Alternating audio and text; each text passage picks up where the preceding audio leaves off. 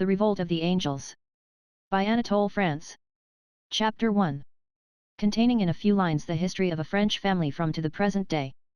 Beneath the shadow of Saint Sulpice, the ancient mansion of the d'Esparvieu family rears its austere 3 stories between a moss-grown forecourt and a garden hemmed in, as the years have elapsed, by ever loftier and more intrusive buildings, wherein, nevertheless, 2 tall chestnut trees still lift their withered heads.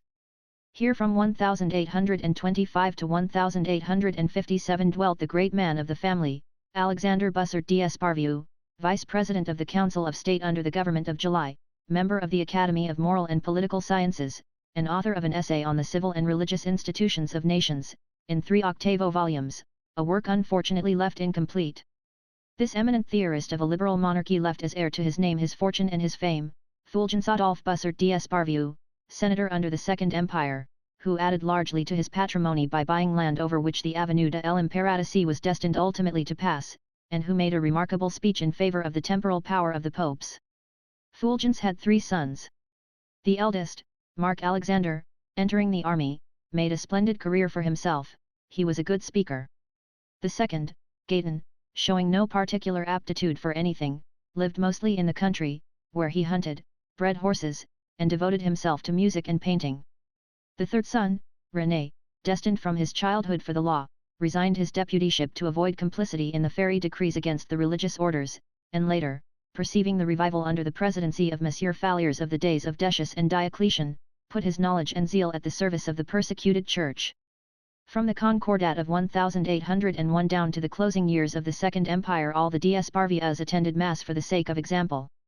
Though skeptics in their inmost hearts, they looked upon religion as an instrument of government. Marc and René were the first of their race to show any sign of sincere devotion. The general, when still a colonel, had dedicated his regiment to the Sacred Heart, and he practiced his faith with a fervour remarkable even in a soldier, though we all know that piety, daughter of heaven, has marked out the hearts of the generals of the Third Republic as her chosen dwelling place on earth. Faith has its vicissitudes. Under the old order the masses were believers, not so the aristocracy or the educated middle class. Under the First Empire the army from top to bottom was entirely irreligious.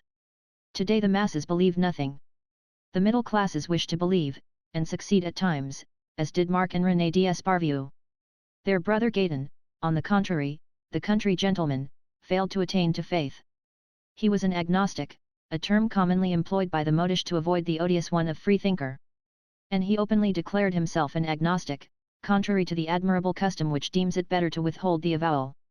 In the century in which we live there are so many modes of belief and of unbelief that future historians will have difficulty in finding their way about. But are we any more successful in disentangling the condition of religious beliefs in the time of Symmachus or of Ambrose? A fervent Christian, René d'Esparvieux was deeply attached to the liberal ideas his ancestors had transmitted to him as a sacred heritage. Compelled to oppose a Jacobin and atheistical republic, he still called himself Republican. And it was in the name of liberty that he demanded the independence and sovereignty of the Church. During the long debates on the separation and the quarrels over the inventories, the synods of the bishops and the assemblies of the faithful were held in his house. While the most authoritatively accredited leaders of the Catholic party, prelates, generals, senators, deputies, journalists, were met together in the big green drawing room, and every soul present turned towards Rome with a tender submission or enforced obedience, while Monsieur d'Esparvieux, his elbow on the marble chimney-piece, opposed civil law to canon law, and protested eloquently against the spoliation of the Church of France. 2 faces of other days, immobile and speechless, looked down. On the modern crowd, on the right of the fireplace, painted by David, was Romain Bussert, a working farmer at Esparvieux in shirt-sleeves and drill trousers, with a rough and ready air not untouched with cunning. He had good reason to smile. The worthy man laid the foundation of the family fortunes when he bought church lands. On the left, painted by Gerard in full dress bedizened with orders, was the peasant's son, Baron Émile Bussert d'Esparvieux, prefect under the Empire, keeper of the Great Seal under Charles X, who died in 1837, churchwarden of his parish, with couplets from La Pucelle on his lips. René d'Esparvieux married in 1888 Marie Antoinette Couel, daughter of Baron Couel, ironmaster at Blainville, haute lawyer. Madame René d'Esparvieux had been president since 1903 of the Society of Christian Mothers. These perfect spouses, having married off their eldest daughter in 1908, had 3 children still at home, a girl and 2 boys. Leon, the younger, aged 7, had a room next to his mother and his sister Berthe. Maurice, the elder, lived in a little pavilion comprising 2 rooms at the bottom of the garden. The young man thus gained a freedom which enabled him to endure family life. He was rather good-looking, smart without too much pretense, and the faint smile which merely raised one corner of his mouth did not lack charm. At 25 Maurice possessed the wisdom of Ecclesiastes.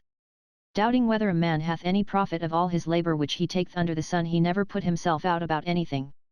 From his earliest childhood this young hopeful's sole concern with work had been considering how he might best avoid it, and it was through his remaining ignorant of the teaching of the École de Droit that he became a doctor of law and a barrister at the Court of Appeal. He neither pleaded nor practised. He had no knowledge and no desire to acquire any, wherein he conformed to his genius whose engaging fragility he forbore to overload, his instinct fortunately telling him that it was better to understand little than to misunderstand a lot. As Monsieur l'Abbé Patouille expressed it, Maurice had received from heaven the benefits of a Christian education. From his childhood piety was shown to him in the example of his home, and when on leaving college he was entered at the École de Droit, he found the lore of the doctors, the virtues of the confessors, and the constancy of the nursing mothers of the Church assembled around the paternal hearth. Admitted to social and political life at the time of the great persecution of the Church of France, Maurice did not fail to attend every manifestation of youthful Catholicism. He lent a hand with his parish barricades at the time of the inventories, and with his companions he unharnessed the Archbishop's horses when he was driven out from his palace. He showed on all these occasions a modified zeal. One never saw him in the front ranks of the heroic band exciting soldiers to a glorious disobedience or flinging mud and curses at the agents of the law. He did his duty, nothing more, and if he distinguished himself on the occasion of the great pilgrimage of 1911 among the stretcher-bearers at Lourdes, we have reason to fear it was but to please Madame de la Verdelière, who admired men of muscle. Abbé Patouille, a friend of the family and deeply versed in the knowledge of souls, knew that Maurice had only moderate aspirations to martyrdom. He reproached him with his lukewarmness, and pulled his ear, calling him a bad lot. Anyway, Maurice remained a believer. Amid the distractions of youth his faith remained intact, since he left it severely alone. He had never examined a single tenet. Nor had he inquired a whit more closely into the ideas of morality current in the grade of society to which he belonged. He took them just as they came. Thus in every situation that arose he cut an eminently respectable figure which he would have assuredly failed to do, had he been given to meditating on the foundations of morality. He was irritable and hot-tempered and possessed of a sense of honour which he was at great pains to cultivate. He was neither vain nor ambitious. Like the majority of Frenchmen, he disliked parting with his money. Women would never have obtained anything from him had they not known the way to make him give. He believed he despised them, the truth was he adored them. He indulged his appetites so naturally that he never suspected that he had any. What people did not know, himself least of all, though the gleam that occasionally shone in his fine, light brown eyes might have furnished the hint, was that he had a warm heart and was capable of friendship. For the rest, he was, in the ordinary intercourse of life, no very brilliant specimen. Chapter 2. Wherein useful information will be found concerning a library where strange things will shortly come to pass. Desirous of embracing the whole circle of human knowledge, and anxious to bequeath to the world a concrete symbol of his encyclopedic genius and a display in keeping with his pecuniary resources, Baron Alexander d'Esparvieu had formed a library of 360,000 volumes, both printed and in manuscript, whereof the greater part emanated from the Benedictines of Ligueuche. By a special clause in his will he enjoined his heirs to add to his library, after his death, whatever they might deem worthy of note in natural, moral, political, philosophical, and religious science. He had indicated the sums which might be drawn from his estate for the fulfillment of this object, and charged his eldest son, Fulgence Adolphe, to proceed with these additions. Fulgence Adolphe accomplished with filial respect the wishes expressed by his illustrious father. After him, this huge library, which represented more than one child's share of the estate, remained undivided between the senator's 3 sons and 2 daughters, and René d'Esparvieu, on whom devolved the house in the Rue Garancière, became the guardian of the valuable collection. His 2 sisters, Madame Paulette de Saint-Fain and Madame Cuis Sartre, repeatedly demanded that such a large but unremunerative piece of property should be turned into money. But René and Gaëtan bought in the shares of their 2 co-legatees, and the library was saved. René d'Esparvieu even busied himself in adding to it, thus fulfilling the intentions of its founder. But from year to year he lessened the number and importance of the acquisitions, opining that the intellectual output in Europe was on the wane. Nevertheless, Gaëtan enriched it, out of his funds, with works published both in France and abroad which he thought good, and he was not lacking in judgment, though his brothers would never allow that he had a particle. Thanks to this man of leisurely and inquiring mind, Baron Alexander's collection was kept practically up to date. Even at the present day the d'Esparvieu Library, in the departments of theology, jurisprudence, and history is one of the finest private libraries in all Europe. Here you may study physical science, or to put it better, physical sciences in all their branches, and for that matter metaphysic or metaphysics, that is to say, all that is connected with physics and has no other name, so impossible is it to designate by a substantive that which has no substance, and is but a dream and an illusion.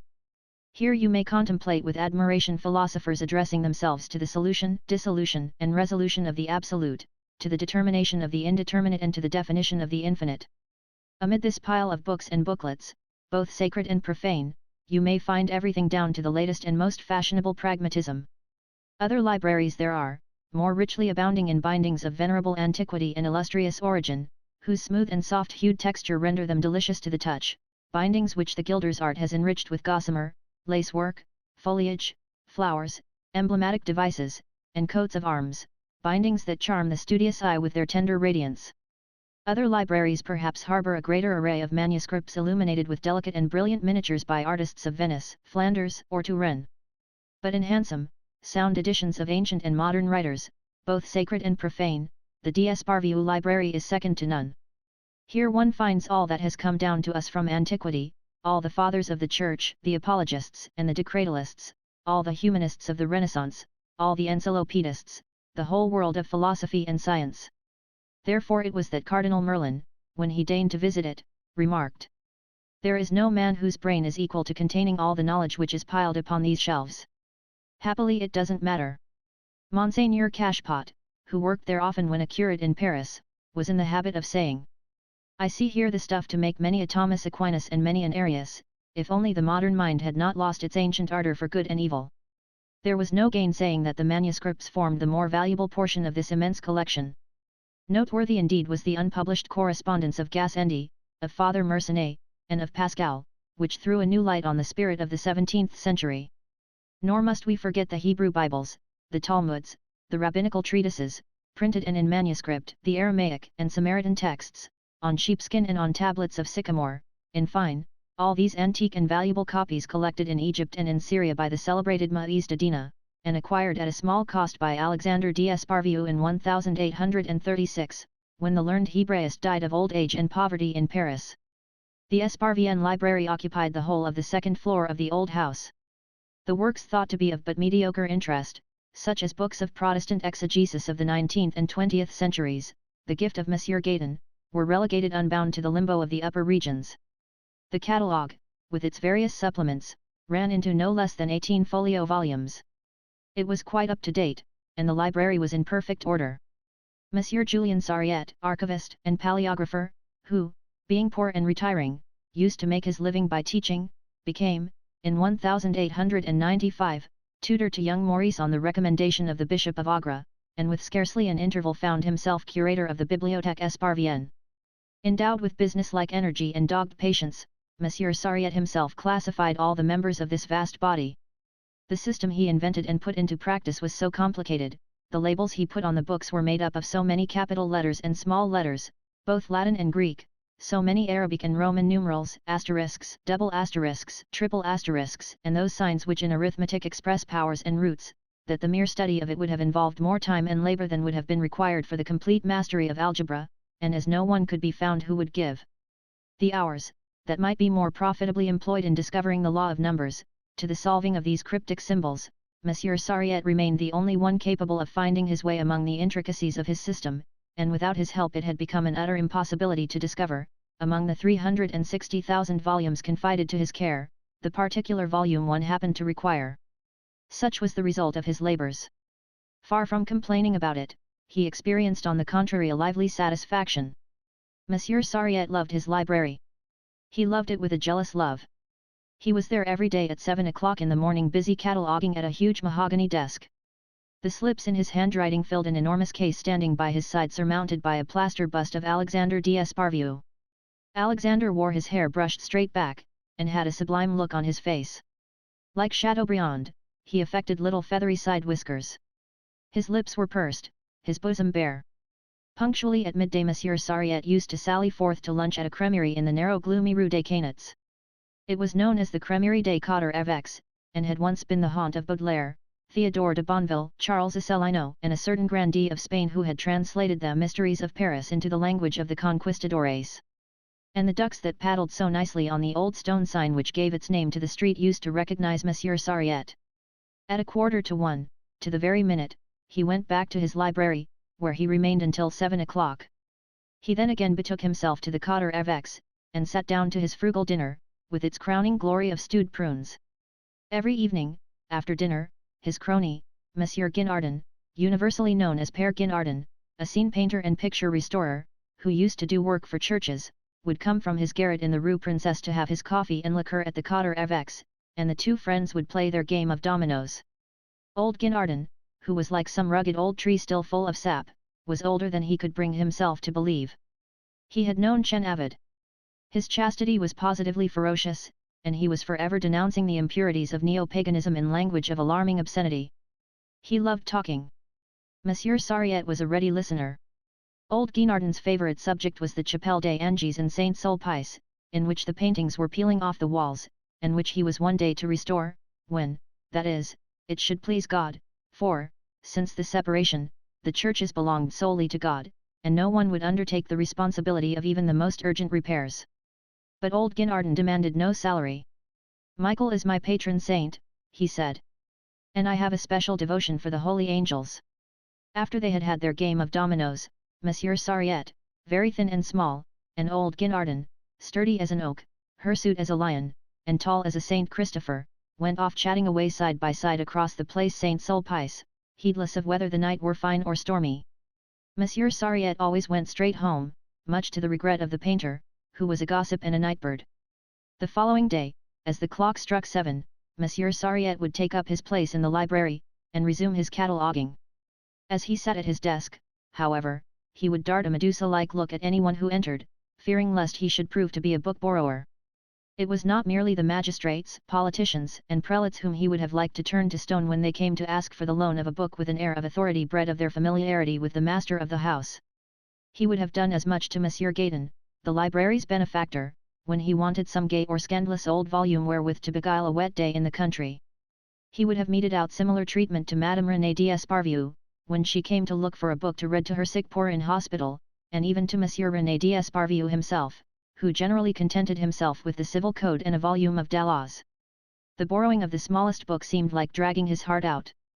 To refuse a volume even to such as had the most incontestable right to it, Monsieur Sariette would invent countless far-fetched or clumsy fibs, and did not even shrink from slandering himself as curator or from casting doubts on his own vigilance by saying that such and such a book was mislaid or lost, when a moment ago he had been gloating over that very volume or pressing it to his bosom.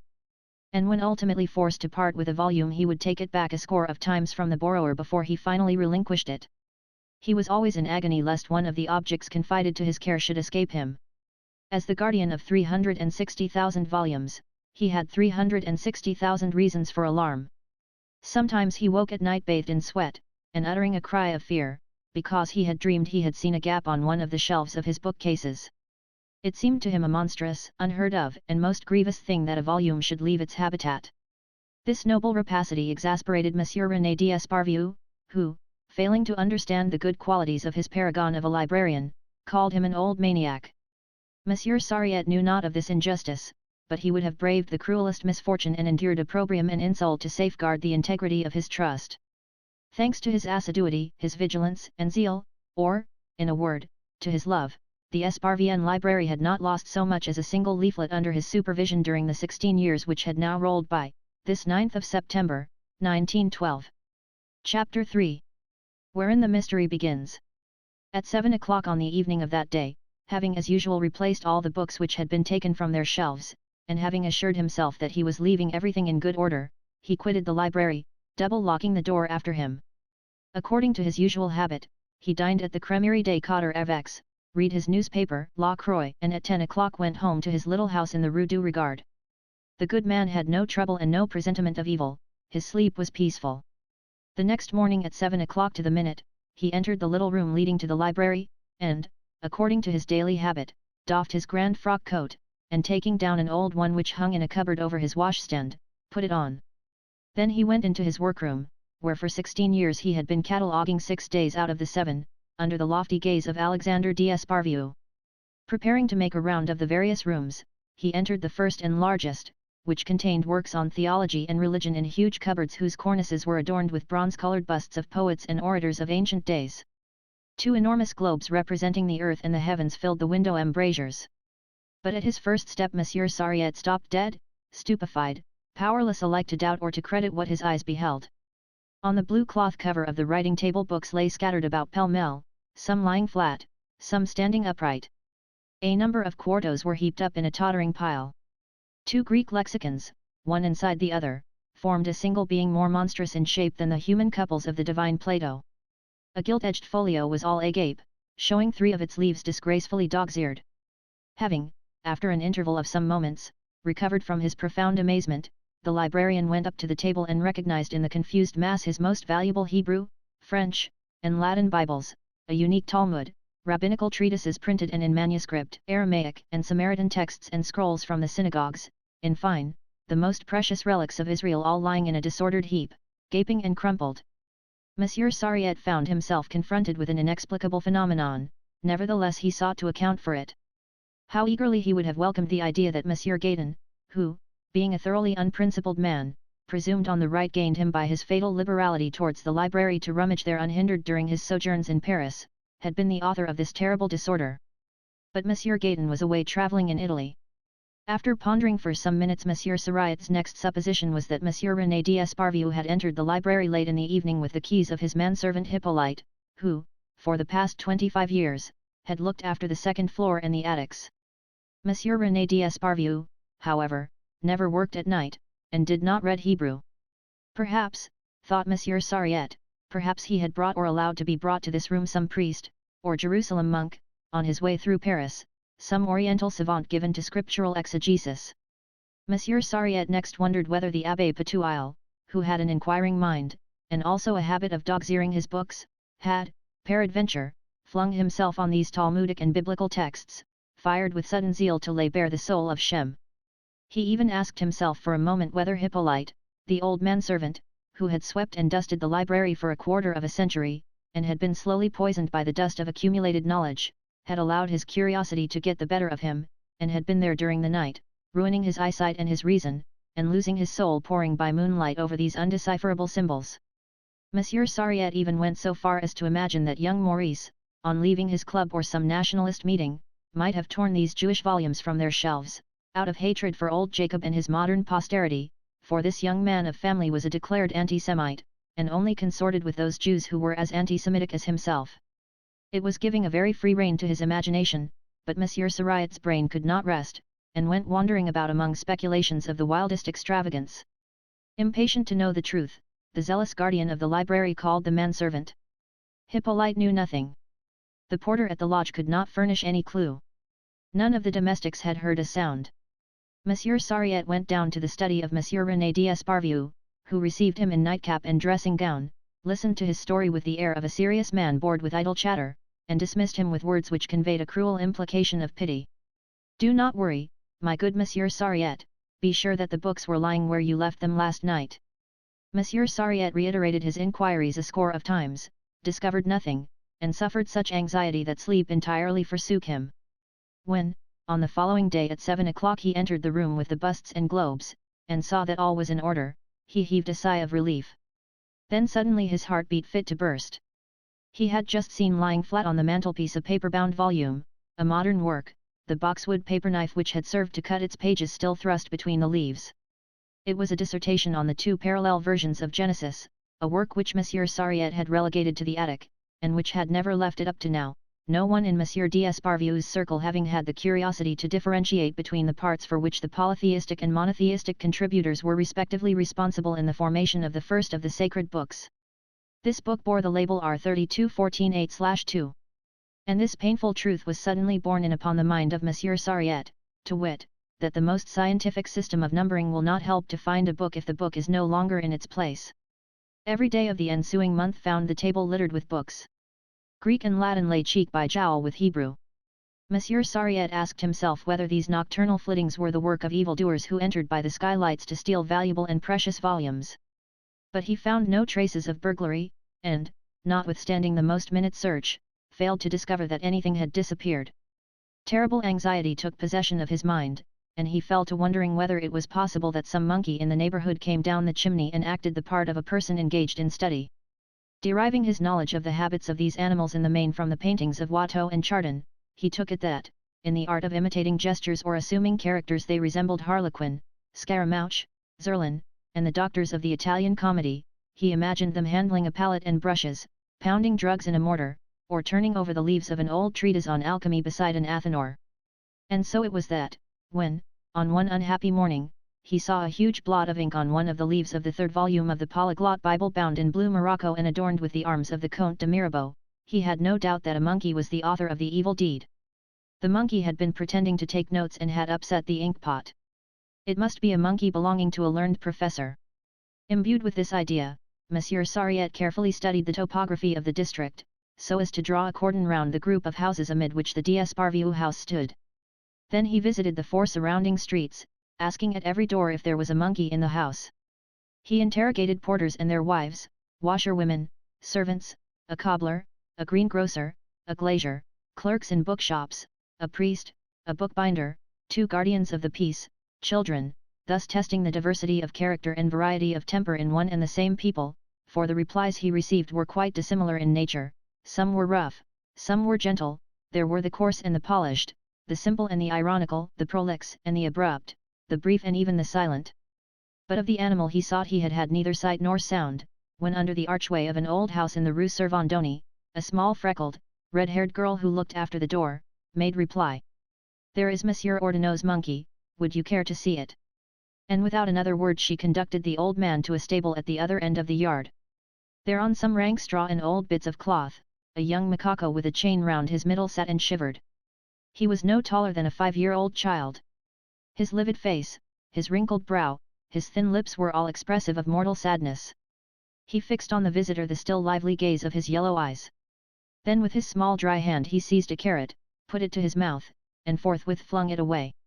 Having looked at the newcomers for a moment, the exile turned away his head, as if he expected nothing further of mankind or of life.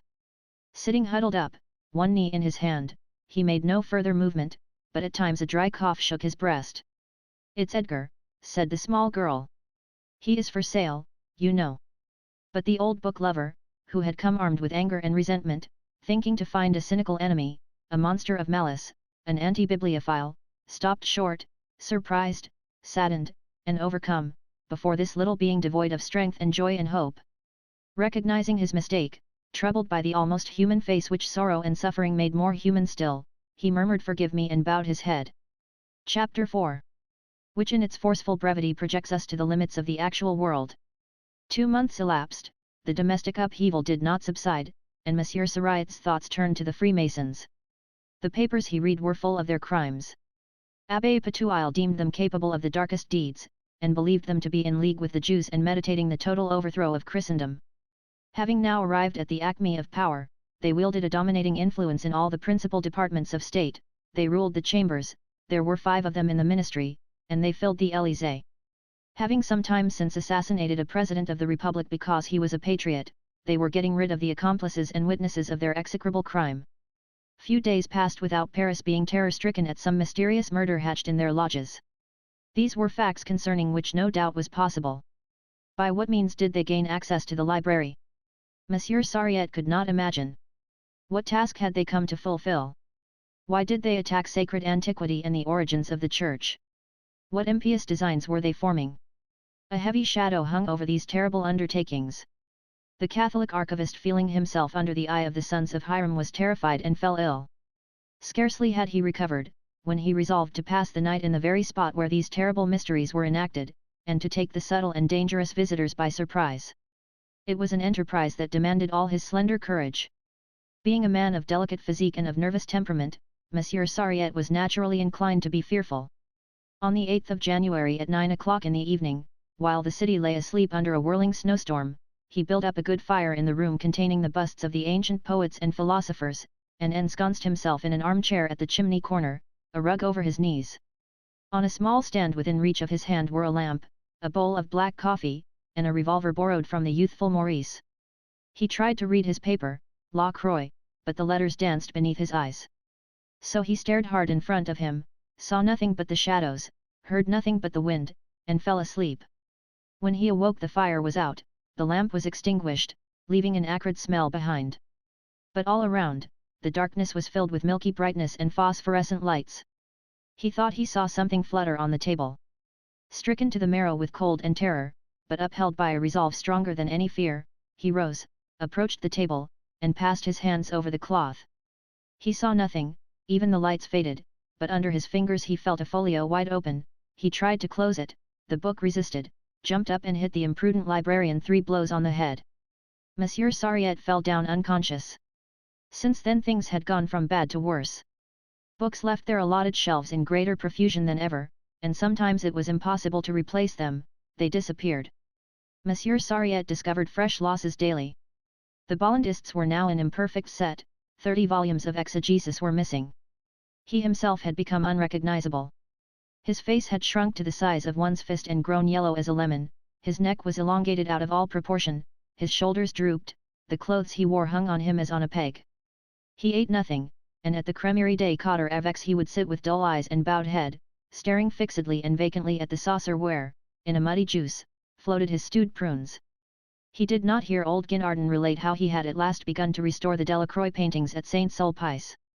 Monsieur René d'Esparvieu, when he heard the unhappy curator's alarming reports, used to answer drily. "These books have been mislaid, they are not lost, look carefully, Monsieur Sariette, look carefully and you will find them." And he murmured behind the old man's back. "Poor old Sariette is in a bad way.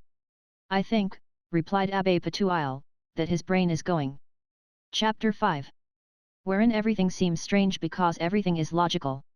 The Chapel of the Holy Angels, which lies on the right hand as you enter the church of Saint-Sulpice, was hidden behind a scaffolding of planks. Abbé Patouille, Monsieur Gaëtan, Monsieur Maurice, his nephew, and Monsieur Sariette, entered in single file through the low door cut in the wooden hoarding, and found old Guinardon on the top of his ladder standing in front of the Heliodorus. The old artist, surrounded by all sorts of tools and materials, was putting a white paste in the crack which cut into the high priest Onias. Zéphyrin, Paul Baudry's favourite model, Zéphyrin, who had lent her golden hair and polished shoulders to so many Magdalens, Marguerites, sylphs, and mermaids, and who, it is said, was beloved of the Emperor Napoleon III, was standing at the foot of the ladder with tangled locks, cadaverous cheeks, and dim eyes, older than old Guinardon, whose life she had shared for more than half a century. She had brought the painter's lunch in a basket. Although the slanting rays fell grey and cold through the leaded and iron-barred window, Delacroix's colouring shone resplendent, and the roses on the cheeks of men and angels dimmed with their glorious beauty the rubicund countenance of old Guinardon, which stood out in relief against one of the temple's columns. These frescoes of the Chapel of the Holy Angels, though derided and insulted when they first appeared, have now become part of the classic tradition, and are united in immortality with the masterpieces of Rubens and Tintoretto. Old Guinardon, bearded and long-haired, looked like Father Time effacing the works of man's genius. Gaëtan, in alarm, called out to him. "Carefully, Monsieur Guinardon, carefully. Do not scrape too much." The painter reassured him. "Fear nothing, Monsieur Gaëtan. I do not paint in that style. My art is a higher one. I work after the manner of Cimabue, Giotto, and Beato Angelico, not in the style of Delacroix. This surface here is too heavily charged with contrast and opposition to give a really sacred effect. It is true that Chen Avid said that Christianity loves the picturesque, but Chen Avid was a rascal with neither faith nor principle, an infidel. Look, Monsieur d'Esparvieu, I fill up the crevice, I relay the scales of paint which are peeling. That is all. The damage, due to the sinking of the wall, or more probably to a seismic shock, is confined to a very small space. This painting of oil and wax applied on a very dry foundation is far more solid than one might think. I saw Delacroix engaged on this work. Impassioned but anxious, he modelled feverishly, scraped out, repainted unceasingly, his mighty hand made childish blunders, but the thing is done with the mastery of a genius and the inexperience of a schoolboy. It is a marvel how it holds. The good man was silent, and went on filling in the crevice. "How classic and traditional the composition is," said Gaëtan. "Time was when one could recognize nothing but its amazing novelty, now one can see in it a multitude of old Italian formulas. I may allow myself the luxury of being just, I possess the qualifications, said the old man from the top of his lofty ladder. Delacroix lived in a blasphemous and godless age. A painter of the decadence, he was not without pride nor grandeur. He was greater than his times. But he lacked faith, single-heartedness, and purity.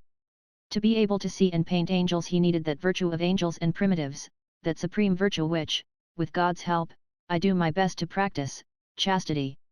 Hold your tongue, Michel, you are as big a brute as any of them. Thus Zéphyrin, devoured with jealousy because that very morning on the stairs she had seen her lover kiss the breadwoman's daughter, to wit the youthful Octavie, who was as squalid and radiant as one of Rembrandt's brides. She had loved Michel madly in the happy days long since past, and love had never died out in Zéphyrin's heart. Old Guinardon received the flattering insult with a smile that he dissembled, and raised his eyes to the ceiling, where the archangel Michael, terrible in azure cuirass and gilt helmet, was springing heavenwards in all the radiance of his glory. Meanwhile Abbé Patouille, blinking, and shielding his eyes with his hat against the glaring light from the window, began to examine the pictures one after another, Heliodorus being scourged by the angels, Saint Michael vanquishing the demons, and the combat of Jacob and the angel. All this is exceedingly fine, he murmured at last, but why has the artist only represented wrathful angels on these walls? Look where I will in this chapel, I see but heralds of celestial anger, ministers of divine vengeance. God wishes to be feared, he wishes also to be loved. I would fain perceive on these walls messengers of peace and of clemency. I should like to see the seraphim who purified the lips of the prophet, Saint Raphael who gave back his sight to old Tobias, Gabriel who announced the mystery of the Incarnation to Mary, the angel who delivered Saint Peter from his chains, the cherubim who bore the dead Saint Catherine to the top of Sinai. Above all, I should like to be able to contemplate those heavenly guardians which God gives to every man baptized in his name. We each have one who follows all our steps, who comforts us and upholds us. It would be pleasant indeed to admire these enchanting spirits, these beautiful faces. Ah, Abbé! It depends on the point of view, answered Gaëtan. Delacroix was no sentimentalist. Old Ingres was not very far wrong in saying that this great man's work reeks of fire and brimstone. Look at the sombre, splendid beauty of those angels, look at those androgynes so proud and fierce, at those pitiless youths who lift avenging rods against Heliodorus, note this mysterious wrestler touching the patriarch on the hip. Hush, said Abbé Patouille. According to the Bible he is no angel like the others, if he be an angel, he is the angel of creation, the eternal Son of God. I am surprised that the venerable cure of Saint Sulpice, who entrusted the decoration of this chapel to Monsieur Eugène Delacroix, did not tell him that the patriarch's symbolic struggle with him who was nameless took place in profound darkness, and that the subject is quite out of place here, since it prefigures the incarnation of Jesus Christ. The best artists go astray when they fail to obtain their ideas of Christian iconography from a qualified ecclesiastic. The institutions of Christian art form the subject of numerous works with which you are doubtless acquainted, Monsieur Sariette. Monsieur Sariette was gazing vacantly about him. It was the third morning after his adventurous night in the library. Being, however, thus called upon by the venerable ecclesiastic, he pulled himself together and replied. On this subject we may with advantage consult Malanus, De Historia Sacrarum Imaginum et Picturarum, in the edition given us by Noël Paquot, dated Louvain, 1771, Cardinal Federico Borromeo, De Pictura Sacra, and the iconography of Didron, but this last work must be read with caution. Having thus spoken, Monsieur Sariette relapsed into silence. He was pondering on his devastated library. On the other hand, continued Abbé Patouille, since an example of the holy anger of the angels was necessary in this chapel, the painter is to be commended for having depicted for us in imitation of Raphael the heavenly messengers who chastised Heliodorus. Ordered by Seleucus, king of Syria, to carry off the treasures contained in the temple, Heliodorus was stricken by an angel in a cuirass of gold mounted on a magnificently caparisoned steed. Two other angels smote him with rods. He fell to earth, as Monsieur Delacroix shows us here, and was swallowed up in darkness. It is right and salutary that this adventure should be cited as an example to the Republican commissioners of police and to the sacrilegious agents of the law. There will always be Heliodoruses, but, let it be known, every time they lay their hands on the property of the Church, which is the property of the poor, they shall be chastised with rods and blinded by the angels. I should like this painting, or, better still, Raphael's sublimer conception of the same subject, to be engraved in little pictures fully colored, and distributed as rewards in all the schools. "Uncle," said young Maurice, with a yawn, "I think these things are simply ghastly. I prefer Matisse and Metzinger."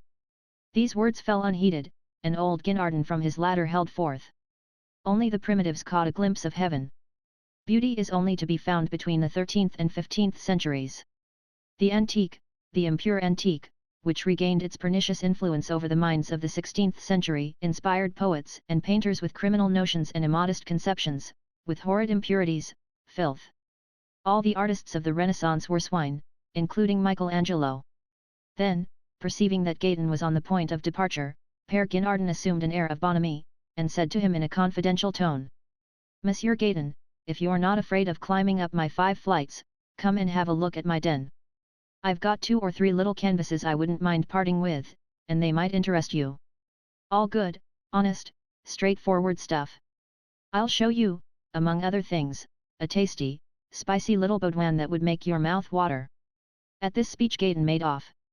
As he descended the church steps and turned down the Rue Princesse, he found himself accompanied by old Sariette, and fell to unburdening himself to him, as he would have done to any human creature, or indeed to a tree, a lamp post, a dog, or his own shadow, of the indignation with which the aesthetic theories of the old painter inspired him. Old Guinardon overdoes it with his Christian art and his primitives. Whatever the artist conceives of heaven is borrowed from earth, God, the Virgin, the angels, men and women, saints, the light, the clouds. When he was designing figures for the chapel windows at Dreux, old Ingres drew from life a pure, fine study of a woman, which may be seen, among many others, in the Musée Bonnet at Bayonne. Old Ingres had written at the bottom of the page in case he should forget, "Mademoiselle Cécile, admirable legs and thighs," and so as to make Mademoiselle Cécile into a saint in paradise, he gave her a robe, a cloak, a veil, inflicting thus a shameful decline in her estate, for the tissues of Lyons and Genoa are worthless compared with the youthful living tissue, rosy with pure blood. The most beautiful draperies are despicable compared with the lines of a beautiful body. In fact, clothing for flesh that is desirable and ripe for wedlock is an unmerited shame, and the worst of humiliations. And Gaëtan, walking carelessly in the gutter of the Rue Garancière, continued, "Old Guinardon is a pestilential idiot. He blasphemes antiquity, sacred antiquity, the age when the gods were kind. He exalts an epoch when the painter and the sculptor had all their lessons to learn over again. In point of fact, Christianity has run contrary to art in so much as it has not favored the study of the nude. Art is the representation of nature, and nature is preeminently the human body, it is the nude." "Pardon, pardon," purred old Sariette. "There is such a thing as spiritual, or, as one might term it, inward beauty, which, since the days of Fra Angelico down to those of Hippolyte Flandrin, Christian art has." But Gaëtan, never hearing a word of all this, went on hurling his impetuous observations at the stones of the old street and the snow-laden clouds overhead. The primitives cannot be judged as a whole, for they are utterly unlike each other. This old madman confounds them all together. Cimabue is a corrupt Byzantin, Giotto gives hints of powerful genius, but his modelling is bad, and, like children, he gives all his characters the same face. The early Italians have grace and joy, because they are Italians. The Venetians have an instinct for fine colour. But when all is said and done, these exquisite craftsmen enamel and gild rather than paint. There is far too much softness about the heart and the colouring of your saintly Angelico for me. As for the Flemish school, that's quite another pair of shoes. They can use their hands, and in glory of workmanship they are on a level with the Chinese lacquer workers. The technique of the brothers Van Eyck is a marvel, but I cannot discover in their adoration of the Lamb the charm and mystery that some have vaunted.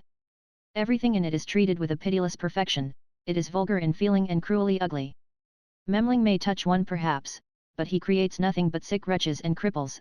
Under the heavy, rich, and ungraceful robing of his virgins and saints one divines some very lamentable anatomy. I did not wait for Rogier van der Weyden to call himself Roger de la Pasteur and turn Frenchman in order to prefer him to Memling. This Rogier or Roger is less of a ninny, but then he is more lugubrious, and the rigidity of his lines bears eloquent testimony to his poverty-stricken figures. It is a strange perversion to take pleasure in these carnivalesque figures when one can have the paintings of Leonardo, Titian, Correggio, Velázquez, Rubens, Rembrandt, Poussin, or Prudhon. Really it is a perverted instinct. Meanwhile the Abbé Patouille and Maurice d'Esparvieu were strolling leisurely along in the wake of the aesthete and the librarian. As a general rule the Abbé Patouille was little inclined to talk theology with laymen, or, for that matter, with clerics either. Carried away, however, by the attractiveness of the subject, he was telling the youthful Maurice all about the sacred mission of those guardian angels which Monsieur Delacroix had so inopportunely excluded from his picture. And in order to give more adequate expression to his thoughts on such lofty themes, the Abbé Patouille borrowed whole phrases and sentences from Bossuet.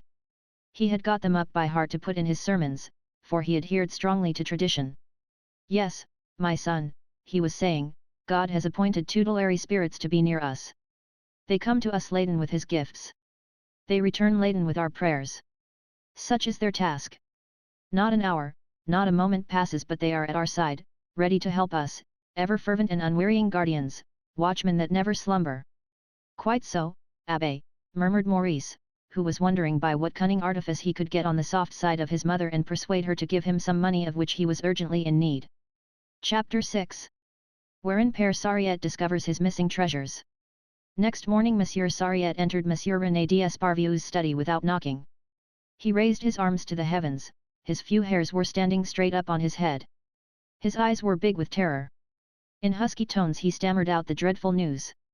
A very old manuscript of Flavius Josephus, 60 volumes of all sizes, a priceless jewel, namely, a Lucretius adorned with the arms of Philippe de Vendôme, Grand Prior of France, with notes in Voltaire's own hand, a manuscript of Richard Simon, and a set of Gassendy's correspondence with Gabriel Naudet, comprising 238 unpublished letters, had disappeared.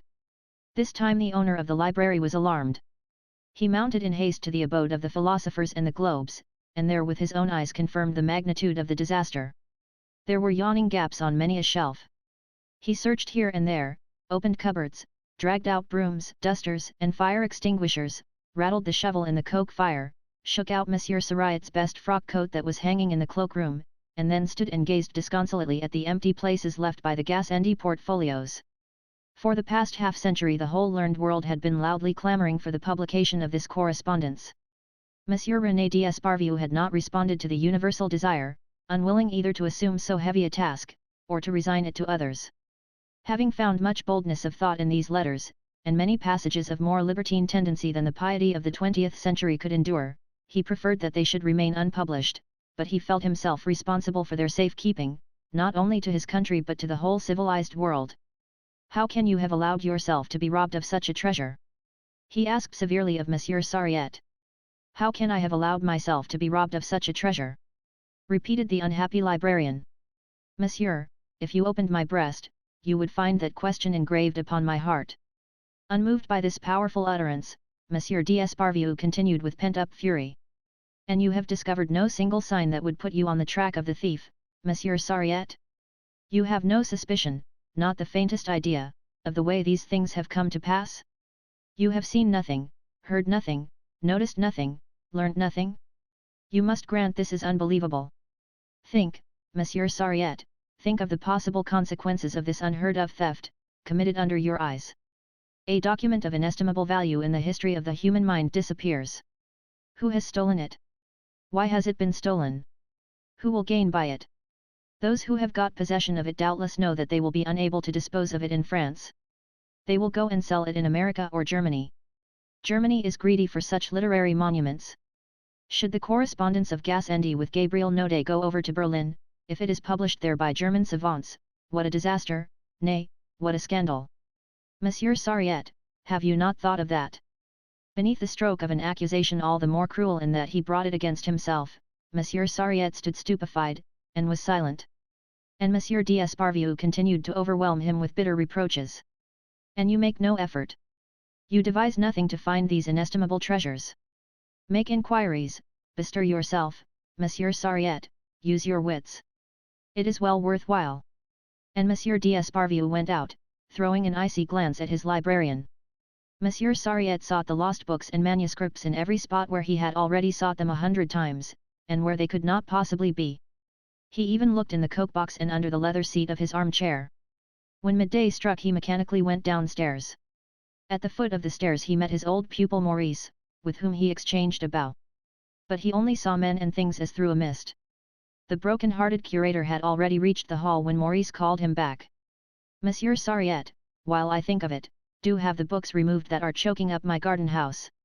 What books, Maurice?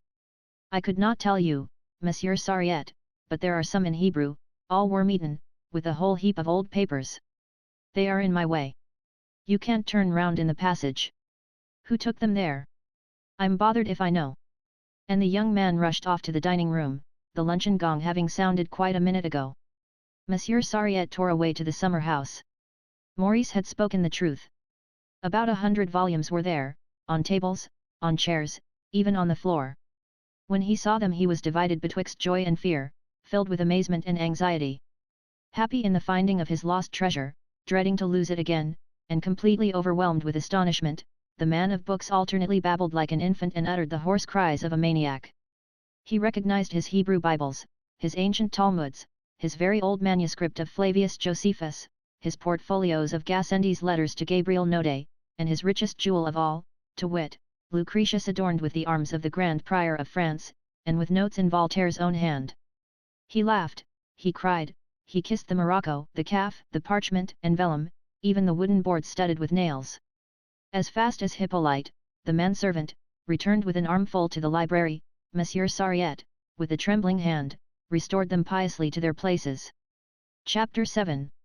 Of a somewhat lively interest, whereof the moral will, I hope, appeal greatly to my readers, since it can be expressed by this sorrowful query, thought, whither dost thou lead me?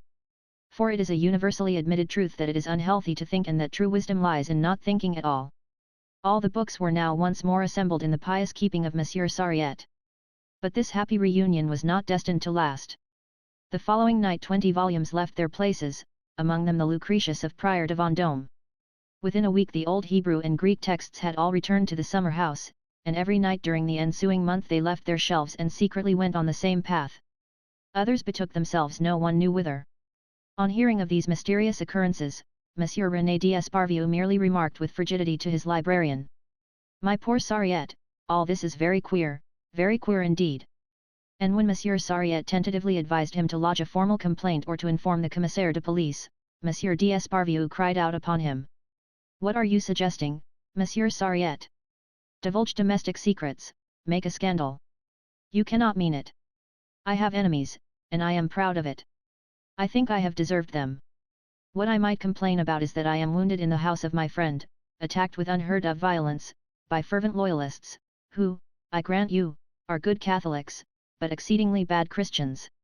In a word, I am watched, spied upon, shadowed, and you suggest, Monsieur Sariette, that I should make a present of this comic opera mystery, this burlesque adventure, this story in which we both cut somewhat pitiable figures, to a set of spiteful journalists.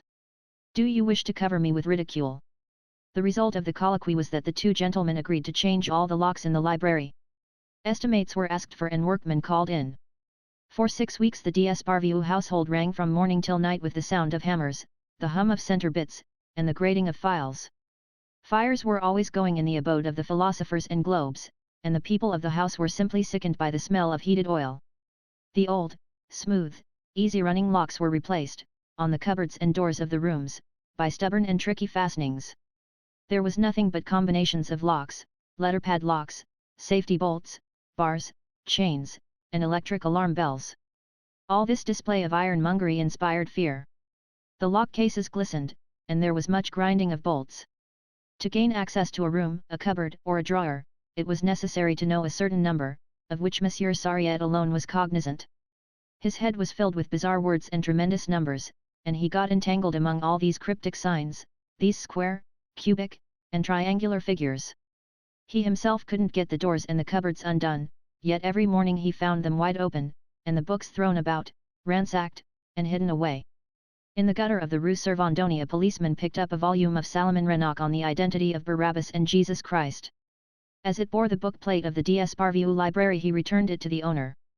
Monsieur René d'Esparvieu, not even deigning to inform Monsieur Sariette of the fact, made up his mind to consult a magistrate, a friend in whom he had complete confidence, to wit, a certain Monsieur des Aubles, counsel at the law courts, who had put through many an important affair. He was a little plump man, very red, very bald, with a cranium that shone like a billiard ball. He entered the library one morning feigning to come as a book lover, but he soon showed that he knew nothing about books. While all the busts of the ancient philosophers were reflected in his shining pate, he put divers insidious questions to Monsieur Sariette, who grew uncomfortable and turned red, for innocence is easily flustered.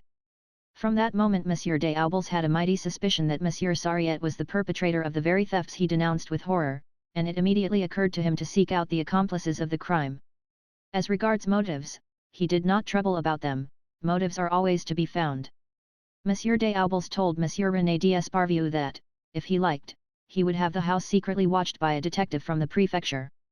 "I will see that you get Mignon," he said. "He is an excellent servant, assiduous and prudent."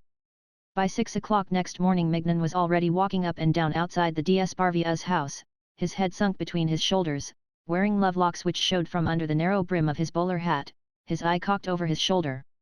He wore an enormous dull black moustache, his hands and feet were huge, in fact, his whole appearance was distinctly memorable. He paced regularly up and down from the nearest of the big ram's head pillars which adorn the Hôtel de la Sordière to the end of the Rue Garancière, towards the apse of Saint Sulpice Church and the dome of the Chapel of the Virgin. Henceforth it became impossible to enter or leave the d'Esparvieu's house without feeling that one's every action, that one's very thoughts, were being spied upon. Mignon was a prodigious person endowed with powers that nature denies to other mortals. He neither ate nor slept. At all hours of the day and night, in wind and rain, he was to be found outside the house, and no one escaped the X-rays of his eye. One felt pierced through and through, penetrated to the very marrow, worse than naked, bare as a skeleton. It was the affair of a moment, the detective did not even stop, but continued his everlasting walk. It became intolerable. Young Maurice threatened to leave the paternal roof if he was to be so radiographed. His mother and his sister Berthe complained of his piercing look, it offended the chaste modesty of their souls. Mademoiselle Caporal, young Léon d'Esparvieu's governess, felt an indescribable embarrassment. Monsieur René d'Esparvieu was sick of the whole business. He never crossed his own threshold without crushing his hat over his eyes to avoid the investigating ray and without wishing old Sariette, the fons et origo of all the evil, at the devil. The intimates of the household, such as Abbé Patouille and Uncle Gaëtan, made themselves scarce, visitors gave up calling, tradespeople hesitated about leaving their goods, the carts belonging to the big shops scarcely dared stop. But it was among the domestics that the spying roused the most disorder. The footman, afraid, under the eye of the police, to go and join the cobbler's wife over her solitary labours in the afternoon, found the house unbearable and gave notice. Odile, Madame d'Esparvieu's lady's maid, not daring, as was her custom after her mistress had retired, to introduce Octave, the handsomest of the neighbouring booksellers' clerks, to her little room upstairs, grew melancholy, irritable and nervous, pulled her mistress's hair while dressing it, spoke insolently, and made advances to Monsieur Maurice. The cook, Madame Malgoire, a serious matron of some 50 years, having no more visits from Augusta, the wine merchant's man in the Rue Servandoni, and being incapable of suffering a privation so contrary to her temperament, went mad, sent up a raw rabbit to table, and announced that the Pope had asked her hand in marriage. At last, after a fortnight of superhuman assiduity, contrary to all known laws of organic life, and to the essential conditions of animal economy, Mignon, the detective, having observed nothing abnormal, ceased his surveillance and withdrew without a word, refusing to accept a gratuity. In the library the dance of the books became livelier than ever. "That is all right," said Monsieur des Aubles. "Since nothing comes in nor goes out, the evildoer must be in the house." The magistrate thought it possible to discover the criminal without police warrant or inquiry. On a date agreed upon at midnight, he had the floor of the library, the treads of the stairs, the vestibule, the garden path leading to Monsieur Maurice's summer house, and the entrance hall of the latter, all covered with a coating of talc. The following morning Monsieur des Aubles, assisted by a photographer from the prefecture, and accompanied by Monsieur René d'Esparvieu and Monsieur Sariette, came to take the imprints. They found nothing in the garden, the wind had blown away the coating of talc, nothing in the summer house either. Young Maurice told them he thought it was some practical joke and that he had brushed away the white dust with the hearth brush. The real truth was, he had effaced the traces left by the boots of Odile, the lady's maid.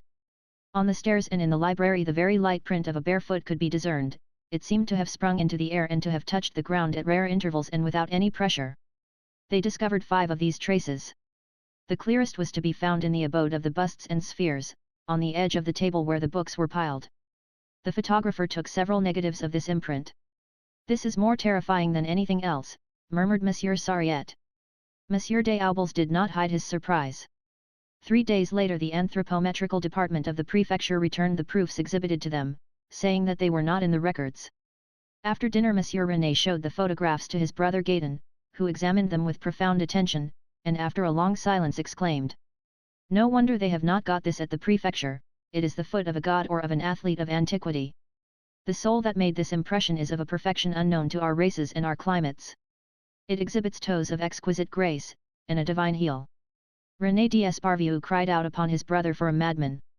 He is a poet, sighed Madame d'Esparvieu. Uncle, said Maurice, you'll fall in love with this foot if you ever come across it. Such was the fate of Vivant Denon, who accompanied Bonaparte to Egypt, replied Gaëtan. At Thebes, in a tomb violated by the Arabs, Denon found the little foot of a mummy of marvelous beauty. He contemplated it with extraordinary fervor. It is the foot of a young woman, he pondered, of a princess, of a charming creature. No covering has ever marred its perfect shape. Denon admired, adored, and loved it. You may see a drawing of this little foot in Denon's atlas of his journey to Egypt, whose leaves one could turn over upstairs, without going further afield, if only Monsieur Sariette would ever let us see a single volume of his library. Sometimes, in bed, Maurice, waking in the middle of the night, thought he heard the sound of pages being turned over in the next room, and the thud of bound volumes falling on the floor. One morning at 5 o'clock he was coming home from the club, after a night of bad luck, and while he stood outside the door of the summer house, hunting in his pocket for his keys, his ears distinctly heard a voice sighing. Knowledge, whither dost thou lead me? Thought, whither dost thou lure me? But entering the 2 rooms he saw nothing, and told himself that his ears must have deceived him. Chapter 8. Which speaks of love, a subject which always gives pleasure, for a tale without love is like beef without mustard, an insipid dish. Nothing ever astonished Maurice. He never sought to know the causes of things and dwelt tranquilly in the world of appearances. Not denying the eternal truth, he nevertheless followed vain things as his fancy led him. Less addicted to sport and violent exercise than most young people of his generation, he followed unconsciously the old erotic traditions of his race.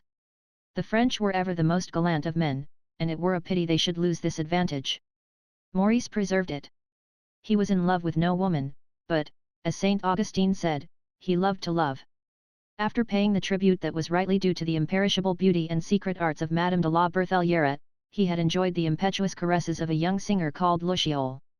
At present he was joyously experiencing the primitive perversity of Odile, his mother's lady's maid, and the tearful adoration of the beautiful Madame Boidier. And he felt a great void in his heart. It chanced that one Wednesday, on entering the drawing-room where his mother entertained her friends, who were, generally speaking, unattractive and austere ladies, with a sprinkling of old men and very young people, he noticed, in this intimate circle, Madame des Aubels, the wife of the magistrate at the law courts, whom Monsieur d'Esparvieu had vainly consulted on the mysterious ransacking of his library. She was young, he found her pretty, and not without cause. Gilbert had been modelled by the genius of the race, and no other genius had had a part in the work. Thus all her attributes inspired desire, and nothing in her shape or her being aroused any other sentiment. The law of attraction which draws world to world moved young Maurice to approach this delicious creature, and under its influence he offered to escort her to the tea table. And when Gilbert was served with tea, he said, "We should hit it off quite well together, you and I, don't you think?" He spoke in this way, according to modern usage, so as to avoid inane compliments and to spare a woman the boredom of listening to one of those old declarations of love which, containing nothing but what is vague and undefined, require neither a truthful nor an exact reply. And profiting by the fact that he had an opportunity of conversing secretly with Madame des Aubels for a few minutes, he spoke urgently and to the point. Gilbert, so far as one could judge, was made rather to awaken desire than to feel it. Nevertheless, she well knew that her fate was to love, and she followed it willingly and with pleasure. Maurice did not particularly displease her.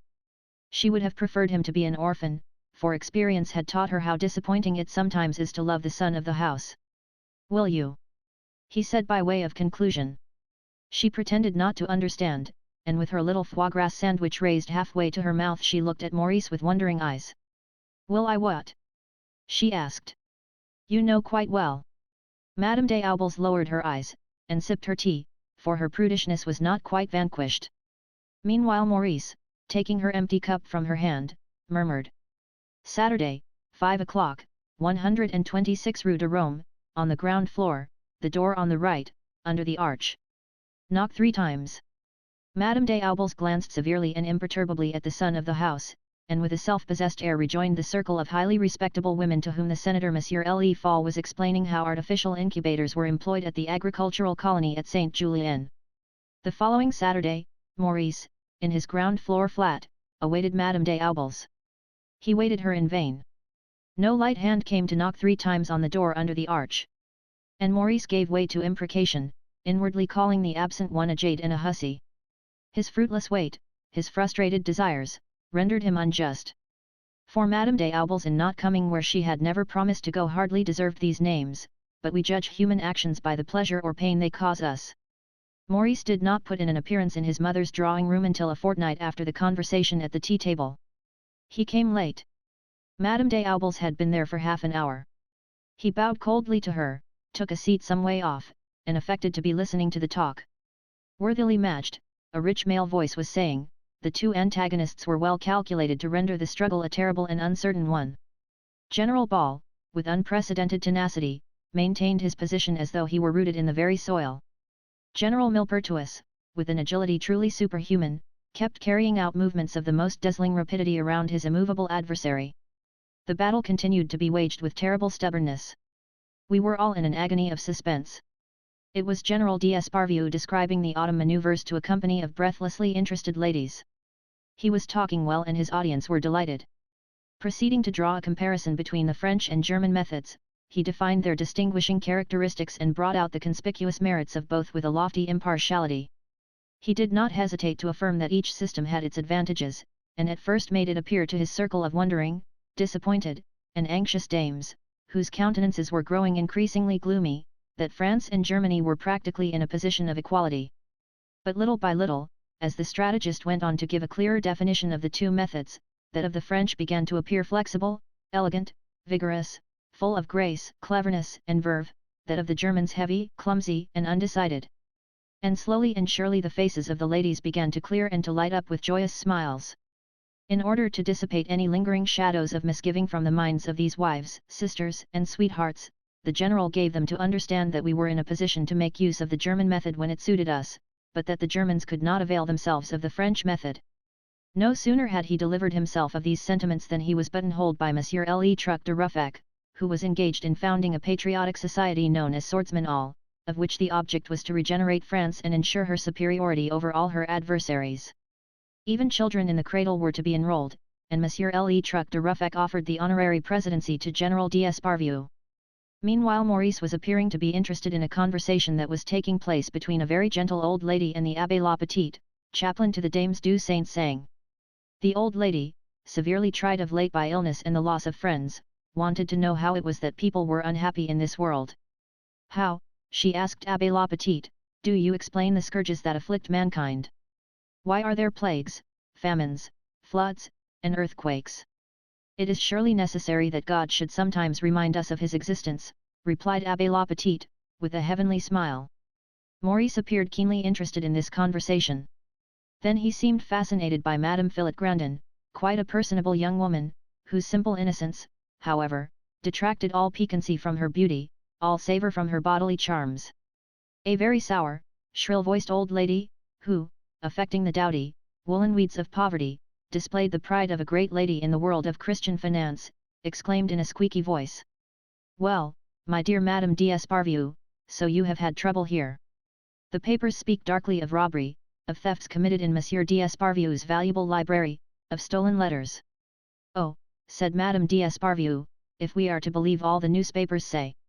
Oh, so, dear madam, you have got your treasures back.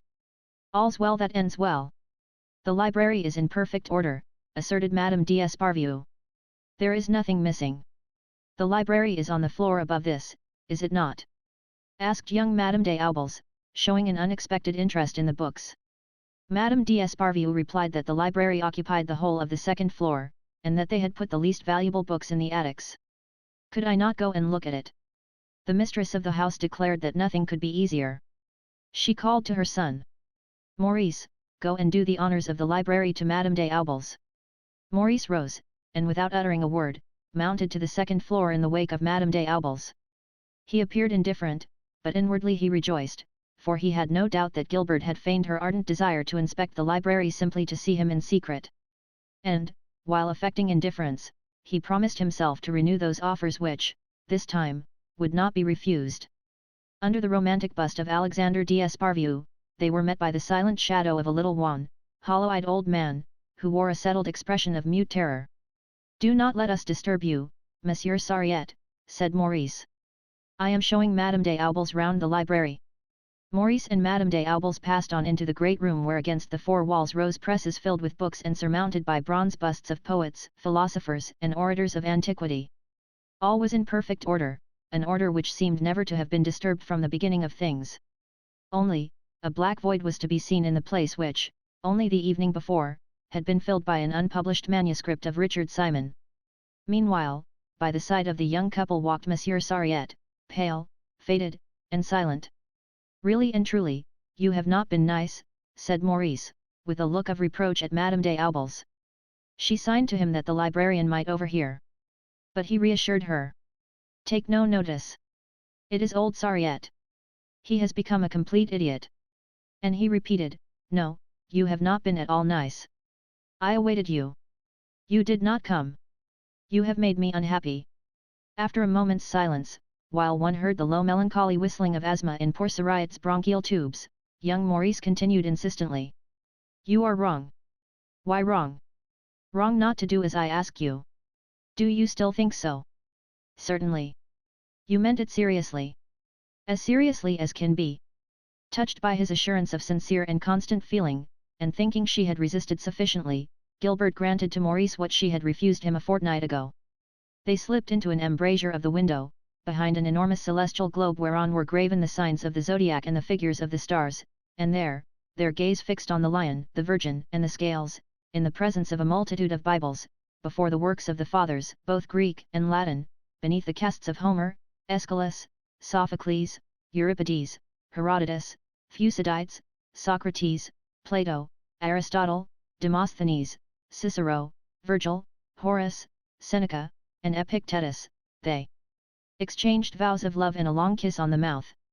Almost immediately Madame des Aubiers bethought herself that she still had some calls to pay, and that she must make her escape quickly, for love had not made her lose all sense of her own importance.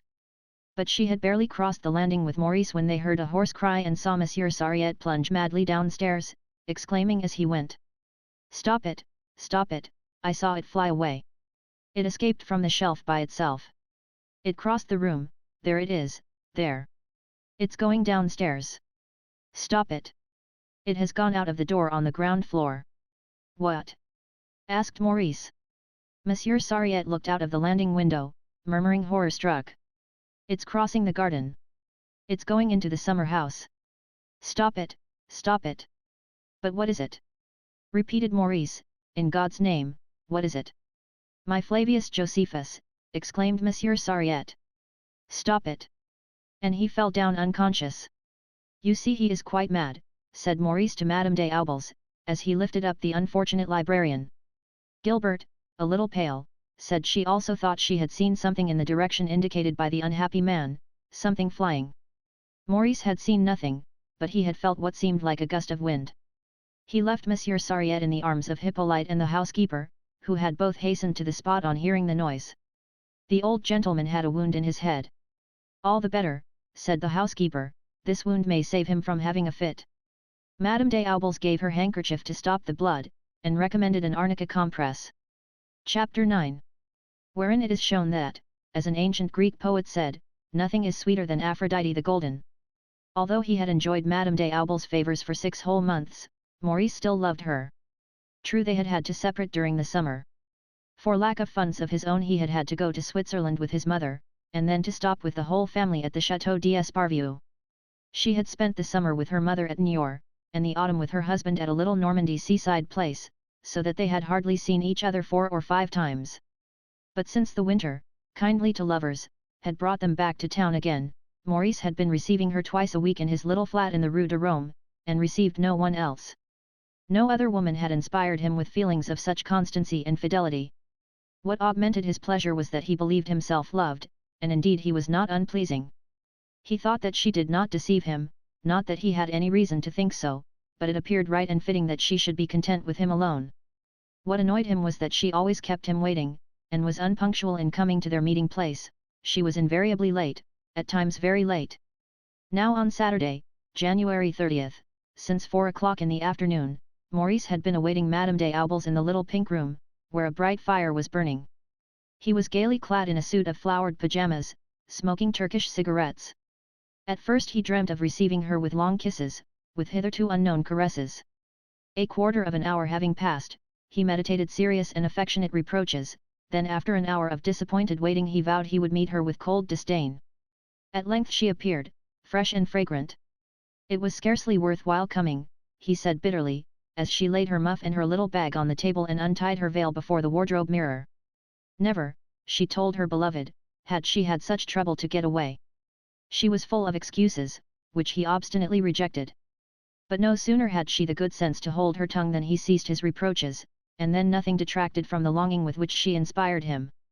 The curtains were drawn, the room was bathed in warm shadows lit by the dancing gleams of the fire. The mirrors in the wardrobe and on the chimney-piece shone with mysterious lights. Gilbert, leaning on her elbow, head on hand, was lost in thought. A little jeweler, a trustworthy and intelligent man, had shown her a wonderfully pretty pearl and sapphire bracelet. It was worth a great deal, and was to be had for a mere nothing. He had got it from a cocotte down on her luck, who was in a hurry to dispose of it.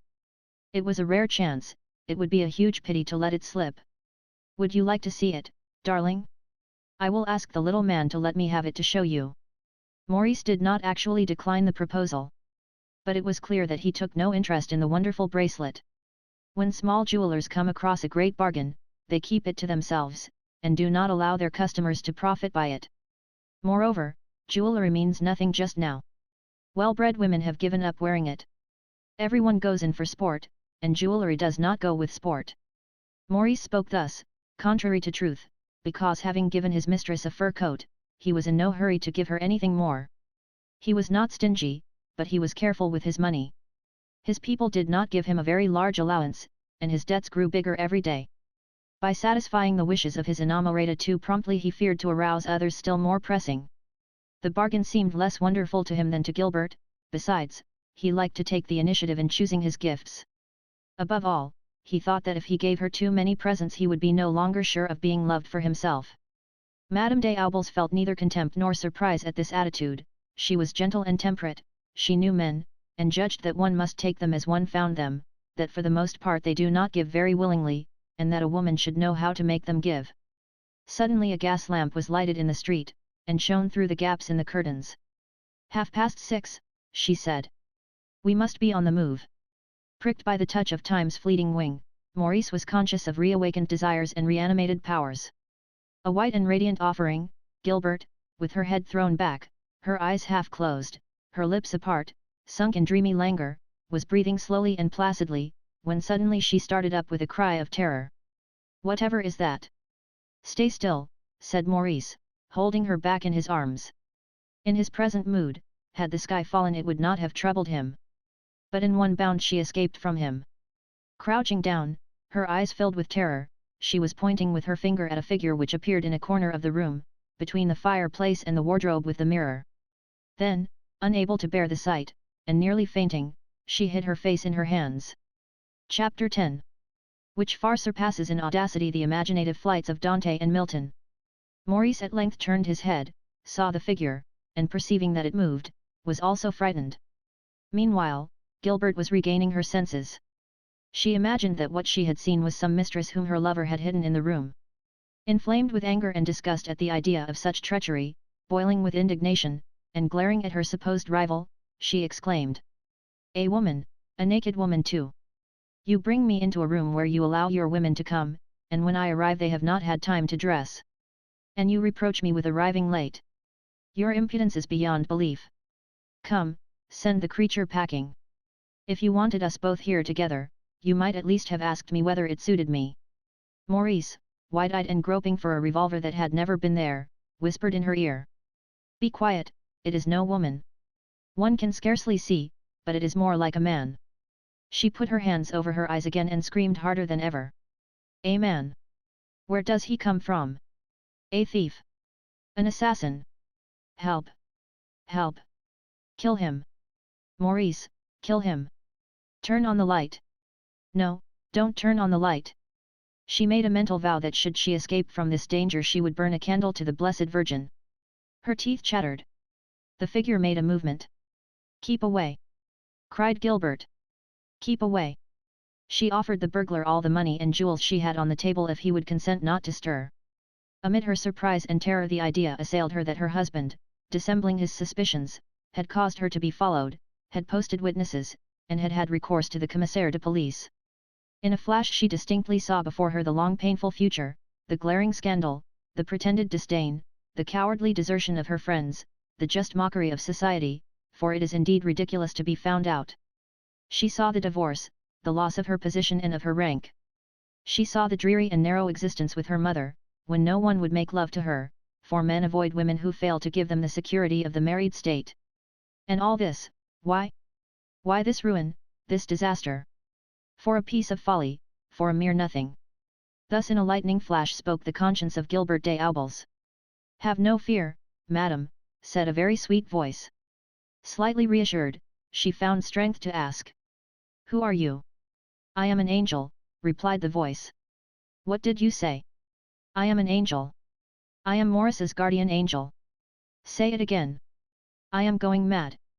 I do not understand. Maurice, without understanding either, was indignant. He sprang forward and showed himself, with his right hand armed with a slipper. He made a threatening gesture, and said in a rough voice. You are a low ruffian, oblige me by going the way you came.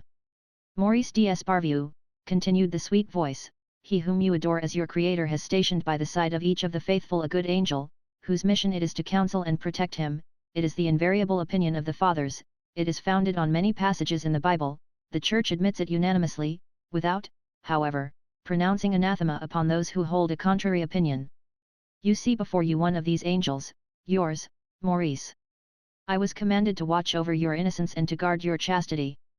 That may be, said Maurice, but you are certainly no gentleman. A gentleman would not permit himself to enter a room at such a moment. To be plain, what the deuce are you doing here? I have assumed this appearance, Maurice, because, having henceforth to move among mankind, I have to make myself like them. The celestial spirits possess the power of assuming a form which renders them apparent to the eye and to the touch. This shape is real, because it is apparent, and all the realities in the world are but appearances. Gilbert, pacified at length, was arranging her hair on her forehead. The angel pursued. The celestial spirits adopt, according to their fancy, one sex or the other, or both at once. But they cannot disguise themselves at any moment, according to their caprice or fantasy. Their metamorphoses are subject to constant laws, which you would not understand. Thus I have neither desire nor power to transform myself under your eyes, for your amusement or my own, into a lion, a tiger, a fly, or into a sycamore shaving like the young Egyptian whose story was found in a tomb. I cannot change myself into an ass as did Lucius with the pomade of the youthful Fotis. For in my wisdom I had fixed beforehand the hour of my apparition to mankind, nothing could hasten or delay it. Impatient for enlightenment, Maurice asked for the second time. Still, what are you up to here? Joining her voice to his, Madame des Aubles asked, Yes, indeed, what are you doing here? The angel replied. Man, lend your ear. Woman, hear my voice.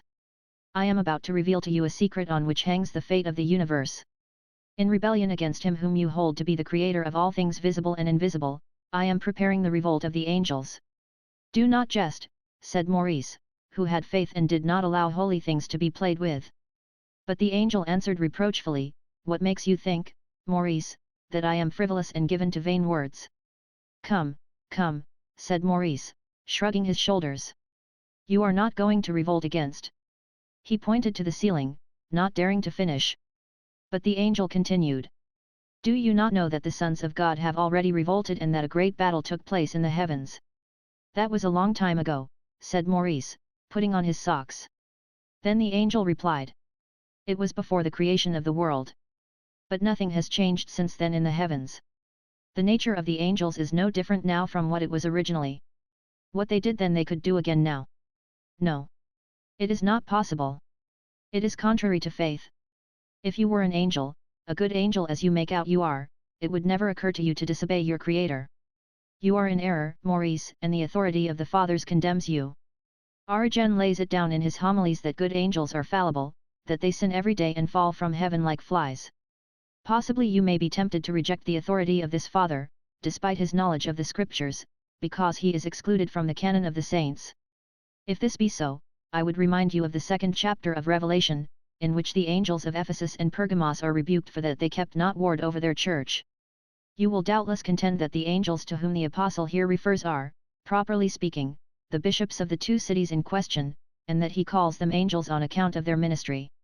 It may be so, and I cede the point. But with what arguments, Maurice, would you counter the opinion of all those doctors and pontiffs whose unanimous teaching it is that angels may fall from good into evil? Such is the statement made by Saint Jerome in his epistle to Damasus. Monsieur, said Madame des Aubels, go away, I beg you. But the angel hearkened not, and continued. Saint Augustine, in his True Religion, chapter 13, Saint Gregory, in his Morals, chapter 24, Isidore. Monsieur, let me get my things on, I am in a hurry. In his Treatise on the Greatest Good, Book 1, chapter 12, Beat on Job. Oh, please, Monsieur. Chapter 8, John of Damascus on Faith, Book 2, chapter 3. Those, I think, are sufficiently weighty authorities, and there is nothing for it, Maurice, but to admit your error. What has led you astray is that you have not duly considered my nature, which is free, active, and mobile, like that of all the angels, and that you have merely observed the grace and felicity with which you deem me so richly endowed. Lucifer possessed no less, yet he rebelled. But what on earth are you rebelling for? Asked Maurice. Isaiah, answered the child of light, Isaiah has already asked, before you, quomodo suicidisti de Scylla, Lucifer, qui main oribares. Hearken, Maurice. Before time was, the angels rose up to win dominion over heaven, the most beautiful of the seraphim revolted through pride. As for me, it is science that has inspired me with the generous desire for freedom. Finding myself near you, Maurice, in a house containing one of the vastest libraries in the world, I acquired a taste for reading and a love of study. While, foredone with the toils of a sensual life, you lay sunk in heavy slumber, I surrounded myself with books, I studied, I pondered over their pages, sometimes in one of the rooms of the library, under the busts of the great men of antiquity, sometimes at the far end of the garden, in the room in the summer house next to your own. On hearing these words, young D'Esparvieu exploded with laughter and beat the pillow with his fist, an infallible sign of uncontrollable mirth.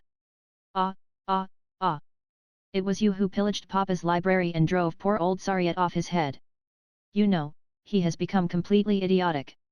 Busily engaged, continued the angel, in cultivating for myself a sovereign intelligence, I paid no heed to that inferior being, and when he thought to offer obstacles to my researches and to disturb my work I punished him for his importunity. One particular winter's night in the abode of the philosophers and globes I let fall a volume of great weight on his head, which he tried to tear from my invisible hand.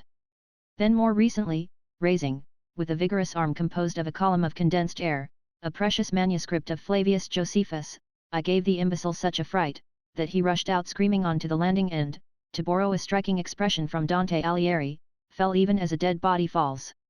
He was well rewarded, for you gave him, madam, to staunch the blood from his wound, your little scented handkerchief. It was the day, you may remember, when behind a celestial globe you exchanged a kiss on the mouth with Maurice. Monsieur, said Madame des Aubels, with a frown, I cannot allow you. But she stopped short, deeming it was an inopportune moment to appear over-exacting on a matter of decorum. I had made up my mind, continued the angel impassively, to examine the foundations of belief. I first attacked the monuments of Judaism, and I read all the Hebrew texts. You know Hebrew, then? Exclaimed Maurice. Hebrew is my native tongue, in paradise for a long time we have spoken nothing else. Ah, you are a Jew. I might have deduced it from your want of tact. The angel, not deigning to hear, continued in his melodious voice, I have delved deep into Oriental antiquities and also into those of Greece and Rome. I have devoured the works of theologians, philosophers, physicists, geologists, and naturalists. I have learnt. I have thought. I have lost my faith. What? You no longer believe in God. I believe in Him, since my existence depends on His, and if He should fail to exist, I myself should fall into nothingness. I believe in Him, even as the satyrs and the Maenads believed in Dionysus, and for the same reason. I believe in the God of the Jews and the Christians. But I deny that he created the world, at the most he organized but an inferior part of it, and all that he touched bears the mark of his rough and unforeseeing touch. I do not think he is either eternal or infinite, for it is absurd to conceive of a being who is not bounded by space or time. I think him limited, even very limited. I no longer believe him to be the only God. For a long time he did not believe it himself. In the beginning he was a polytheist, later, his pride and the flattery of his worshippers made him a monotheist. His ideas have little connection, he is less powerful than he is thought to be. And, to speak candidly, he is not so much a god as a vain and ignorant demiurge. Those who, like myself, know his true nature, call him Il Dabaoth. What's that you say? Il Dabaoth. Il Dabaoth. What's that? I have already told you. It is the demiurge whom, in your blindness, you adore as the one and only God. You're mad. I don't advise you to go and talk rubbish like that to Abbé Patouille. I am not in the least sanguine, my dear Maurice, of piercing the dense night of your intellect. I merely tell you that I am going to engage Il Dabaoth in conflict with some hopes of victory. Mark my words, you won't succeed. Lucifer shook his throne, and the issue was for a moment in doubt. What is your name? Abdiel for the angels and saints, Arcade for mankind. Well, my poor Arcade, I regret to see you going to the bad. But confess that you are jesting with us. I could at a pinch understand your leaving heaven for a woman. Love makes us commit the greatest follies. But you will never make me believe that you, who have seen God face to face, ultimately found the truth in old Sariot's musty books. No, you will never get me to believe that. My dear Maurice, Lucifer was face to face with God, yet he refused to serve him. As to the kind of truth one finds in books, it is a truth that enables us sometimes to discern what things are not, without ever enabling us to discover what they are. And this poor little truth has sufficed to prove to me that he in whom I blindly believed is not believable, and that men and angels have been deceived by the lies of Il Dabaoth. There is no Il Dabaoth. There is God. Come, Arcade, do the right thing. Renounce these follies, these impieties, disincarnate yourself, become once more a pure spirit, and resume your office of guardian angel. Return to duty. I forgive you, but do not let us see you again. I should like to please you, Maurice. I feel a certain affection for you, for my heart is soft. But fate henceforth calls me elsewhere towards beings capable of thought and action. Monsieur Arcade, said Madame des Aubles, withdraw, I implore you. It makes me horribly shy to be in this position before two men. I assure you I am not accustomed to it. Chapter 11 recounts in what manner the angel, attired in the cast-off garments of a suicide, leaves the youthful Maurice without a heavenly guardian. Reassure yourself, madam, replied the apparition, your position is not as risky as you say. You are not confronted with two men, but with one man and an angel. She examined the stranger with an eye which, piercing the gloom, was anxiously surveying a vague but by no means negligible indication, and asked, Monsieur, is it quite certain that you are an angel? The apparition prayed her to have no doubt about it, and gave some precise information as to his origin. There are 3 hierarchies of celestial spirits, each composed of 9 choirs. The first comprises the seraphim, cherubim, and the thrones, the second, the dominations, the virtues, and the powers, the third, the principalities, the archangels, and the angels properly so called. I belong to the 9th choir of the 3rd hierarchy. Madame des Aubles, who had her reasons for doubting this, expressed at least one. You have no wings. Why should I, madam? Am I bound to resemble the angels on your holy water stoops? Those feathery oars that beat the waves of the air in rhythmic cadences are not always worn by the heavenly messengers on their shoulders. Cherubim may be Apteros. That all too beautiful angelic pair who spent an anxious night in the house of Lot compassed about by an oriental horde, they had no wings. No, they appeared just like men, and the dust of the road covered their feet, which the patriarch washed with pious hand.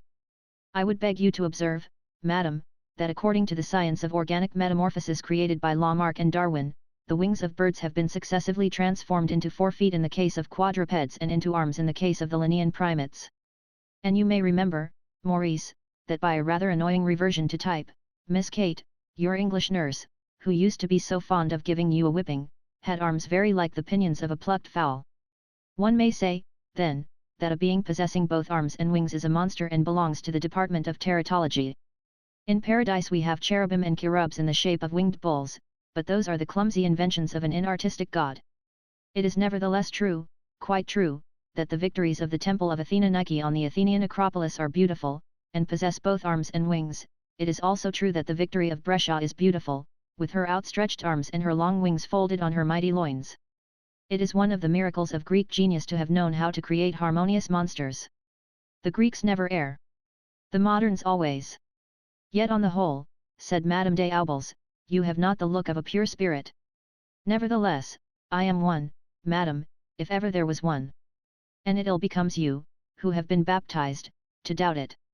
Several of the fathers, such as Saint Justin, Tertullian, Origen, and Clement of Alexandria thought that the angels were not purely spiritual, but possessed a body formed of some subtle material. This opinion has been rejected by the Church, hence I am merely spirit. But what is spirit and what is matter? Formerly they were contrasted as being two opposites, and now your human science tends to reunite them as two aspects of the same thing. It teaches that everything proceeds from ether and everything returns to it, that the same movement transforms the waves of air into stones and minerals, and that the atoms scattered throughout illimitable space, form, by the varying speed of their orbits, all the substance of this material world. But Madame des Aubiers was not listening. She had something on her mind, and to put an end to her suspense, she asked. How long have you been here? I came with Maurice. Well, that's a nice thing, said she, shaking her head. But the angel continued with heavenly serenity. Everything in the universe is circular, elliptical, or hyperbolic, and the same laws which rule the stars govern this grain of dust. In the original and native movement of its substance, my body is spiritual, but it may affect, as you perceive, this material state, by changing the rhythm of its elements. Having thus spoken he sat down in a chair on Madame des Aubiers' black stockings. A clock struck outside. Good heavens, 7 o'clock! Exclaimed Gilbert. What am I to say to my husband? He thinks I am at that tea party in the Rue de Rivoli. We are dining with the La Verdeliers tonight. Go away immediately, Monsieur Arcade. I must get ready to go. I have not a second to lose. The angel replied that he would have willingly obeyed Madame des Aubiers had he been in a state to show himself decently in public, but that he could not dream of appearing out of doors without any clothes. Were I to walk naked in the street, he added, I should offend a nation attached to its ancient habits, habits which it has never examined. They are the basis of all moral systems. Formerly, he added, the angels, in revolt like myself, manifested themselves to Christians under grotesque and ridiculous appearances, black, horned, hairy, and cloven-footed. Pure stupidity. They were the laughing-stock of people of taste. They merely frightened old women and children and met with no success. It is true he cannot go out as he is, said Madame des Aubiers with justice. Maurice tossed his pyjamas and his slippers to the celestial messenger. Regarded as outdoor habiliments they were not adequate. Gilbert pressed her lover to run at once in quest of other clothes. He proposed to go and get some from the concierge. She was violently opposed to this. It would, she said, be madly imprudent to drag the concierge into such an affair. Do you want them to know that? She exclaimed. She pointed to the angel and was silent. Young D'Esparvieu went out to seek a clothes shop. Meanwhile, Gilbert, who could not delay any longer for fear of causing a horrible society scandal, turned on the light and dressed before the angel. She did it without any awkwardness, for she knew how to adapt herself to circumstances, and she took it that in such an unheard-of encounter in which heaven and earth were mingled in unutterable confusion it was permissible to retrench in modesty. Moreover, she knew that she possessed a good figure and had garments as dainty as the fashion demanded. As the apparition's sense of delicacy would not permit him to don Maurice's pyjamas, Gilbert could not help observing by the lamplight that her suspicions were well founded, and that angels have the same appearance as men. Curious to know if the appearance were real or imaginary, she asked the child of light if angels were like monkeys, who, to win women, merely lack money. Yes, Gilbert, replied Arcade, angels are capable of loving mortals. It is the teaching of the scriptures. It is said in the 7th book of Genesis, when men became numerous on the face of the earth, and daughters were born to them, the sons of God saw that the daughters of men were beautiful, and they took as wives all those which pleased them. Good heavens, cried Gilbert all at once, I shall never be able to fasten my dress, it hooks down the back. When Maurice entered the room he found the angel on his knees tying the shoes of the woman taken in flagrante delicto. Taking her muff and her bag off the table she said, I have not forgotten anything? No. Good night, Monsieur Arcade. Good night, Maurice. I shall not forget today. And she vanished like a dream. Here, said Maurice, throwing the angel a bundle of clothes. The young man, having seen some dismal rags lying among clarionets and clister pipes in the window of a second-hand shop, had bought for 19 francs the cast-off suit of some wretched sable-clad mortal who had committed suicide. The angel, with native majesty, took the garments and put them on. Worn by him, they took on an unexpected elegance. He took a step to the door. So you are leaving me, said Maurice. It's settled, then? I very much fear that, some day, you will bitterly regret this hasty action. I must not look back. Adieu, Maurice. Maurice timidly slipped 5 louis into his hand. Adieu, Arcade. But when the angel had passed through the door, and all that was to be seen of him in the doorway was his uplifted heel, Maurice called him back. Arcade. I never thought of it. I have no guardian angel now. Quite true, Maurice, you have one no longer. Then what will become of me? One must have a guardian angel. Tell me, are there not grave drawbacks, is there no danger in not having one? Before replying, Maurice, I must ask you if you wish me to speak to you according to your belief, which formerly was my own, according to the teaching of the Church and the Catholic faith, or according to natural philosophy. I don't care a straw for your natural philosophy. Answer me according to the religion I believe in, and which I profess, and in which I wish to live and die. Very well, my dear Maurice. The loss of your guardian angel will probably deprive you of certain spiritual succor, of certain celestial grace. I am expressing to you the unvarying opinion of the Church on the matter. You will lack an assistance, a support, a consolation which would have guided and confirmed you in the way of salvation.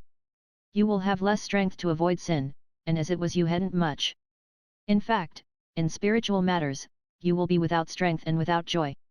Adieu, Maurice, when you see Madame des Aubles, please remember me to her. You are going. Farewell. Arcade disappeared, and Maurice in the depths of an armchair sat for a long time with his head in his hands. Chapter 12. Wherein it is set forth how the angel Mirar, when bearing grace and consolation to those dwelling in the neighbourhood of the Champs-Élysées in Paris, beheld a music hall singer named Bouchata and fell in love with her. Through streets filled with brown fog, pierced with white and yellow lights, where horses exhaled their smoking breath and motors radiated their rapid searchlights, the angel made his way, and, mingling with the black flood of foot passengers which rolled unceasingly along, proceeded across the town from north to south till he came to the lonely boulevards on the left bank of the river. Not far from the old walls of Port Royal, a small restaurant flings night by night athwart the pavement the clouded rays of its streaming windows. Coming to a halt there, Arcade entered a room full of warm, savoury odours, pleasing to the unfortunate beings faint with cold and hunger. Glancing round him he beheld Russian nihilists, Italian anarchists, refugees, conspirators, revolutionaries from every quarter of the globe, picturesque old faces with tumbled masses of hair and beard that swept downwards even as the torrent and the waterfall sweep over their rocky bed. There were young faces of virginal coldness, expressions sombre and wild, pale eyes of infinite sweetness, drawn faces, and, in a corner, there were 2 Russian women, one extremely lovely, the other hideous, but both resembling each other in their indifference to ugliness and to beauty. But failing to find the face he sought, for there were no angels in the room, he sat down at a small vacant marble table. Angels, when driven by hunger, eat as do the animals of this earth, and their food, transformed by digestive heat, becomes one with their celestial substance. Seeing 3 angels under the oaks of Mamre, Abraham offered them cakes, kneaded by Sarah, an whole calf, butter and milk, and they ate. Lot, on receiving 2 angels in his house, ordered unleavened bread to be baked, and they did eat. Arcade was given a tough beefsteak by a seedy waiter, and he did eat. Nevertheless, his dreams were of the sweet leisure, of the repose, of the delightful studies he had quitted, of the heavy task he had undertaken, of the toil, the weariness, the perils which he would have to endure, and his soul was sad and his heart troubled. As he was finishing his modest repast, a young man of poor appearance and thinly clad entered the room, and rapidly surveying the tables approached the angel and greeted him by the name of Abdiel, because he himself was a celestial spirit. I knew you would answer my call, Mirar, replied Arcade, addressing his angelic brother in his turn by the name he formerly bore in heaven. But Mirar was remembered no more in heaven since he, an archangel, had left the service of God. He was called Theophile Belay on earth, and to earn his bread gave music lessons to small children in the daytime and at night played the violin in dancing saloons. "It is you, dear Abdiel," replied Theophile. "So here we are reunited in this sad world. I am pleased to see you again. All the same I pity you, for we lead a hard life here." But Arcade answered, "Friend, your exile draws to an end. I have great plans. I will confide them to you and associate you with them." And Morris's guardian angel, having ordered 2 coffees, revealed his ideas and his projects to his companion. He told how, during his visit on Earth, he had abandoned himself to researches little practiced by celestial spirits and had studied theologies, cosmogonies, the system of the universe, theories of matter, modern essays on the transformation and loss of energy. Having, he explained, studied nature, he had found her in perpetual conflict with the teachings of the master he served. This master, greedy of praise, whom he had for a long time adored, appeared to him now as an ignorant, stupid and cruel tyrant. He had denied him, blasphemed him, and was burning to combat him. His plan was to recommence the revolt of the angels. He wished for war, and hoped for victory. "But," he added, "it is necessary above all to know our strength and that of our adversary."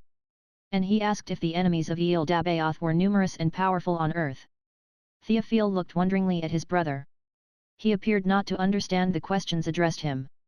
"Dear compatriot," he said, "I came at your invitation because it was the invitation of an old comrade. But I do not know what you expect of me, and I fear I shall be unable to help you in anything. I take no hand in politics, neither do I stand forth as a reformer. I am not like you, a spirit in revolt, a freethinker, a revolutionary. I remain faithful, in the depths of my soul, to the celestial Creator. I still adore the Master I no longer serve, and I lament the days when shrouding myself with my wings I formed with the multitude of the children of light a wheel of flame around his throne of glory. Love, profane love has alone separated me from God. I quitted heaven to follow a daughter of men. She was beautiful and sang in music halls." They rose. Arcade accompanied Theophile, who was living at the other end of the town, at the corner of the Boulevard Rochechouart and the Rue de Steinkerk. While walking through the deserted streets he who loved the singer told his brother of his love and his sorrows.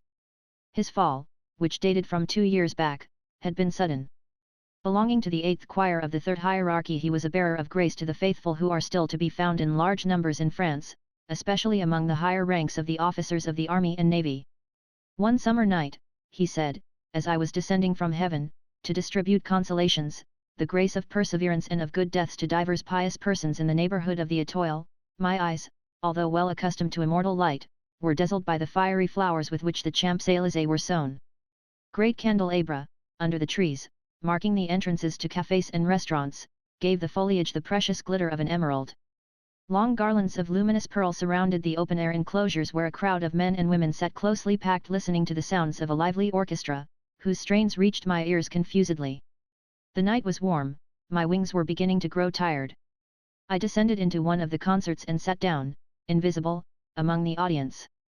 At this moment, a woman appeared on the stage, clad in a short spangled frock.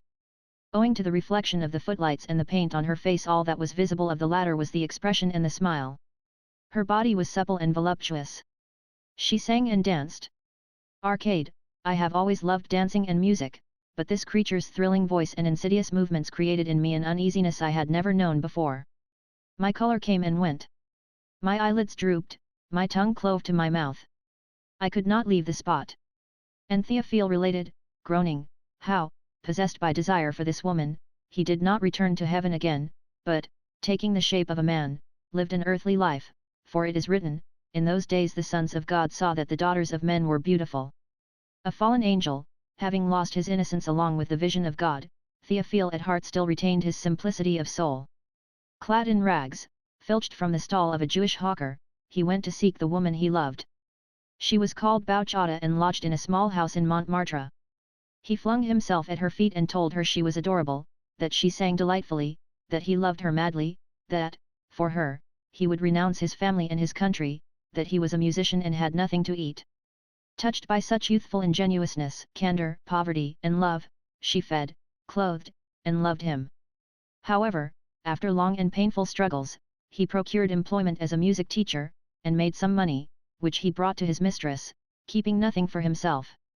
From that time forward she loved him no longer. She despised him for earning so little and did not conceal her indifference, weariness, and disgust. She overwhelmed him with reproaches, irony, and abuse, in spite of which she kept him, for she had had experience of worse partners and was used to domestic quarrels. For the rest, she led a busy, serious, and rather hard life as artist and woman. Théophile loved her as he had loved her the first night, and he suffered. She overworks herself, he told his celestial brother, that is what makes her so hard to please, but I am certain she loves me. I hope soon to give her more comfort. And he spoke at length of an operetta at which he was working and which he hoped to have brought out at a Paris theatre. A young poet had given him the libretto. It was the story of Aline, Queen of Golconda, after an 18th century tale. I am strewing it profusely with melodies, said Théophile, my music comes from my heart. My heart is an inexhaustible source of melody.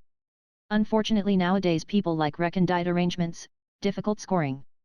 They accuse me of being too fluid, too limpid, of not imparting enough color to my style, not aiming at stronger effects in harmony and more vigorous contrasts. Harmony, harmony. No doubt it has given its merits, but it does not appeal to the heart. It is melody which carries us away and ravishes us and brings smiles and tears to our eyes. At these words he smiled and wept to himself. Then he continued with emotion. I am a fountain of melody. But the orchestration. There's the rub.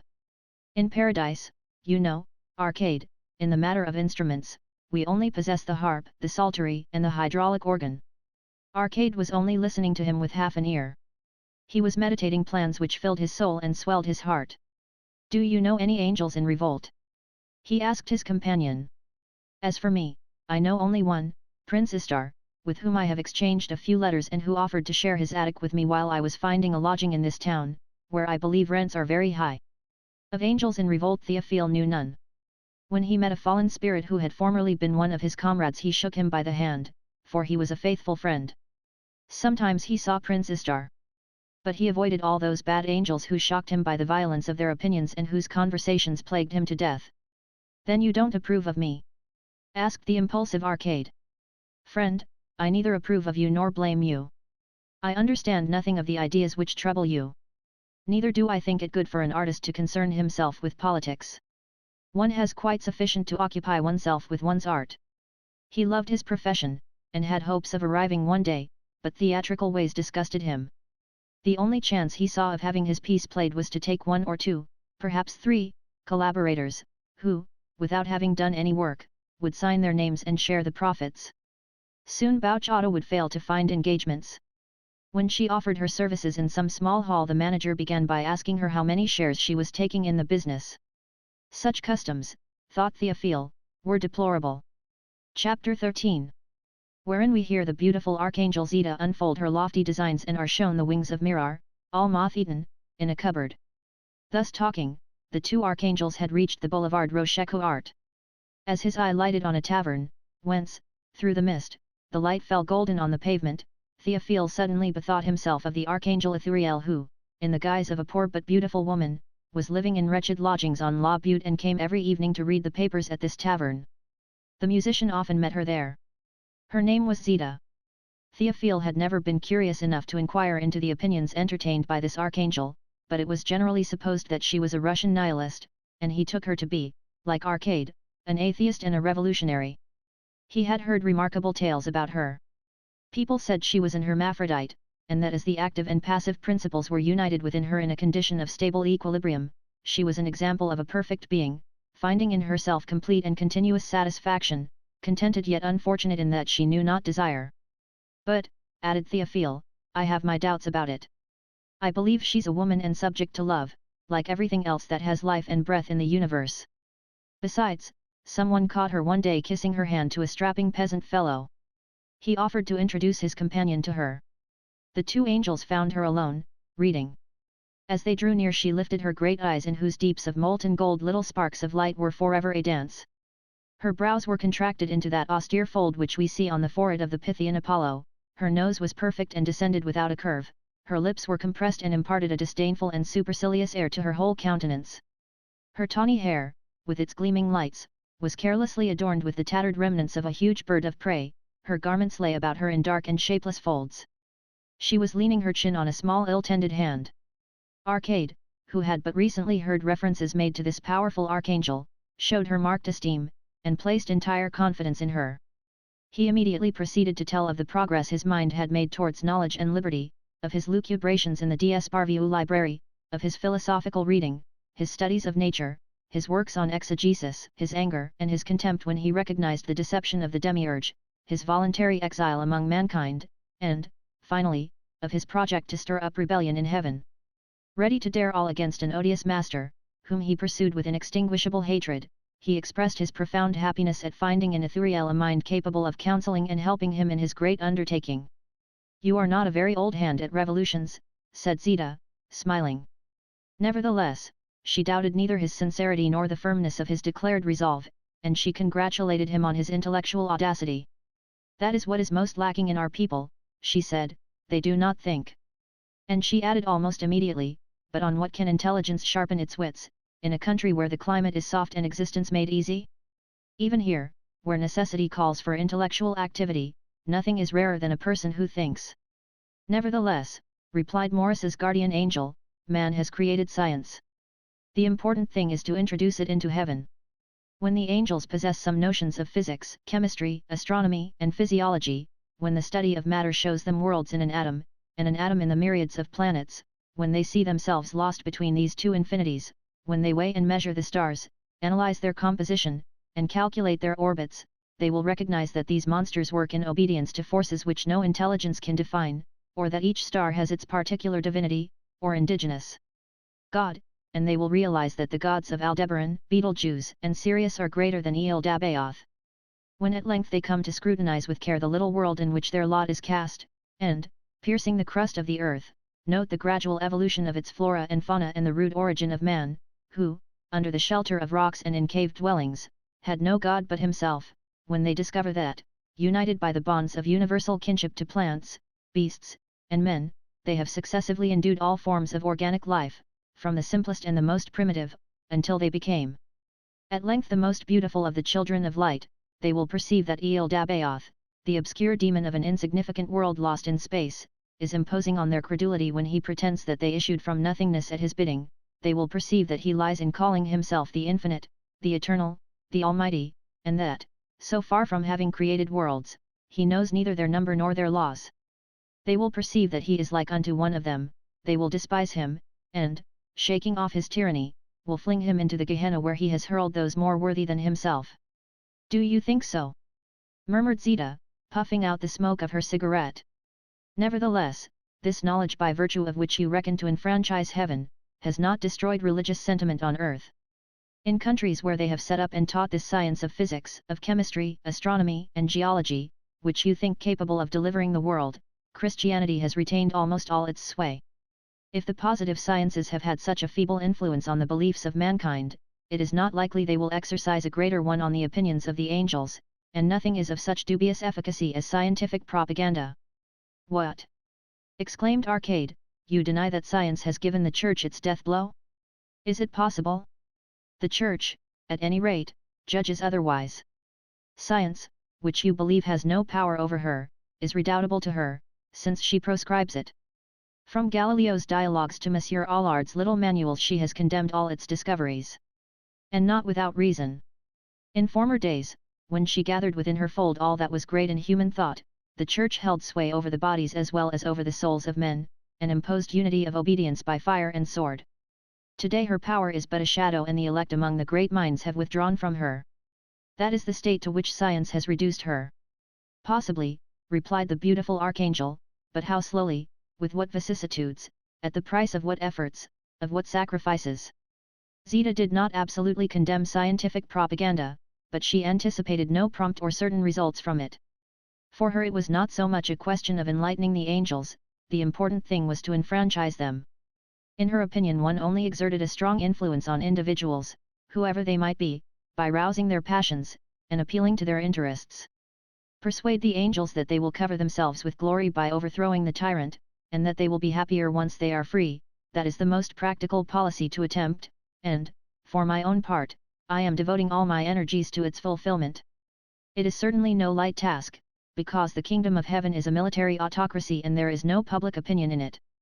Nevertheless, I do not despair of starting an intellectual movement. I do not wish to boast, but no one is more closely acquainted than I with the different classes of angelic society. Throwing away her cigarette, Zita pondered for a moment, then, amid the click of ivory balls on the billiard table, the clinking of glasses, the curt voices of the players announcing their points, the monotonous answers of the waiters to their customers, the archangel enumerated the entire population of the spirits of light. We must not count on the dominations, the virtues, nor the powers, which compose the celestial lower middle class. I have no need to tell you, for you know it as well as I, how selfish, base, and cowardly the middle classes are. As to the great dignitaries, the ministers, the generals, thrones, cherubim, and seraphim, you know what they are, they will take no action. Let us, however, once prove ourselves the stronger, and we shall have them with us. For if autocrats do not readily acquiesce in their own downfall, once overthrown, all their forces recoil upon themselves. It will be well to work the army. Entirely loyal as the army is, it will allow itself to be influenced by a clever anarchist propaganda. But our greatest and most constant efforts ought to be brought to bear upon the angels of your own category, Arcade, the guardian angels, who dwell upon earth in such great numbers. They fill the lowest ranks of the hierarchy, are for the most part discontented with their lot, and more or less imbued with the ideas of the present century. She had already conferred with the guardian angels of Montmartre, Clignancourt, and Filles du Calvaire. She had devised the plan of a vast association of spirits on earth with the view of conquering heaven. To accomplish this task, she said, I have established myself in France. But not because I had the folly to believe myself freer in a republic than in a monarchy. Quite the contrary, for there is no country where the liberty of the individual is less respected than in France. But the people are indifferent to everything connected with religion, nowhere else, therefore, should I enjoy such tranquility. She invited Arcade to unite his efforts to hers, and when they separated at the door of the brasserie the steel shutter was already making its groaning descent. Above all, said Zita, you must meet the gardener. I will take you to his rustic home one day. Théophile, who had slumbered during all this talk, begged his friend to come home with him and smoke a cigarette. He lived quite near in the small street opposite, leading off the boulevard. Arcade would see Bouchata, she would please him. They climbed up 5 flights of stairs. Bouchata had not yet returned. A tin of sardines lay open on the piano. Red stockings coiled about the armchairs. It's a little place, but it's comfortable, said Théophile. And gazing out of the window which looked out on the russet-coloured night, with its myriad lights, he added, one can see the Sacré-Cœur. His hand on Arcade's shoulder, he repeated several times, I am glad to see you. Then, dragging his former companion in glory into the kitchen passage, he put down his candlestick, drew a key from his pocket, opened a cupboard, and, raising a linen covering, disclosed 2 large white wings. You see, he said, I have preserved them. From time to time, when I am alone, I go and look at them, it does me good. And he dabbed his reddened eyes. He stood a while, overcome by silent emotion. Then, holding the candle near the long pinions which were molting there down in places, he murmured, they are eaten away. You must put some pepper on them, said Arcade. I have done so, replied the angelic musician, sighing. I have put pepper, camphor, and powder on them. But nothing does any good. Chapter 14, which reveals the cherub toiling for the welfare of humanity and concludes in an entirely novel manner with the miracle of the flute. The first night of his incarnation Arcade slept at the Angel Istar's, in a garret in that narrow, gloomy rue Mazarine which wallows along beneath the shadow of the old Institute of France. Istar, who had been expecting him, had pushed against the wall the shattered retorts, cracked pots, broken bottles, and odds and ends of iron stoves, which made up the furniture of his room, and spread his clothes on the floor to lie on, leaving his guest his folding bed with its straw mattress. The celestial spirits differ from one another in appearance according to the hierarchy and the choir to which they belong, and according to their own particular nature.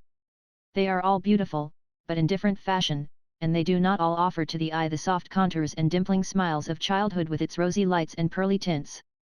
Nor do they all adorn themselves with eternal youth, that indefinable beauty that Greek art in its decline has imparted to its most lovingly handled marbles, and whereof Christian painters have so often timidly essayed to give us veiled and softened imitations. In some of them the chin glows with tufts of hair, and the limbs are furnished with such vigorous muscles that it seems as if serpents were writhing beneath the skin. Some have no wings, others possess 2, 4, or 6, others again are formed entirely of conjoined pinions. Many, and these not the least illustrious, take the form of superb monsters, such as the centaurs of fable, nay, one may even see some who are living chariots, and wheels of fire. A member of the highest celestial hierarchy, Istar belonged to the choir of cherubim or cherubs who see above them the seraphim alone. In common with all the angelic spirits of his rank, he had formerly borne in heaven the bodily shape of a winged bull surmounted by the head of a horned and bearded man, and carrying between his loins the attributes of generous fecundity. He was vaster and more vigorous than any animal on earth, and when he stood erect with outspread wings he covered with his shadow 60 archangels. Such was Istar in his native home. There he radiated strength and sweetness. His heart was full of courage and his soul benevolent. Moreover, in those days he loved his lord. He believed him to be good and yielded him faithful service. But even while guarding the portals of his master, he used to ponder unceasingly on the punishment of the rebellious angels and the curse of Eve. His mind worked slowly but profoundly. When, after a long course of centuries, he persuaded himself that El Dabaoth in creating the world had created evil and death, he ceased to adore and to serve him. His love changed to hatred, his veneration to contempt. He shouted his execrations in his face, and fled to earth. Embodied in human form and reduced to the stature of the sons of Adam, he still retained some characteristics of his former nature. His big protruding eyes, his beaked nose, his thick lips framed in a black beard which descended in curls onto his chest recalled those cherubs of the tabernacle of Iave, of which the bulls of Nineveh afford us a pretty accurate representation. He bore the name of Istar on earth as well as in heaven, and although exempt from vanity and free from all social prejudice, he was immensely desirous of showing himself sincere and truthful in all things. He therefore proclaimed the illustrious rank in which his birth had placed him in the celestial hierarchy and translated into French his title of cherub by the equivalent one of prince, calling himself Prince Istar. Seeking shelter among mankind, he had developed an ardent love for them. While awaiting the coming of the hour when he should deliver heaven from bondage, he dreamed of the salvation of regenerate humanity and was eager to consummate the destruction of this wicked world, in order to raise upon its ashes, to the sound of the lyre, a city radiant with happiness and love. A chemist in the pay of a dealer in nitrates, he lived very frugally. He wrote for newspapers with advanced views on liberty, spoke at public meetings, and had got himself sentenced several times to several months' imprisonment for anti-militarism. Istar greeted his brother Arcade cordially, approved of his rupture with the party of crime, and informed him of the descent of 50 of the children of light who, at the present moment, formed a colony near Val de Grace, imbued with a really excellent spirit. "It is simply raining angels in Paris," he said, laughing. "Every day some dignitary of the sacred palace falls on one's head, and soon the Sultan of the Cherubs will have no one to make into viziers or guards but the little unbreeched vagabonds of his pigeon coops." Soothed by the good news, Arcade fell asleep, full of happiness and hope. He awoke in the early dawn and saw Prince Istar bending over his furnaces, his retorts, and his test tubes. Prince Istar was working for the good of humanity. Every morning when Arcade woke he saw Prince Istar fulfilling his work of tenderness and love. Sometimes the cherub, huddled up with his head in his hands, would softly murmur a few chemical formulae, at others, drawing himself up to his full height, like a dark naked column, with his head, his arms, nay, his entire bust clean out of the skylight window, he would deposit his melting pot on the roof, fearing the perquisition with which he was constantly menaced. Moved by an immense pity for the miseries of the world wherein he dwelt in exile, conscious perhaps of the rumours to which his name gave rise, inebriated with his own virtue, he played the part of apostle to the human race, and neglecting the task he had undertaken in coming to earth, he forgot all about the emancipation of the angels. Arcade, who, on the contrary, dreamed of nothing else but of conquering heaven and returning thither in triumph, reproached the cherub with forgetting his native land. Prince Istar, with a great frank, uncouth laugh, acknowledged that he had no preference for angels over men. "If I am doing my best," he replied to his celestial brother, "if I am doing my best to stir up France and Europe, it is because the day is dawning which will behold the triumph of the social revolution. It is a pleasure to cast one's seed on ground so well prepared. The French, having passed from feudalism to monarchy, and from monarchy to a financial oligarchy, will easily pass from a financial oligarchy to anarchy."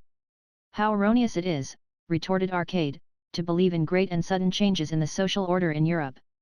The old order is still young in strength and power. The means of defense at her disposal are formidable.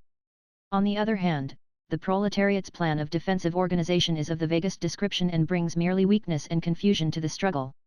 In our celestial country all goes quite otherwise. Beneath an apparently unchangeable exterior all is rotten within.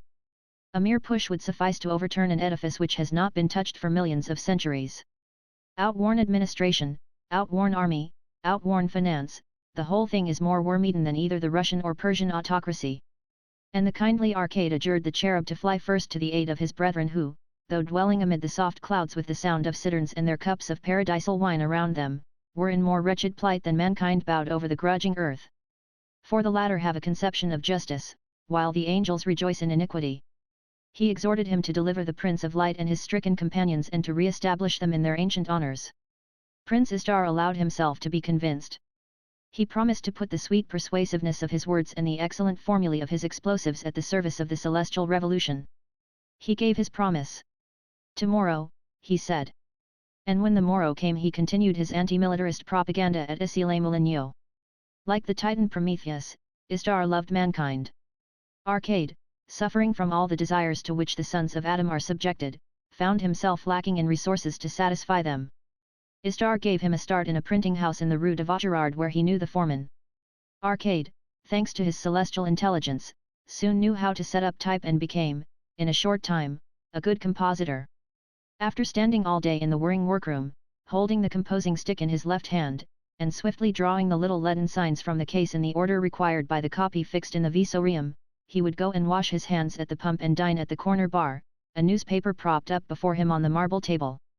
Being now no longer invisible, he could not make his way into the D'Esparvieu library, and was thus debarred from allaying his ardent thirst for knowledge at that inexhaustible source. He went, of an evening, to read at the library of St.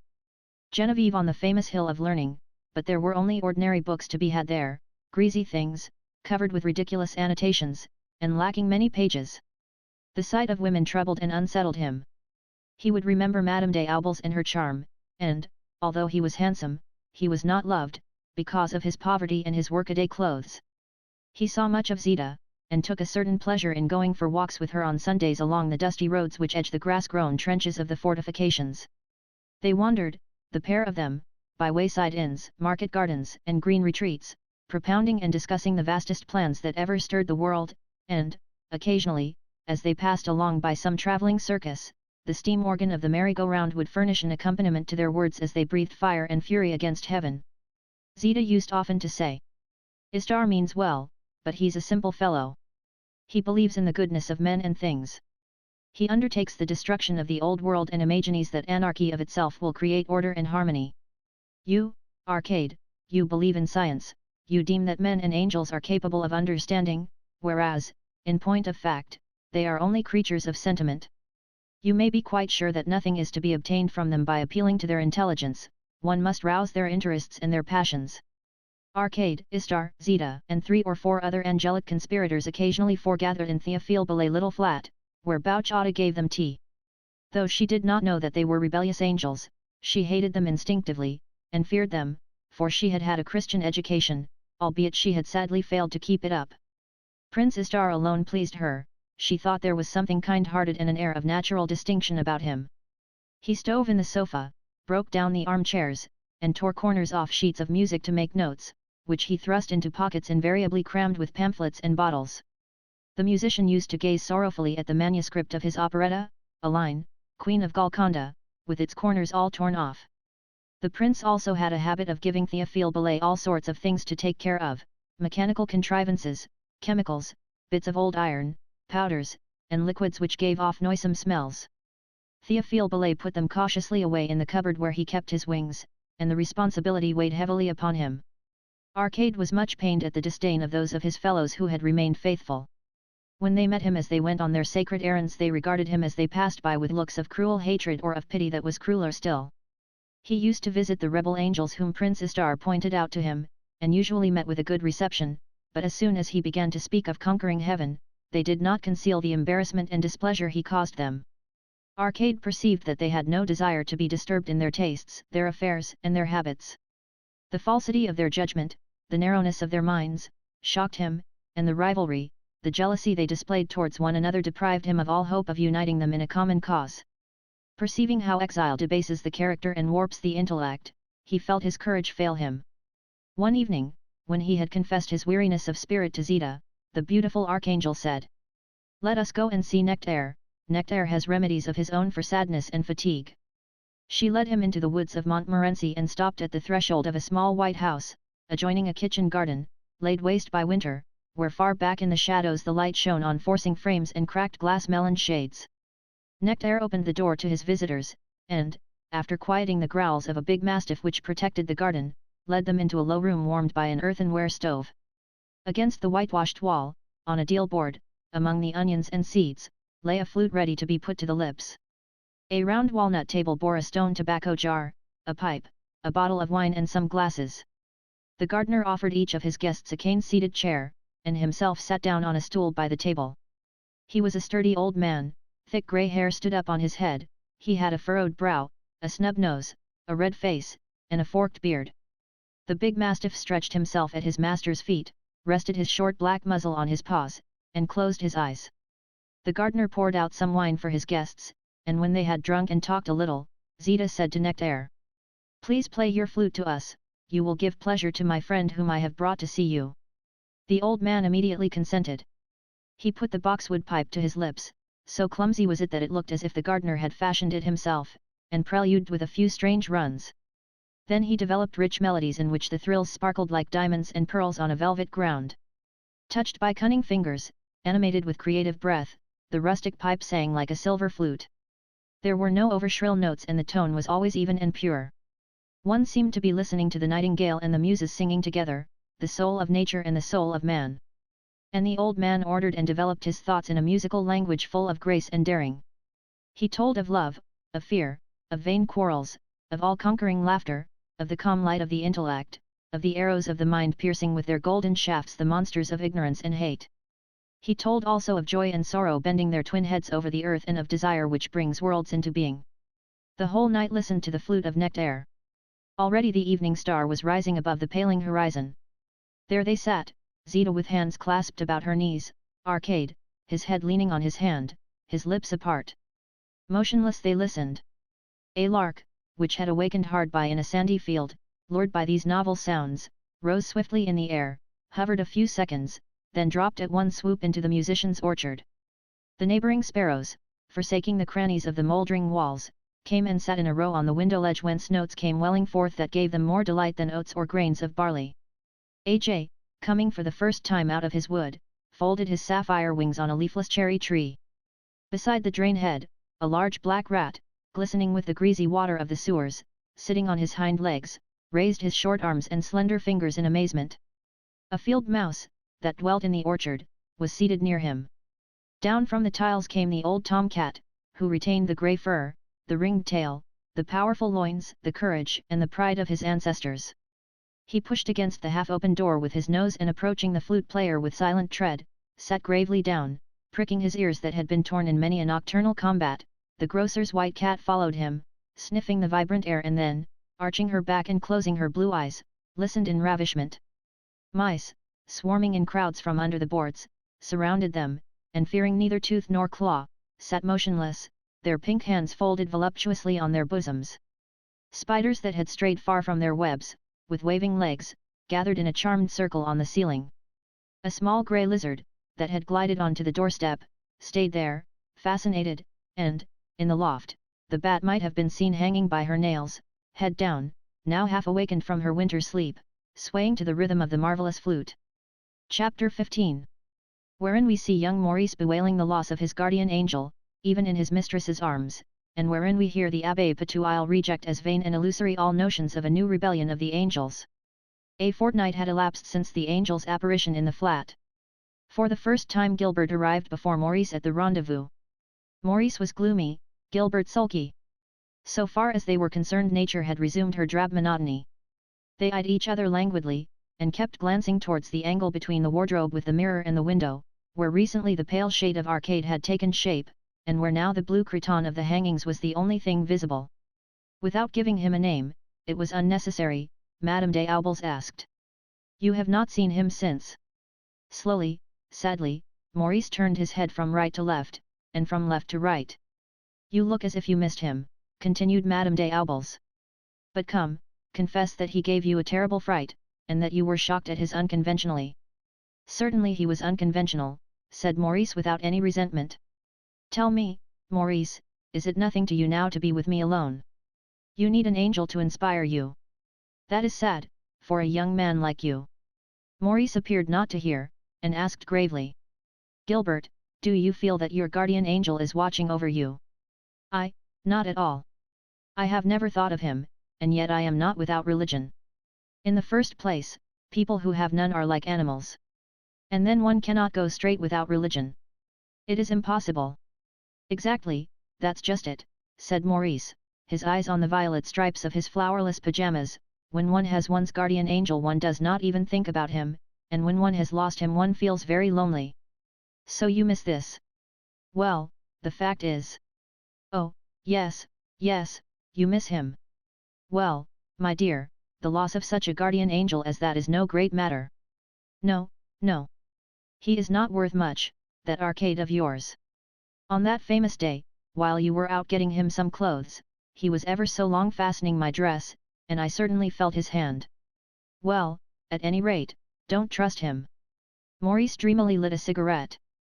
They spoke of the 6 days bicycle race at the Winter Velodrome, and of the aviation show at the Motor Exhibition at Brussels, without experiencing the slightest amusement.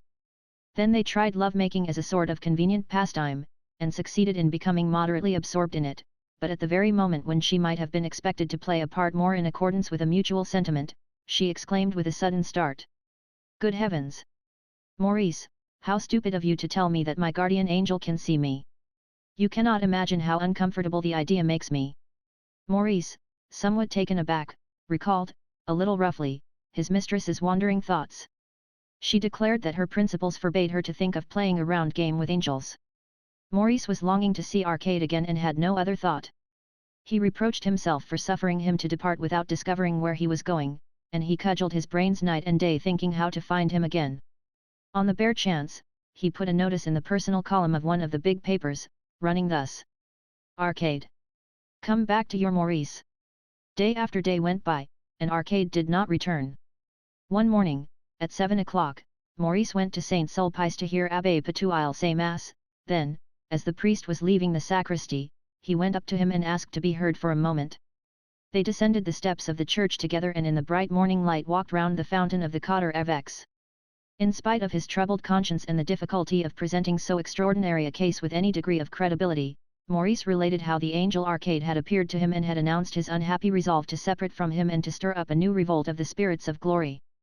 And young d'Esparvieu asked the worthy ecclesiastic how to find his celestial guardian again, since he could not bear his absence, and how to lead his angel back to the Christian faith.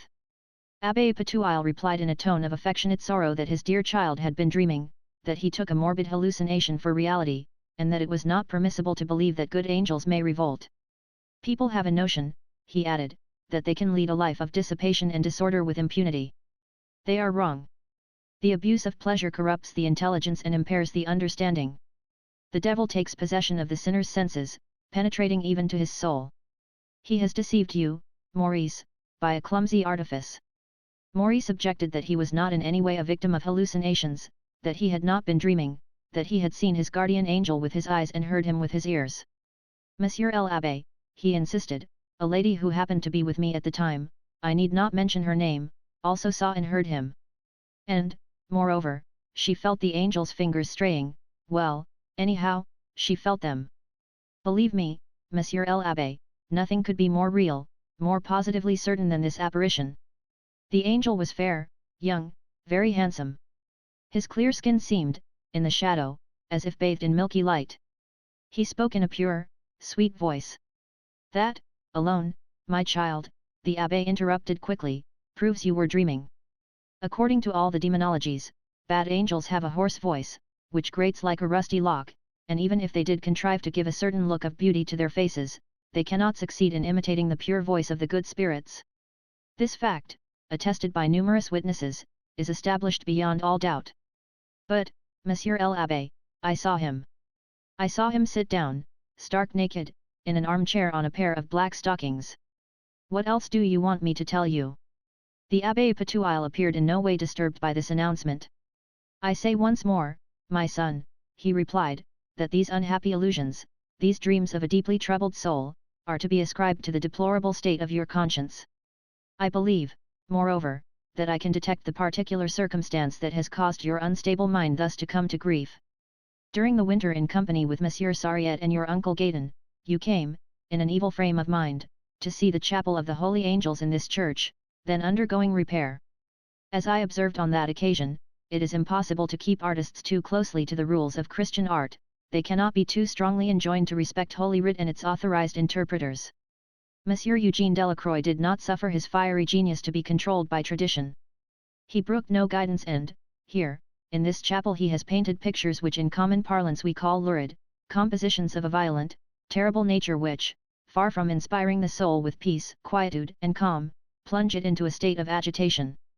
In them the angels are depicted with wrathful countenances, their features are sombre and uncouth. One might take them to be Lucifer and his companions meditating their revolt. Well, my son, it was these pictures, acting upon a mind already weakened and undermined by every kind of dissipation, that have filled it with the trouble to which it is at present a prey. But Maurice would have none of it. Oh, no. Monsieur l'Abbé, he cried, it is not Eugene Delacroix's pictures that have been troubling me. I didn't so much as look at them. I am completely indifferent to that kind of art. Well, then, my son, believe me, there is no truth, no reality, in any of the story you have just related to me. Your guardian angel has certainly not appeared to you. But, Abbé, replied Maurice, who had the most absolute confidence in the evidence of the senses, I saw him tying up a woman's shoelaces and putting on the trousers of a suicide. And stamping his feet on the asphalt, Maurice called as witnesses to the truth of his words the sky, the earth, all nature, the towers of Saint Sulpice, the walls of the great seminary, the fountain of the Quatre Évêques, the public lavatory, the cabman's shelter, the taxis and motor buses' shelter, the trees, the passers-by, the dogs, the sparrows, the flower seller and her flowers. The Abbé made haste to end the interview. All this is error, falsehood and illusion, my child, said he. You are a Christian, think as a Christian does not allow himself to be seduced by empty shadows. Faith protects him against the seduction of the marvelous, he leaves credulity to free-thinkers. There are credulous people for you, free-thinkers. There is no humbug they will not swallow. But the Christian carries a weapon which dissipates diabolical illusions, the sign of the cross. Reassure yourself, Maurice, you have not lost your guardian angel. He still watches over you. It lies with you not to make this task too difficult nor too painful for him. Goodbye, Maurice. The weather is going to change, for I feel a burning in my big toe. And Abbé Patouille went off with his breviary under his arm, hobbling along with a dignity that seemed to foretell a mitre. That very day, Arcade and Zita were leaning over the parapet of La Butte, gazing down on the mist and smoke that lay floating over the vast city. Is it possible, said Arcade, for the mind to conceive all the pain and suffering that lie pent within a great city? It is my belief that if a man succeeded in realizing it, the weight of it would crush him to the earth. And yet, answered Zita, every living being in that place of torment is enamored of life. It is a great enigma. Unhappy, ill-fated, while they live, the idea of ceasing to be is, nevertheless, a horror to them. They look not for solace in annihilation, it does not even bring them the promise of rest. In their madness they even look upon nothingness with terror, they have peopled it with phantoms. Look you at these pediments, these towers and domes and spires that pierce the mist and rear on high their glittering crosses. Men bow in adoration before the demiurge who has given them a life that is worse than death, and a death that is worse than life. Zita was for a long time lost in thought. At length she broke silence, saying, There is something, Arcade, that I must confess to you. It was no desire for a purer justice or wiser laws that hurried Ithuriel earthward. Ambition, a taste for intrigue, the love of wealth and honor, all these things made heaven, with its calm, unbearable to me, and I longed to mingle with the restless race of men. I came, and by an art unknown to nearly all the angels, I learned how to fashion myself a body which, since I could change it as the fancy seized me, to whatsoever age and sex I would, has permitted me to experience the most diverse and amazing of human destinies. 100 times I took a position of renown among the leaders of the day, the lords of wealth and princes of nations.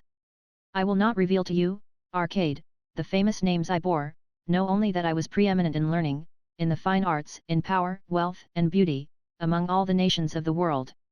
At last, it was but a few years since, as I was journeying in France, under the outward semblance of a distinguished foreigner, I chanced to be roaming at evening through the forest of Montmorency, when I heard a flute unfolding all the sorrows of heaven. The purity and sadness of its notes rent my very soul. Never before had I hearkened to aught so lovely. My eyes were wet with tears, my bosom full of sobs, as I drew near and beheld, on the skirts of a glade, an old man like to a faun, blowing on a rustic pipe. It was Nectaire. I cast myself at his feet, imprinted kisses on his hands and on his lips divine, and fled away. From that day forth, conscious of the littleness of human achievements, weary of the tumult and the vanity of earthly things, ashamed of my vast and profitless endeavours, and deciding to seek out a loftier aim for my ambition, I looked upwards towards my ski home and vowed I would return to it as a deliverer. I rid myself of titles, name, wealth, friends, the horde of sycophants and flatterers and, as Zeta the Obscure, set to work in indigence and solitude, to bring freedom into heaven. And I, said Arcade, I too have heard the flute of Nectaire. But who is this old gardener who can thus woo from a rude wooden pipe notes that are so moving and so beautiful? You will soon know, answered Zeta. Chapter 16. Wherein Myra the seeress, Zephyrin, and the fatal Amadee are successively brought upon the scene, and wherein the notion of Euripides that those whom Zeus wishes to crush he first makes mad, is illustrated by the terrible example of Monsieur Sariette. Disappointed at his failure to enlighten an ecclesiastic renowned for his clarity of mind, and frustrated in the hope of finding his angel again on the high road of orthodoxy, Maurice took it into his head to resort to occultism and resolved to go and consult a seer. He would have undoubtedly applied to Madame de Thebes, but he had already questioned her on the occasion of his early love troubles, and her replies showed such wisdom that he no longer believed her to be a soothsayer. He therefore had recourse to a fashionable medium, Madame Myra. He had heard many examples quoted of the extraordinary insight of this seeress, but it was necessary to present Madame Myra with some object which the absent one had either touched or worn and to which her translucent gaze had to be attracted. Maurice, trying to remember what the angel had touched since his ill-fated incarnation, recollected that in his celestial nudity he had sat down in an armchair on Madame de Aubel's black stockings and that he had afterwards helped that lady to dress. Maurice asked Gilbert for one of the talismans required by the clairvoyant. But Gilbert could not give him a single one, unless, as she said, she herself were to play the part of the talisman. For the angel had, in her case, displayed the greatest indiscretion, and such agility that it was impossible always to forestall his enterprise. On hearing this confession, which nevertheless told him nothing new, Maurice lost his temper with the angel, calling him by the names of the lowest animals and swearing he would give him a good kick when he got him within reach of his foot. But his fury soon turned against Madame de Aubels. He accused her of having provoked the insolence she now denounced, and in his wrath he referred to her by all the zoological symbols of immodesty and perversity. His love for Arcade was rekindled in his heart, and burned with a more ardent flame than ever, and the deserted youth, with outstretched arms and bended knees, invoked his angel with sobs and lamentations. During his sleepless nights it occurred to him that perhaps the books the angel had turned over before his incarnation might serve as a talisman. One morning, therefore, Maurice went up to the library and greeted Monsieur Sariette, who was cataloguing under the romantic gaze of Alexander d'Esparvieu. Monsieur Sariette smiled, but his face was deathly pale. Now that an invisible hand no longer upset the books placed under his charge, now that tranquillity and order once more reigned in the library, Monsieur Sariette was happy, but his strength diminished day by day. There was little left of him but a frail and contented shadow. One dies, in full content, of sorrow past. Monsieur Sariette, said Maurice, you remember that time when your books were disarranged every night, how armfuls disappeared, how they were dragged about, turned over, ruined, and sent rolling helter-skelter as far as the gutter in the Rue Palatine. Those were great days. Point out to me, Monsieur Sariette, the books which suffered most. This proposition threw Monsieur Sariette into a melancholy stupor, and Maurice had to repeat his request 3 times before he could make the aged librarian understand. At length he pointed to a very ancient Talmud from Jerusalem as having been frequently touched by those unseen hands. An apocryphal gospel of the 3rd century, consisting of 20 papyrus sheets, had also quitted its place time after time. Gassendi's correspondence too seemed to have been well thumbed. But, added Monsieur Sariette, the book to which the mysterious visitant devoted the most particular attention was undoubtedly a little copy of Lucretius adorned with the arms of Philippe de Vendôme, Grand Prieur de France, with autograph annotations by Voltaire, who, as is well known, frequently visited the temple in his younger days. The fearsome reader who caused me such terrible anxiety never grew weary of this Lucretius and made it his bedside book, as it were. His taste was sound, for it's a gem of a thing. Alas! The monster made a blot of ink on page 137 which perhaps the chemists with all the science at their disposal will be powerless to erase. And Monsieur Sariette heaved a profound sigh. He repented having said all this when young d'Esparvieu asked him for the loan of the precious Lucretius. Vainly did the jealous custodian affirm that the book was being repaired at the binder's and was not available. Maurice made it clear that he wasn't to be taken in like that. He strode resolutely into the abode of the philosophers and the globes and seating himself in an armchair said, "I am waiting." Monsieur Sariette suggested his having another edition. There were some that, textually, were more correct, and were, therefore, preferable from the student's point of view. He offered him Barbou's edition, or Caslier's, or, better still, a French translation. He could have the Baron de Couture's version, which was perhaps a little old-fashioned, or Lagrange's, or those in the Nissard and Pancook series, or, again, there were two versions of striking elegance, one in verse and the other in prose, both from the pen of Monsieur de Pongerville of the French Academy. "I don't need a translation," said Maurice proudly. "Give me the Prior de Vendôme's copy." Monsieur Sariette went slowly up to the cupboard in which the jewel in question was contained. The keys were rattling in his trembling hand. He raised them to the lock and withdrew them again immediately and suggested that Maurice should have the common Lucretius published by Garny. "It's very handy," said he with an engaging smile. But the silence with which this proposal was received made it clear that resistance was useless. He slowly drew forth the volume from its place, and having taken the precaution to see that there wasn't a speck of dust on the tablecloth, he laid it tremblingly thereon before the great-grandson of Alexander d'Esparvieu. Maurice began to turn the leaves, and when he got to page 137 he saw the stain which had been made with violet ink. It was about the size of a pea. "Aye, that's it," said old Sariette, who had his eye on the Lucretius the whole time, "that's the trace those invisible monsters left behind them." "What, there were several of them, Monsieur Sariette?" exclaimed Maurice. "I cannot tell. But I don't know whether I have a right to have this blot removed since, like the blot Paul Louis Courier made on the Florentine manuscript, it constitutes a literary document, so to speak." Scarcely were the words out of the old fellow's mouth when the front door bell rang and there was a confused noise of voices and footsteps in the next room. Sariette ran forward at the sound and collided with Père Guinardon's mistress, old Zéphirine, who, with her tousled hair sticking up like a nest of vipers, her face aflame, her bosom heaving, her abdominal part like an eiderdown quilt puffed out by a terrific gale, was choking with grief and rage.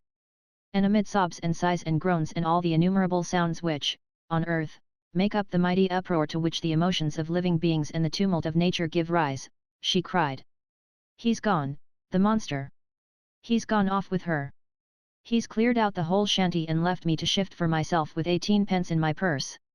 And she proceeded to give a long and incoherent account of how Michel Guinardon had abandoned her and gone to live with Octavie, the breadwoman's daughter, and she let loose a torrent of abuse against the traitor. "A man whom I've kept going with my own money for 50 years and more. For I've had plenty of the needful and known plenty of the upper 10 and all. I dragged him out of the gutter and now this is what I get for it. He's a bright beauty, that friend of yours. The lazy scoundrel. Why, he had to be dressed like a child, the drunken contemptible brute. You don't know him yet, Monsieur Sariette.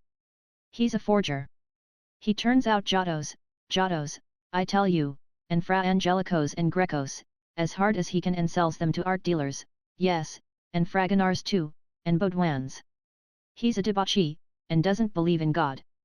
That's the worst of the lot, Monsieur Sariette, for without the fear of God." Long did Zéphirine continue to pour forth vituperations.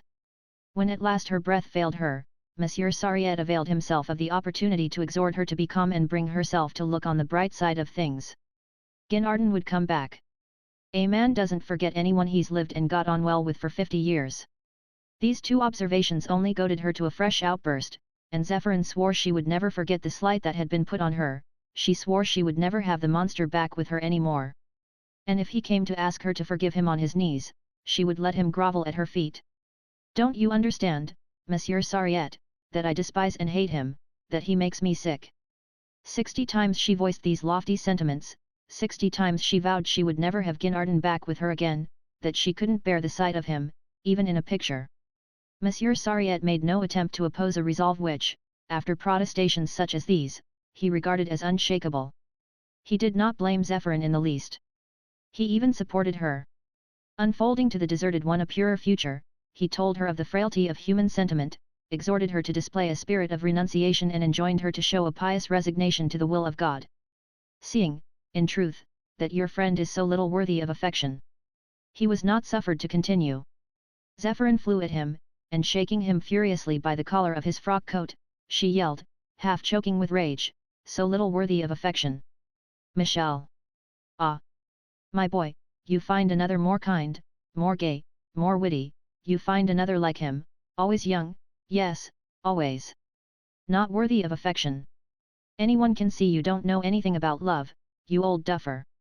Taking advantage of the fact that Père Sariette was thus deeply engaged, young d'Esparvieu slipped the little Lucretius into his pocket, and strolled deliberately past the crouching librarian, bidding him adieu with a little wave of the hand. Armed with his talisman, he hastened to the Place des Turns, to interview Madame Myra. She received him in a red drawing-room where neither owl nor frog nor any of the paraphernalia of ancient magic were to be found. Madame Myra, in a prune-colored dress, her hair powdered, though already past her prime, was of very good appearance. She spoke with a certain elegance and prided herself on discovering hidden things by the help alone of science, philosophy and religion. She felt the morocco binding, feigning to close her eyes, and looking meanwhile through the narrow slit between her lids at the Latin title and the coat of arms which conveyed nothing to her. Accustomed to receive as tokens such things as rings, handkerchiefs, letters, and locks of hair, she could not conceive to what sort of individual this singular book could belong. By habitual and mechanical cunning she disguised her real surprise under a feigned surprise. Strange! She murmured, strange! I do not see quite clearly. I perceive a woman. As she let fall this magic word, she glanced furtively to see what sort of an effect it had and beheld on her questioner's face an unexpected look of disappointment. Perceiving that she was off the track, she immediately changed her oracle. But she fades away immediately. It is strange, strange! I have a confused impression of some vague form, a being that I cannot define, and having assured herself by a hurried glance that, this time, her words were going down, she expatiated on the vagueness of the person and on the mist that enveloped him. However, the vision grew clearer to Madame Myra, who was following a clue step by step. A wide street, a square with a statue, a deserted street, stairs. He is there in a bluish room, he is a young man, with pale and careworn face. There are things he seems to regret, and which he would not do again did they still remain undone. But the effort at divination had been too great. Fatigue prevented the clairvoyant from continuing her transcendental researches. She spent her remaining strength in impressively recommending him who consulted her to remain in intimate union with God if he wished to regain what he had lost and succeed in his attempts. On leaving Maurice placed a Louis on the mantelpiece and went away moved and troubled, persuaded that Madame Myra possessed supernatural faculties, but unfortunately insufficient ones. At the bottom of the stairs he remembered he had left the little Lucretius on the table of the Pythoness, and, thinking that the old maniac Sariette would never get over its loss, went up to recover possession of it. On re-entering the paternal abode his gaze lighted upon a shadowy and grief-stricken figure. It was old Sariette, who in tones as plaintive as the wail of the November wind began to beg for his Lucretius. Maurice pulled it carelessly out of his greatcoat pocket. "Don't flurry yourself, Monsieur Sariette," said he. "There the thing is." Clasping the jewel to his bosom the old librarian bore it away and laid it gently down on the blue tablecloth, thinking all the while where he might safely hide his precious treasure, and turning over all sorts of schemes in his mind as became a zealous curator. But who among us shall boast of his wisdom? The foresight of man is short, and his prudence is forever being baffled. The blows of fate are ineluctable, no man shall evade his doom. There is no counsel, no caution that avails against destiny. Hapless as we are, the same blind force which regulates the courses of atom and of star fashions universal order from our vicissitudes. Our ill fortune is necessary to the harmony of the universe. It was the day for the binder, a day which the revolving seasons brought round twice a year, beneath the sign of the ram and the sign of the scales. That day, ever since morning, Monsieur Sariette had been making things ready for the binder.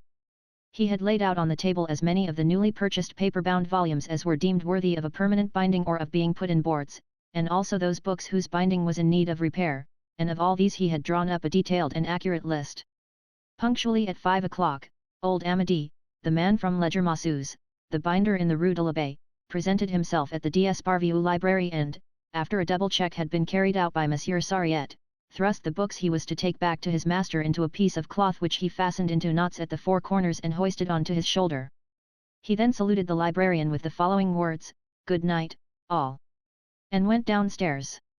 Everything went off on this occasion as usual. But Amédée, seeing the Lucretius on the table, innocently put it into the bag with the others, and took it away without Monsieur Sariette's perceiving it. The librarian quitted the home of the philosophers and globes in entire forgetfulness of the book whose absence had been causing him such horrible anxiety all day long.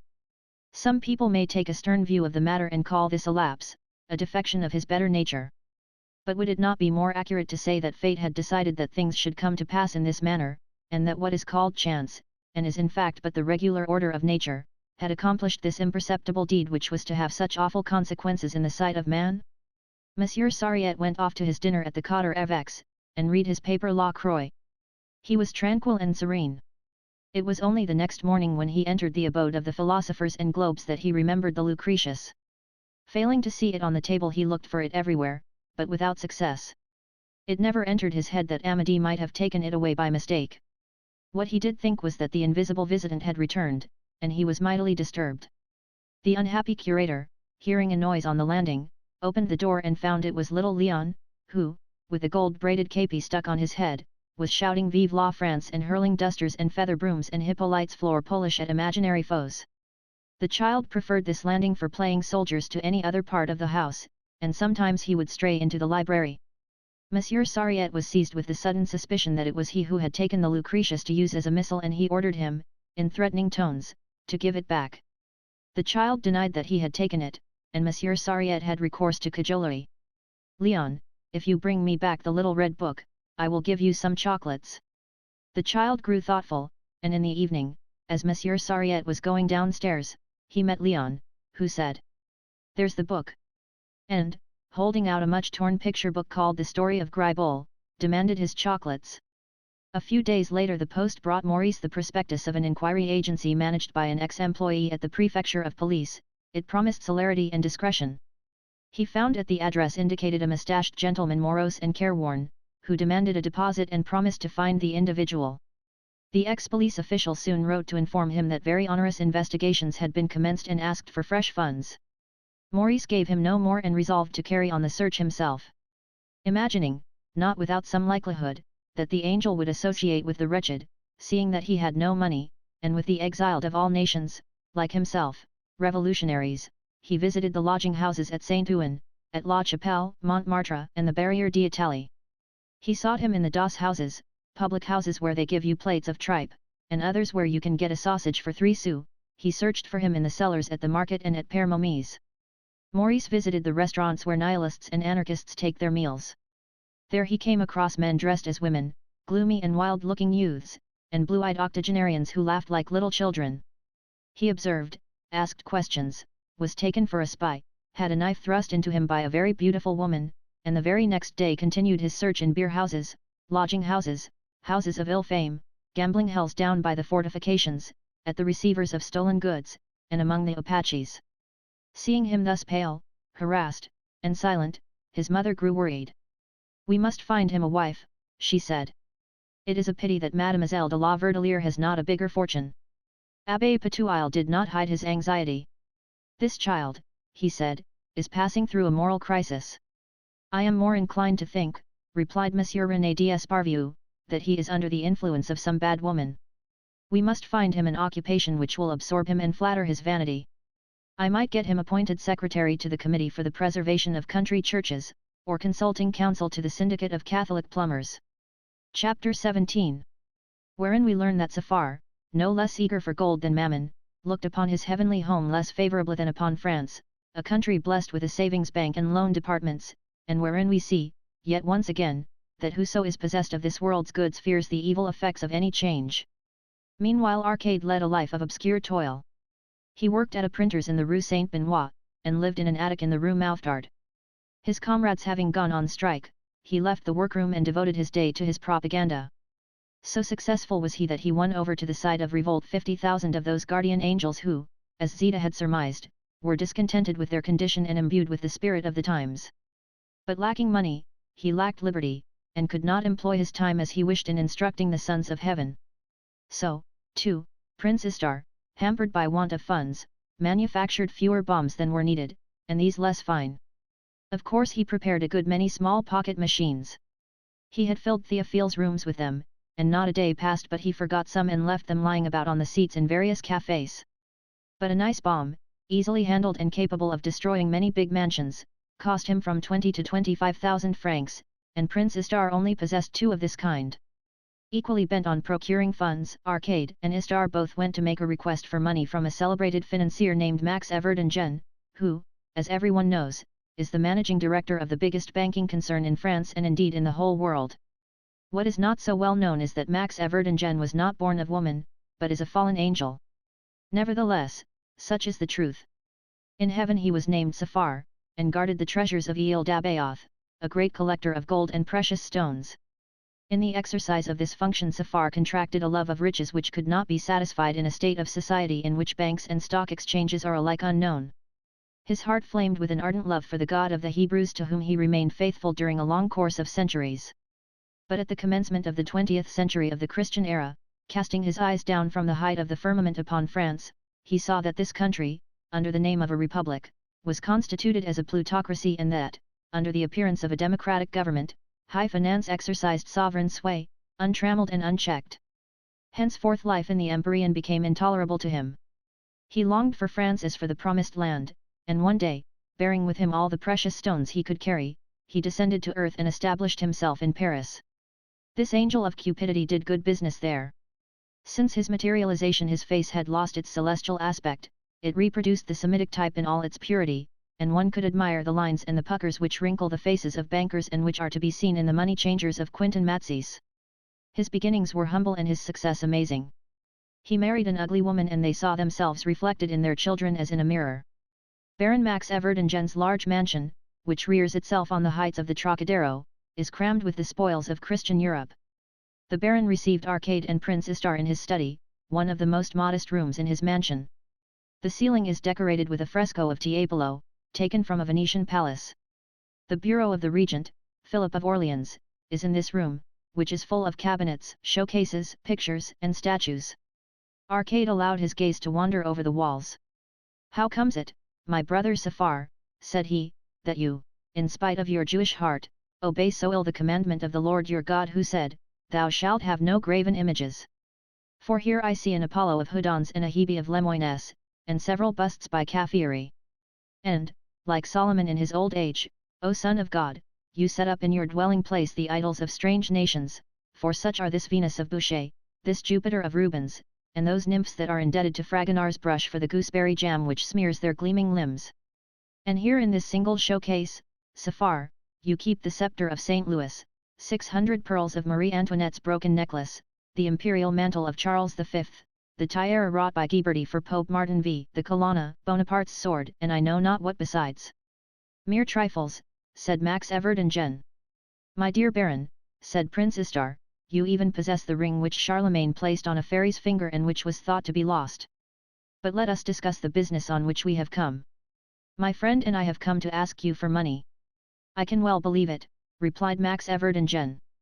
"Everyone wants money, but for different reasons. What do you want money for?" Prince Istar replied simply. "To stir up a revolution in France." "In France?" repeated the Baron, "in France? Well, I shall give you no money for that, you may be quite sure." Arcade did not disguise the fact that he had expected greater liberality and more generous help from a celestial brother. "Our project," he said, "is a vast one. It embraces both heaven and earth. It is settled in every detail. We shall first bring about a social revolution in France, in Europe, on the whole planet, then we shall carry war into the heavens, where we shall establish a peaceful democracy. And to reduce the citadels of heaven, to overturn the mountain of God, to storm celestial Jerusalem, a vast army is needful, enormous resources, formidable machines, and electrophories of a strength yet unknown. It is our intention to commence with France." "You are madmen!" exclaimed Baron Everdingen, "madmen and fools! Listen to me. There is not one single reform to carry out in France. All is perfect, finally settled, unchangeable. You hear, unchangeable." And to add force to his statement, Baron Everdingen banged his fist 3 times on the regent's bureau. "Our points of view differ," said Arcade sweetly. "I think, as does Prince Istar, that everything should be changed in this country. But what boots it to dispute the matter? Moreover, it is too late. We have come to speak to you, O my brother Safar, in the name of 500,000 celestial spirits, all resolved to commence the universal revolution tomorrow. Baron Everdingen exclaimed that they were crazy, that he would not give a sou, that it was both criminal and mad to attack the most admirable thing in the world, the thing which renders earth more beautiful than heaven, finance. He was a poet and a prophet. His heart thrilled with holy enthusiasm. He drew attention to the French savings bank, the virtuous savings bank, that chaste and pure savings bank like unto the Virgin of the Canticle who, issuing from the depths of the country in rustic petticoat, bears to the robust and splendid bank, her bridegroom, who awaits her, the treasures of her love, and drew a picture of the bank, enriched with the gifts of its spouse, pouring on all the nations of the world torrents of gold, which, of themselves, by 1,000 invisible channels return in still greater abundance to the blessed land from which they sprung. By deposit and loan, he went on, France has become the new Jerusalem, shedding her glory over all the nations of Europe, and the kings of the earth come to kiss her rosy feet. And that is what you would fain destroy? You are both impious and sacrilegious. Thus spoke the angel of finance. An invisible harp accompanied his voice, and his eyes darted lightning. Meanwhile Arcade, leaning carelessly against the regent's bureau, spread out under the banker's eyes various ground plans, underground plans, and sky plans of Paris with red crosses indicating the points where bombs should be simultaneously placed in cellars and catacombs, thrown on public ways, and flung by a flotilla of aeroplanes. All the financial establishments, and notably the Everdingen Bank and its branches, were marked with red crosses. The financier shrugged his shoulders. Nonsense! You are but wretches and vagabonds, shadowed by all the police of the world. You are penniless. How can you manufacture all the machines? By way of reply, Prince Istar drew from his pocket a small copper cylinder, which he gracefully presented to Baron Everdingen. You see, said he, this ordinary-looking box. It is only necessary to let it fall on the ground immediately to reduce this mansion with its inmates to a mass of smoking ashes, and to set a fire going which would devour all the Trocadero quarter. I have 10,000 like that, and I make 3 dozen a day. The financier asked the cherub to replace the machine in his pocket, and continued in a conciliatory tone. Listen to me, my friends. Go and start a revolution at once in heaven, and leave things alone in this country. I will sign a check for you. You can procure all the material you need to attack celestial Jerusalem. And Baron Everdingen was already working up in his imagination a magnificent deal in electrophories and war material. Chapter 18. Wherein is begun the gardener's story, in the course of which we shall see the destiny of the world unfolded in a discourse as broad and magnificent in its views as Bossuet's discourse on the history of the universe is narrow and dismal. The gardener bade Arcade and Zita sit down in an arbor walled with wild bryony, at the far end of the orchard. Arcade, said the beautiful archangel, Nectaire will perhaps reveal to you today the things you are burning to know. Ask him to speak. Arcade did so, and old Nectaire, laying down his pipe, began as follows. I knew him. He was the most beautiful of all the seraphim. He shone with intelligence and daring. His great heart was big with all the virtues born of pride, frankness, courage, constancy in trial, indomitable hope. Long, long ago, ere time was, in the boreal sky where gleam the 7 magnetic stars, he dwelt in a palace of diamond and gold, where the air was ever tremulous with the beating of wings and with songs of triumph. Iove, on his mountain, was jealous of Lucifer. You both know it. Angels like unto men feel love and hatred quicken within them. Capable, at times, of generous resolves, they too often follow their own interests and yield to fear. Then, as now, they showed themselves, for the most part, incapable of lofty thoughts, and in the fear of the Lord lay their sole virtue. Lucifer, who held vile things in proud disdain, despised this rabble of commonplace spirits for ever wallowing in a life of feasts and pleasure. But to those who were possessed of a daring spirit, a restless soul, to those fired with a wild love of liberty, he proffered friendship, which was returned with adoration. These latter deserted in a mass the mountain of God and yielded to the seraph the homage which that other would fain have kept for himself alone. I ranked among the dominations, and my name, Elasiel, was not unknown to fame. To satisfy my mind, that was ever tormented with an insatiable thirst for knowledge and understanding, I observed the nature of things, I studied the properties of minerals, air, and water. I sought out the laws which govern nature, solid or ethereal, and after much pondering I perceived that the universe had not been formed as its pretended creator would have us believe. I knew that all that exists, exists of itself and not by the caprice of Iove, that the world is itself its own creator and the spirit its own God. Henceforth I despised Iove for his imposture, and I hated him because he showed himself to be opposed to all that I found desirable and good, liberty, curiosity, doubt. These feelings drew me towards the seraph. I admired him, I loved him. I dwelt in his light. When at length it appeared that a choice had to be made between him and that other, I ranged myself on the side of Lucifer and knew no other aim than to serve him, no other desire than to share his lot. War having become inevitable, he prepared for it with indefatigable vigilance and all the resourcefulness of a far-seeing mind. Making the thrones and dominations into chalybes and cyclopes, he drew forth iron from the mountains bordering his domain, iron, which he valued more than gold, and forged weapons in the caverns of heaven. Then in the desert plain of the north he assembled myriads of spirits, armed them, taught them, and drilled them. Although prepared in secret, the enterprise was too vast for his adversary not to be soon aware of it. It might in truth be said that he had always foreseen and dreaded it, for he had made a citadel of his abode and a warlike host of his angels, and he gave himself the name of the God of hosts. He made ready his thunderbolts. More than half of the children of heaven remained faithful to him, thronging round him he beheld obedient souls and patient hearts. The archangel Michael, who knew not fear, took command of these docile troops. Lucifer, as soon as he saw that his army could gain no more in numbers or in warlike skill, moved it swiftly against the foe, and promising his angels riches and glory marched at their head towards the mountain upon whose summit stands the throne of the universe. For 3 days our host swept onward over the ethereal plains. Above our heads streamed the black standards of revolt. And now, behold, the mountain of God shone rosy in the orient sky and our chief scanned with his eyes the glittering ramparts. Beneath the sapphire walls the foe was drawn up in battle array, and, while we marched clad in our iron and bronze, they shone resplendent in gold and precious stones. Their gonfalons of red and blue floated in the breeze, and lightning flashed from the points of their lances. In a little while the armies were only sundered one from the other by a narrow strip of level and deserted ground, and at this sight even the bravest shuddered as they thought that there in bloody conflict their fate would soon be sealed. Angels, as you know, never die. But when bronze and iron, diamond point or flaming sword tear their ethereal substance, the pain they feel is more acute than men may suffer, for their flesh is more exquisitely delicate, and should some essential organ be destroyed, they fall inert and, slowly decomposing, are resolved into clouds and during long eons float insensible in the cold ether. And when at length they resume spirit and form they fail to recover full memory of their past life. Therefore it is but natural that angels shrink from suffering, and the bravest among them is troubled at the thought of being reft of light and sweet remembrance. Were it otherwise the angelic race would know neither the delight of battle nor the glory of sacrifice.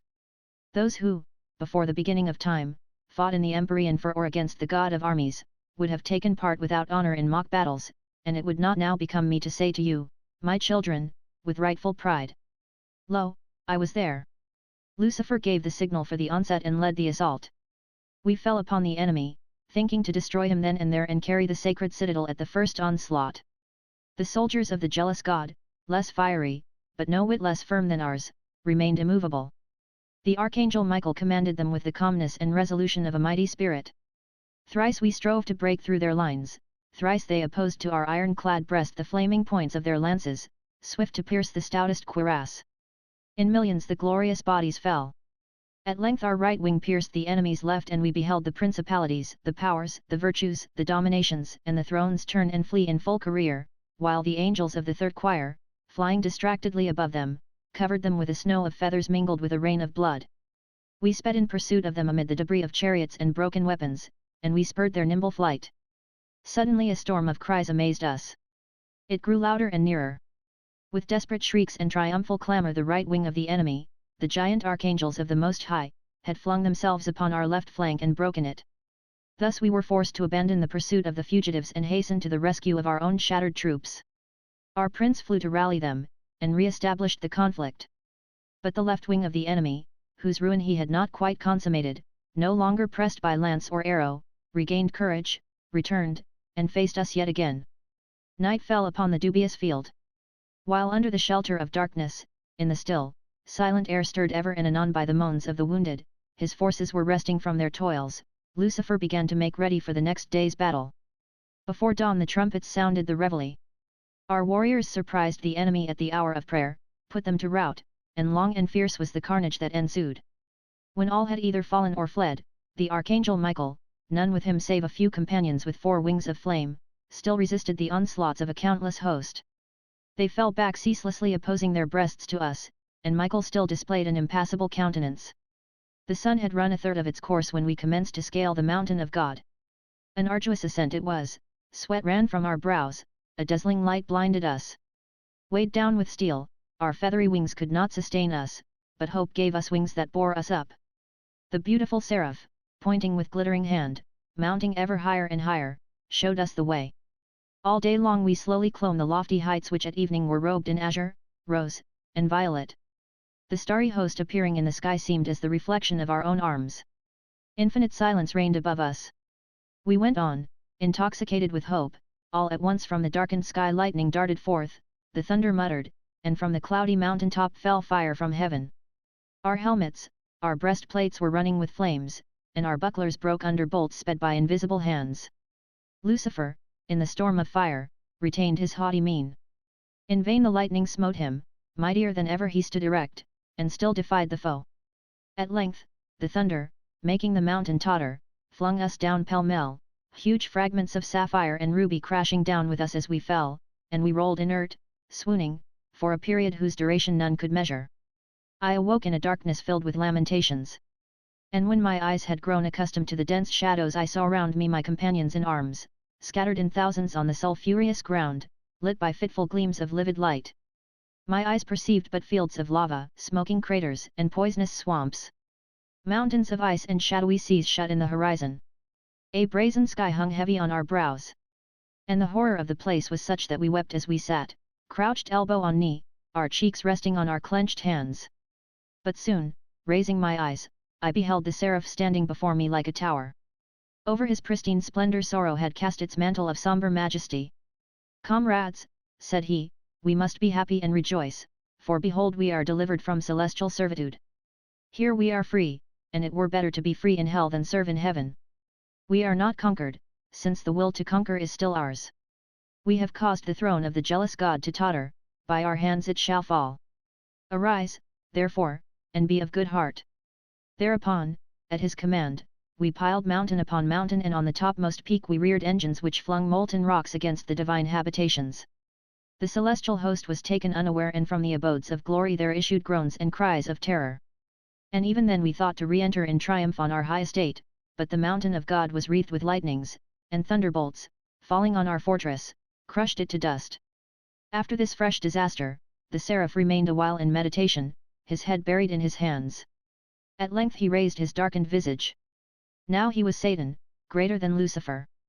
Steadfast and loyal the angels thronged about him. "Friends," he said, "if victory is denied us now, it is because we are neither worthy nor capable of victory. Let us determine wherein we have failed. Nature shall not be ruled, the scepter of the universe shall not be grasped, Godhead shall not be won, save by knowledge alone. We must conquer the thunder, to that task we must apply ourselves unwearyingly. It is not blind courage, no one this day has shown more courage than have you, which will win us the courts of heaven, but rather study and reflection. In these silent realms where we are fallen, let us meditate, seeking the hidden causes of things, let us observe the course of nature, let us pursue her with compelling ardor and all-conquering desire, let us strive to penetrate her infinite grandeur, her infinite minuteness. Let us seek to know when she is barren and when she brings forth fruit, how she makes cold and heat, joy and sorrow, life and death, how she assembles and disperses her elements, how she produces both the light air we breathe and the rocks of diamond and sapphire whence we have been precipitated, the divine fire wherewith we have been scarred and the soaring thought which stirs our minds. Torn with dire wounds, scorched by flame and by ice, let us render thanks to fate which has sedulously opened our eyes, and let us rejoice at our lot. It is through pain that, suffering a first experience of nature, we have been roused to know her and to subdue her. When she obeys us we shall be as gods. But even though she hide her mysteries forever from us, deny us arms and keep the secret of the thunder, we still must needs congratulate ourselves on having known pain, for pain has revealed to us new feelings, more precious and more sweet than those experienced in eternal bliss, and inspired us with love and pity unknown to heaven. These words of the seraph changed our hearts and opened up fresh hope to us. Our hearts were filled with a great longing for knowledge and love. Meanwhile the earth was coming into being. Its immense and nebulous orb took on hourly more shape and more certainty of outline. The waters which fed the seaweed, the madrepores and shellfish and bore the light flotilla of the Nautilus upon their bosom, no longer covered it in its entirety, they began to sink into beds, and already continents appeared, where, on the warm slime, amphibious monsters crawled. Then the mountains were overspread with forests, and divers races of animals commenced to feed on the grass, the moss, the berries on the trees, and on the acorns. Then there took possession of cavernous shelters under the rocks, a being who was cunning to wound with a sharpened stone the savage beasts, and by his ruses to overcome the ancient denizens of forest, plain, and mountain. Man entered painfully on his kingdom. He was defenseless and naked. His scanty hair afforded him but little protection from the cold. His hands ended in nails too frail to do battle with the claws of wild beasts, but the position of his thumb, in opposition to the rest of his fingers, allowed him easily to grasp the most diverse objects and endowed him with skill in default of strength. Without differing essentially from the rest of the animals, he was more capable than any others of observing and comparing. As he drew from his throat various sounds, it occurred to him to designate by a particular inflection of the voice whatever impinged upon his mind, and by this sequence of different sounds he was enabled to fix and communicate his ideas. His miserable lot and his painstaking spirit aroused the sympathy of the vanquished angels, who discerned in him an audacity equalling their own, and the germ of the pride that was at once their glory and their bane. They came in large numbers to be near him, to dwell on this young earth whither their wings wafted them in effortless flight. And they took pleasure in sharpening his talents and fostering his genius. They taught him to clothe himself in the skins of wild beasts, to roll stones before the mouths of caves to keep out the tigers and bears. They taught him how to make the flame burst forth by twirling a stick among the dried leaves and to foster the sacred fire upon the hearth. Inspired by the ingenious spirits he dared to cross the rivers in the hollowed trunks of cleft trees, he invented the wheel, the grinding mill, and the plough. The share tore up the earth and the wound brought forth fruit, and the grain offered to him who ground it divine nourishment. He molded vessels in clay, and out of the flint he fashioned various tools. In fine, taking up our abode among mankind, we consoled them and taught them. We were not always visible to them, but of an evening, at the turn of the road, we would appear to them under forms often strange and weird, at times dignified and charming, and we adopted at will the appearance of a monster of the woods and waters, of a venerable old man, of a beautiful child, or of a woman with broad hips. Sometimes we would mock them in our songs or test their intelligence by some cunning prank. There were certain of us of a rather turbulent humor who loved to tease their women and children, but though lowly folk, they were our brothers, and we were never loath to come to their aid. Through our care their intelligence developed sufficiently to attain to mistaken ideas, and to acquire erroneous notions of the relations of cause and effect. As they supposed that some magic bond existed between the reality and its counterfeit presentment, they covered the walls of their caves with figures of animals and carved in ivory images of the reindeer and the mammoth in order to secure as prey the creatures they represented. Centuries passed by with infinite slowness while their genius was coming to birth. We sent them happy thoughts and dreams, inspired them to tame the horse, to castrate the bull, to teach the dog to guard the sheep. They created the family and the tribe. It came to pass one day that one of their wandering tribes was assailed by ferocious hunters. Forthwith the young men of the tribe formed an enclosed ring with their chariots, and in it they shut their women, children, old people, cattle, and treasures, and from the platform of their chariots they hurled murderous stones at their assailants. Thus was formed the first city. Born in misery and condemned to do murder by the law of Iove, man put his whole heart into doing battle, and to war he was indebted for his noblest virtues. He hallowed with his blood that sacred love of country which should, if man fulfills his destiny to the very end, enfold the whole earth in peace. One of us, Daedalus, brought him the axe, the plumb line, and the sail. Thus we rendered the existence of mortals less hard and difficult. By the shores of the lakes they built dwellings of osier, where they might enjoy a meditative quiet unknown to the other inhabitants of the earth, and when they had learned to appease their hunger without too painful efforts we breathed into their hearts the love of beauty. They raised up pyramids, obelisks, towers, colossal statues which smiled stiff and uncouth, and genetic symbols.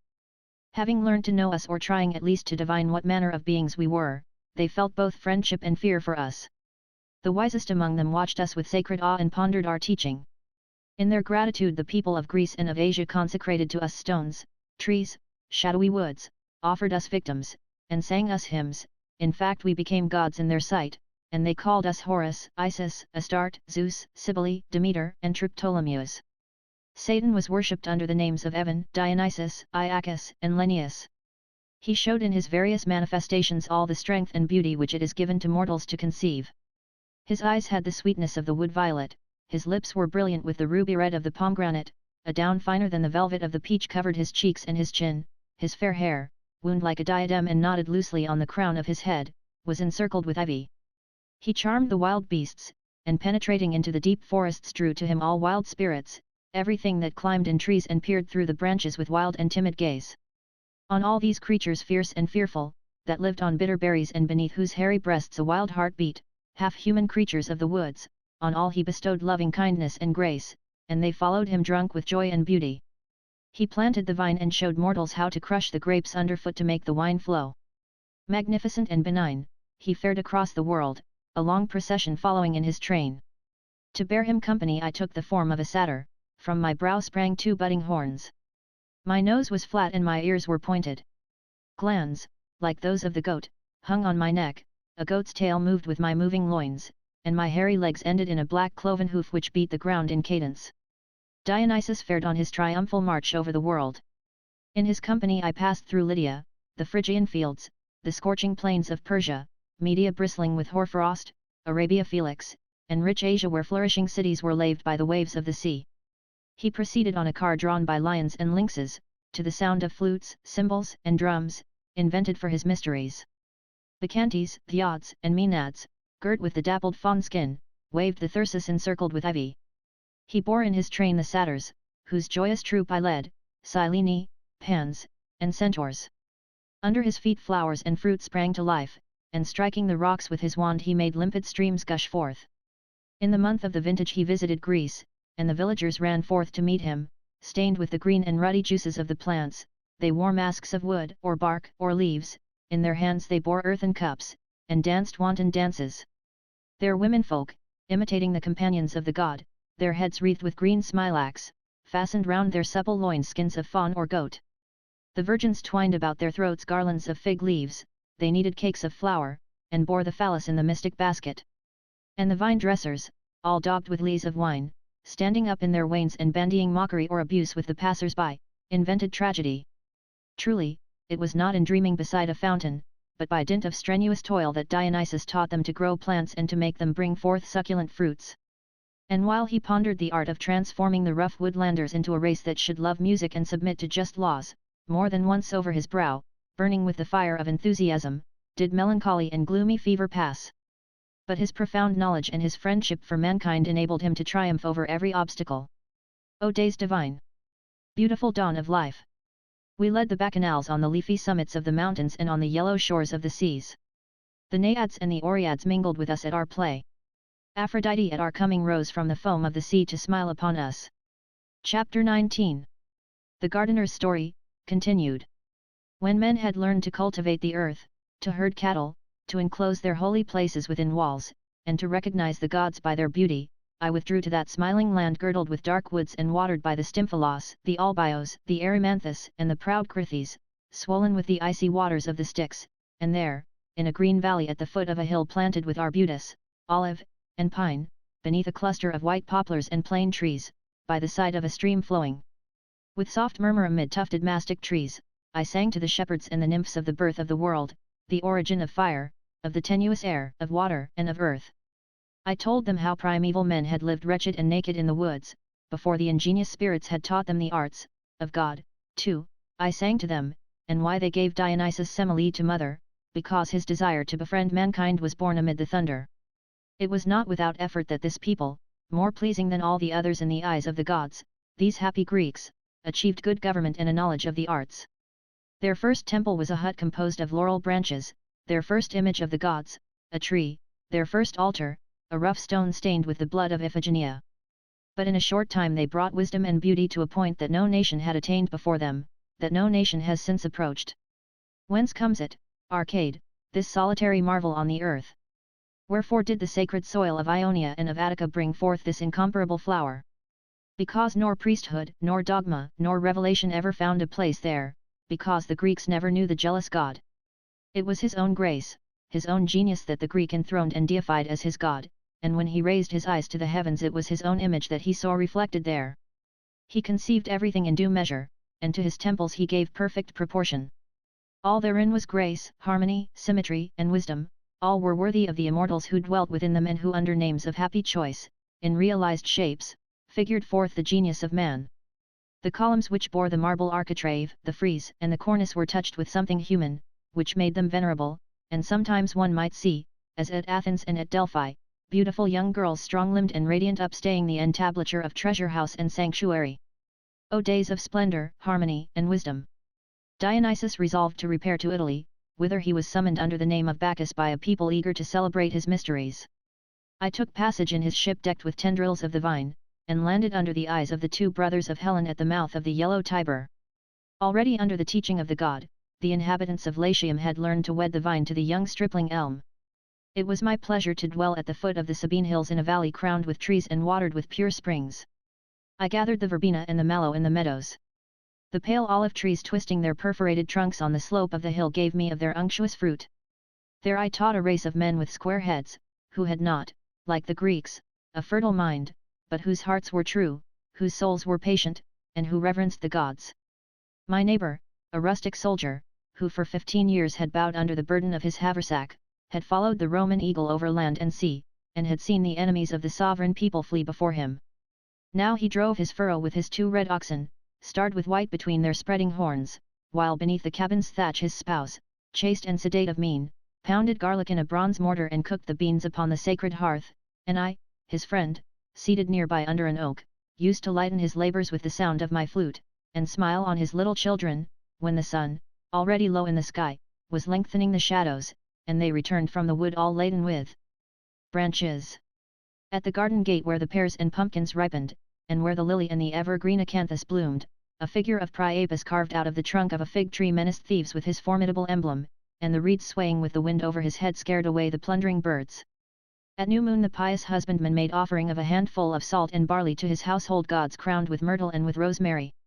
I saw his children grow up, and his children's children, who kept in their hearts their early piety and did not forget to offer sacrifice to Bacchus, to Diana, and to Venus, nor omit to pour fresh wines and scatter flowers into the fountains.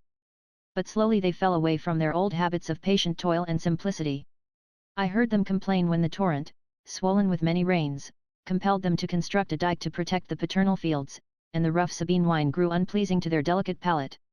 They went to drink the wines of Greece at the neighbouring tavern, and the hours slipped unheeded by, while within the arbour shade they watched the dance of the flute player, practised at swaying her supple limbs to the sound of the castanets. Lulled by murmuring leaves and whispering streams, the tillers of the soil took sweet repose, but between the poplars we saw along borders of the sacred way vast tombs, statues, and altars arise, and the rolling of the chariot wheels grew more frequent over the worn stones. A cherry sapling brought home by a veteran told us of the far distant conquests of a consul, and odes sung to the lyre related the victories of Rome, mistress of the world. All the countries where the great Dionysus had journeyed, changing wild beasts into men, and making the fruit and grain bloom and ripen beneath the passing of his maenads, now breathed the pax romana. The nursling of the she-wolf, soldier and labourer, friend of conquered nations, laid out roads from the margin of the misty sea to the rocky slopes of the Caucasus. In every town rose the temple of Augustus and of Rome, and such was the universal faith in Latin justice that in the gorges of Thessaly or on the wooded borders of the Rhine, the slave, ready to succumb under his iniquitous burden, called aloud on the name of Caesar. But why must it be that on this ill-starred globe of land and water, all should perish and die and the fairest things be ever the most fleeting? O adorable daughters of Greece! O science! O wisdom! O beauty! Kindly divinities, you were wrapped in heavy slumber ere you submitted to the outrages of the barbarians, who already in the marshy wastes of the north and on the lonely steppes, ready to assail you, best rode barebacked their little shaggy horses. While, dear Arcade, the patient legionary camped by the borders of the Phasis and the Tannas, the women and the priests of Asia and of monstrous Africa invaded the eternal city and troubled the sons of Remus with their magic spells. Until now, Iove, the persecutor of the laborious demons, was unknown to the world that he pretended to have created, save to certain miserable Syrian tribes, ferocious like himself, and perpetually dragged from servitude to servitude. Profiting by the Roman peace which assured free travel and traffic everywhere, and favoured the exchange of ideas and merchandise, this old god insolently made ready to conquer the universe. He was not the only one, for the matter of that, to attempt such an undertaking. At the same time a crowd of gods, demiurges, and demons, such as Mithra, Tammuz, the good Isis, and Eubulus, meditated taking possession of the peace-enfolded world. Of all the spirits, Iove appeared the least prepared for victory. His ignorance, his cruelty, his ostentation, his Asiatic luxury, his disdain of laws, his affectation of rendering himself invisible, all these things were calculated to offend those Greeks and Latins who had absorbed the teaching of Dionysus and the Muses. He himself felt he was incapable of winning the allegiance of free men and of cultivated minds, and he employed cunning. To seduce their souls he invented a fable which, although not so ingenious as the myths wherewith we have surrounded the spirits of our disciples of old, could, nevertheless, influence those feebler intellects which are to be found everywhere in great masses. He declared that men having committed a crime against him, an hereditary crime, should pay the penalty for it in their present life and in the life to come, for mortals vainly imagine that their existence is prolonged in hell, and the astute Iove gave out that he had sent his own son to earth to redeem with his blood the debt of mankind. It is not credible that a penalty should redress a fault, and it is still less credible that the innocent should pay for the guilty. The sufferings of the innocent atone for nothing, and do but add one evil to another. Nevertheless, unhappy creatures were found to adore Iove and his son, the expiator, and to announce their mysteries as good tidings. We should not be surprised at this folly. Have we not seen many times indeed human beings who, poor and naked, prostrate themselves before all the phantoms of fear, and rather than follow the teaching of well-disposed demons, obey the commandments of cruel demiurges? Iove, by his cunning, took souls as in a net. But he did not gain therefrom, for his glorification, all that he expected. It was not he, but his son, who received the homage of mankind, and who gave his name to the new cult. He himself remained almost unknown upon earth. Chapter 20. The Gardener's Story, continued.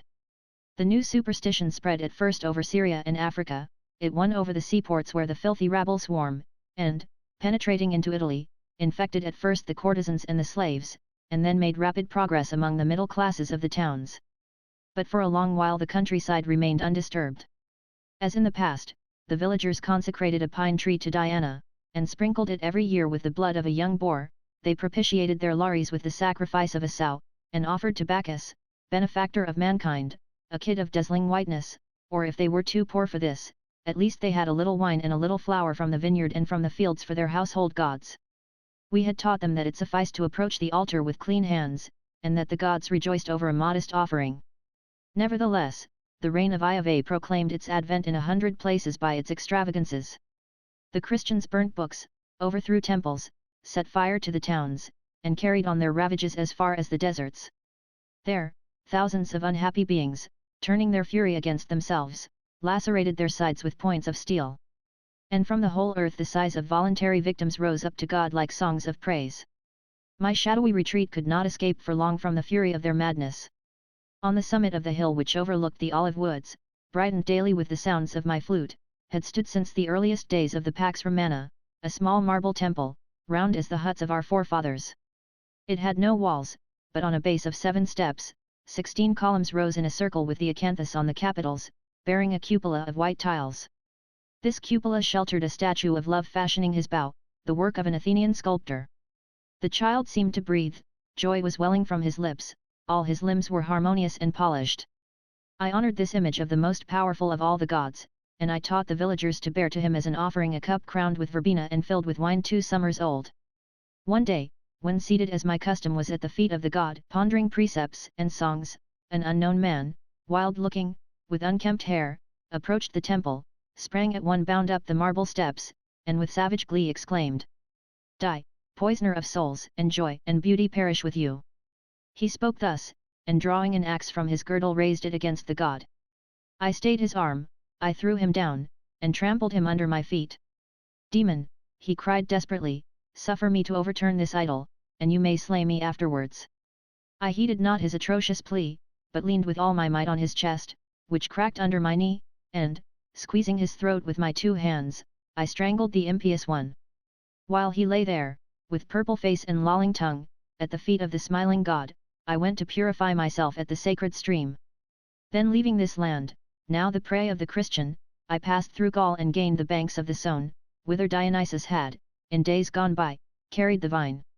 The god of the Christians had not yet been proclaimed to this happy people. They worshipped for its beauty a leafy beech tree, whose honoured branches swept the ground, and they hung fillets of wool thereon. They also worshipped a sacred stream and set up images of clay in a dripping grotto. They made offering of little cheeses and a bowl of milk to the nymphs of the woods and mountains. But soon an apostle of sorrow was sent to them by the new god. He was drier than a smoked fish. Although attenuated with fasting and watching, he taught with unabated ardor all manner of gloomy mysteries. He loved suffering, and thought it good. His anger fell upon all that was beautiful, comely, and joyous. The sacred tree fell beneath his hatchet. He hated the nymphs, because they were beautiful, and he flung imprecations at them when their shining limbs gleamed among the leaves at evening, and he held my melodious flute in aversion. The poor wretch thought that there were certain forms of words wherewith to put to flight the deathless spirits that dwell in the cool groves, and in the depths of the woods and on the tops of the mountains. He thought to conquer us with a few drops of water over which he had pronounced certain words and made certain gestures. The nymphs, to avenge themselves, appeared to him at nightfall and inflamed him with desire which the foolish knave thought animal. Then they fled, their laughter scattered like grain over the fields, while their victim lay tossing with burning limbs on his couch of leaves. Thus do the divine nymphs laugh at exorcisers, and mock the wicked and their sordid chastity. The apostle did not do as much harm as he wished, because his teaching was given to the simple souls living in obedience to nature, and because the mediocrity of most of mankind is such that they gain but little from the principles inculcated in them. The little wood in which I dwelt belonged to a Gaul of senatorial family, who retained some traces of Latin elegance. He loved his young freedwoman and shared with her his bed of broidered purple. His slaves cultivated his garden and his vineyard. He was a poet and sang, in imitation of Ausonius, Venus whipping her son with roses. Although a Christian, he offered me milk, fruit, and vegetables as if I were the genius of the place. In return I charmed his idle moments with the music of my flute, and I gave him happy dreams. In fact, these peaceful Gauls knew very little of Iove and his son. But now behold fires looming on the horizon, and ashes driven by the wind fall within our forest glades. Peasants come driving a long file of wagons along the roads or urging their flocks before them. Cries of terror rise from the villages, the Burgundians are upon us. Now one horseman is seen, lance in hand, clad in shining bronze, his long red hair falling in 2 plaits on his shoulders. Then come 2, then 20, then thousands, wild and blood-stained, old men and children they put to the sword, aye, even aged grandams whose grey hairs cleave to the solace of the slaughterer's boots, mingled with the brains of babes newborn. My young Gaul and his young freedwoman stain with their blood the couch broidered with narcissi. The barbarians burn the basilicas to roast their oxen whole, shatter the amphorae, and drain the wine in the mud of the flooded cellars. Their women accompany them, huddled, half-naked, in their war chariots. When the Senate, the dwellers in the cities, and the leaders of the churches had perished in the flames, the Burgundians, soddened with wine, lay down to slumber beneath the arcades of the Forum. 2 weeks later one of them might have been seen smiling in his shaggy beard at the little child whom, on the threshold of their dwelling, his fair-haired spouse gathers in her arms, while another, kindling the fire of his forge, hammers out his iron with measured stroke, another sings beneath the oak tree to his assembled comrades of the gods and heroes of his race, and yet others spread out for sale stones fallen from heaven or roc's horns and amulets. And the former inhabitants of the country, regaining courage little by little, crept from the woods where they had fled for refuge, and returned to rebuild their burnt-down cabins, plough their fields, and prune their vines. Once more life resumed its normal course, but those times were the most wretched that mankind had yet experienced. The barbarians swarmed over the whole empire. Their ways were uncouth, and as they nurtured feelings of vengeance and greed, they firmly believed in the ransom of sin. The fable of Iove and his son pleased them, and they believed it all the more easily in that it was taught them by the Romans whom they knew to be wiser than themselves, and to whose arts and mode of life they yielded secret admiration. Alas! The heritage of Greece and Rome had fallen into the hands of fools. All knowledge was lost. In those days it was held to be a great merit to sing among the choir, and those who remembered a few sentences from the Bible passed for prodigious geniuses. There were still poets as there were birds, but their verse went lame in every foot. The ancient demons, the good genii of mankind, shorn of their honours, driven forth, pursued, hunted down, remained hidden in the woods. There, if they still showed themselves to men, they adopted, to hold them in awe, a terrible face, a red, green, or black skin, baleful eyes, an enormous mouth fringed with boar's teeth, horns, a tail, and sometimes a human face on their bellies. The nymphs remained fair, and the barbarians, ignorant of the winsome names they bore in other days, called them fairies, and, imputing to them a capricious character and puerile tastes, both feared and loved them. We had suffered a grievous fall, and our ranks were sadly thinned, nevertheless we did not lose courage and, maintaining a laughing aspect and a benevolent spirit, we were in those direful days the real friends of mankind. Perceiving that the barbarians grew daily less somber and less ferocious, we lent ourselves to the task of conversing with them under all sorts of disguises. We incited them, with 1,000 precautions, and by prudent circumlocutions, not to acknowledge the old Iove as an infallible master, not blindly to obey his orders, and not to fear his menaces. When need was, we had recourse to magic. We exhorted them unceasingly to study nature and to strive to discover the traces of ancient wisdom. These warriors from the north, rude though they were acquainted with some mechanical arts. They thought they saw combats in the heavens, the sound of the harp drew tears from their eyes, and perchance they had souls capable of greater things than the degenerate Gauls and Romans whose lands they had invaded. They knew not how to hew stone or to polish marble, but they caused porphyry and columns to be brought from Rome and from Ravenna. Their chief men took for their seal a gem engraved by a Greek in the days when beauty reigned supreme. They raised walls with bricks, cunningly arranged like ears of corn, and succeeded in building quite pleasing-looking churches with cornices upheld by consoles depicting grim faces, and heavy capitals whereon were represented monsters devouring one another. We taught them letters and sciences. A mouthpiece of their god, one Gerbert, took lessons in physics, arithmetic, and music with us, and it was said that he had sold us his soul. Centuries passed, and man's ways remained violent. It was a world given up to fire and blood.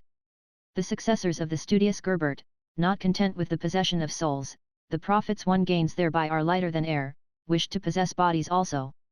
They pretended that their universal and prescriptive monarchy was held from a fisherman on the lake of Tiberias. One of them thought for a moment to prevail over the loutish Germanus, successor to Augustus. But finally the spiritual had to come to terms with the temporal, and the nations were torn between two opposing masters. Nations took shape amid horrible tumult. On every side were wars, famines, and internecine conflicts.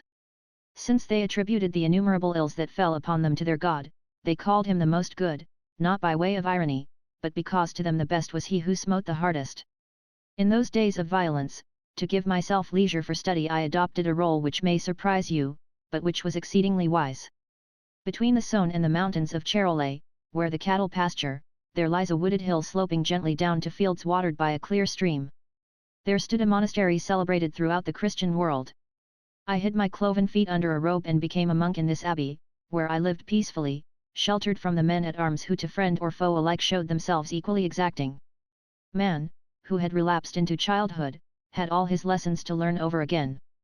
Brother Luke, whose cell was next to mine, studied the habits of animals and taught us that the weasel conceives her young within her ear. I culled simples in the fields wherewith to soothe the sick, who until then were made by way of treatment to touch the relics of saints. In the abbey were several demons similar to myself whom I recognized by their cloven feet and by their kindly speech. We joined forces in our endeavours to polish the rough mind of the monks. While the little children played at hopscotch under the abbey walls, our friends the monks devoted themselves to another game equally unprofitable, at which, nevertheless, I joined them, for one must kill time, that, when one comes to think of it, is the sole business of life. Our game was a game of words which pleased our coarse yet subtle minds, set school fulminating against school, and put all Christendom in an uproar. We formed ourselves into two opposing camps. One camp maintained that before there were apples there was the apple, that before there were popinjays there was the popinjay, that before there were lewd and greedy monks there was the monk, lewdness and greed, that before there were feet and before there were posteriors in this world the kick in the posterior must have had existence for all eternity in the bosom of God. The other camp replied that, on the contrary, apples gave man the idea of the apple, popinjays the idea of the popinjay, monks the idea of the monk, greed and lewdness, and that the kick in the posterior existed only after having been duly given and received. The players grew heated and came to fisticuffs. I was an adherent of the second party, which satisfied my reason better, and which was, in fact, condemned by the Council of Soissons. Meanwhile, not content with fighting among themselves, vassal against suzerain, suzerain against vassal, the great lords took it into their heads to go and fight in the east. They said, as well as I can remember, that they were going to deliver the tomb of the Son of God. They said so, but their adventurous and covetous spirit excited them to go forth and seek lands, women, slaves, gold, myrrh, and incense. These expeditions, need it be said, proved disastrous, but our thick-headed compatriots brought back with them the knowledge of certain crafts and oriental arts and a taste for luxury. Henceforth we had less difficulty in making them work and in putting them in the way of inventions. We built wonderfully beautiful churches, with daringly pierced arches, lancet-shaped windows, high towers, thousands of pointed spires, which, rising in the sky towards Iave, bore at one and the same time the prayers of the humble and the threats of the proud, for it was all as much our doing as the work of men's hands, and it was a strange sight to see men and demons working together at a cathedral, each one sawing, polishing, collecting stones, graving, on capital and on cornice, nettles, thorns, thistles, wild parsley and wild strawberry, carving faces of virgins and saints and weird figures of serpents, fishes with asses' heads, apes scratching their buttocks, each one, in fact, putting his own particular talent, mocking, sublime, grotesque, modest, or audacious, into the work and making of it all a harmonious cacophony, a rapturous anthem of joy and sorrow, a babel of victory. At our instigation the carvers, the goldsmiths, the enamelers, accomplished marvels in all the sumptuary arts flourished at once. There were silks at Lyons, tapestries at Arras, linen at Reims, cloth at Rouen. The good merchants rode on their palfreys to the fairs, bearing pieces of velvet and brocade, embroideries, orfrays, jewels, vessels of silver, and illuminated books. Strollers and players set up their trestles in the churches and in the public squares, and represented, according to their lights, simple chronicles of heaven, earth, and hell. Women decked themselves in splendid raiment and lisped of love. In the spring when the sky was blue, nobles and peasants were possessed with the desire to make merry in the flower-strewn meadows. The fiddler tuned his instrument, and ladies, knights and demoiselles, townsfolk, villagers and maidens, holding hands, began the dance. But suddenly war, pestilence and famine entered the circle, and death, tearing the violin from the fiddler's hands, led the dance. Fire devoured village and monastery.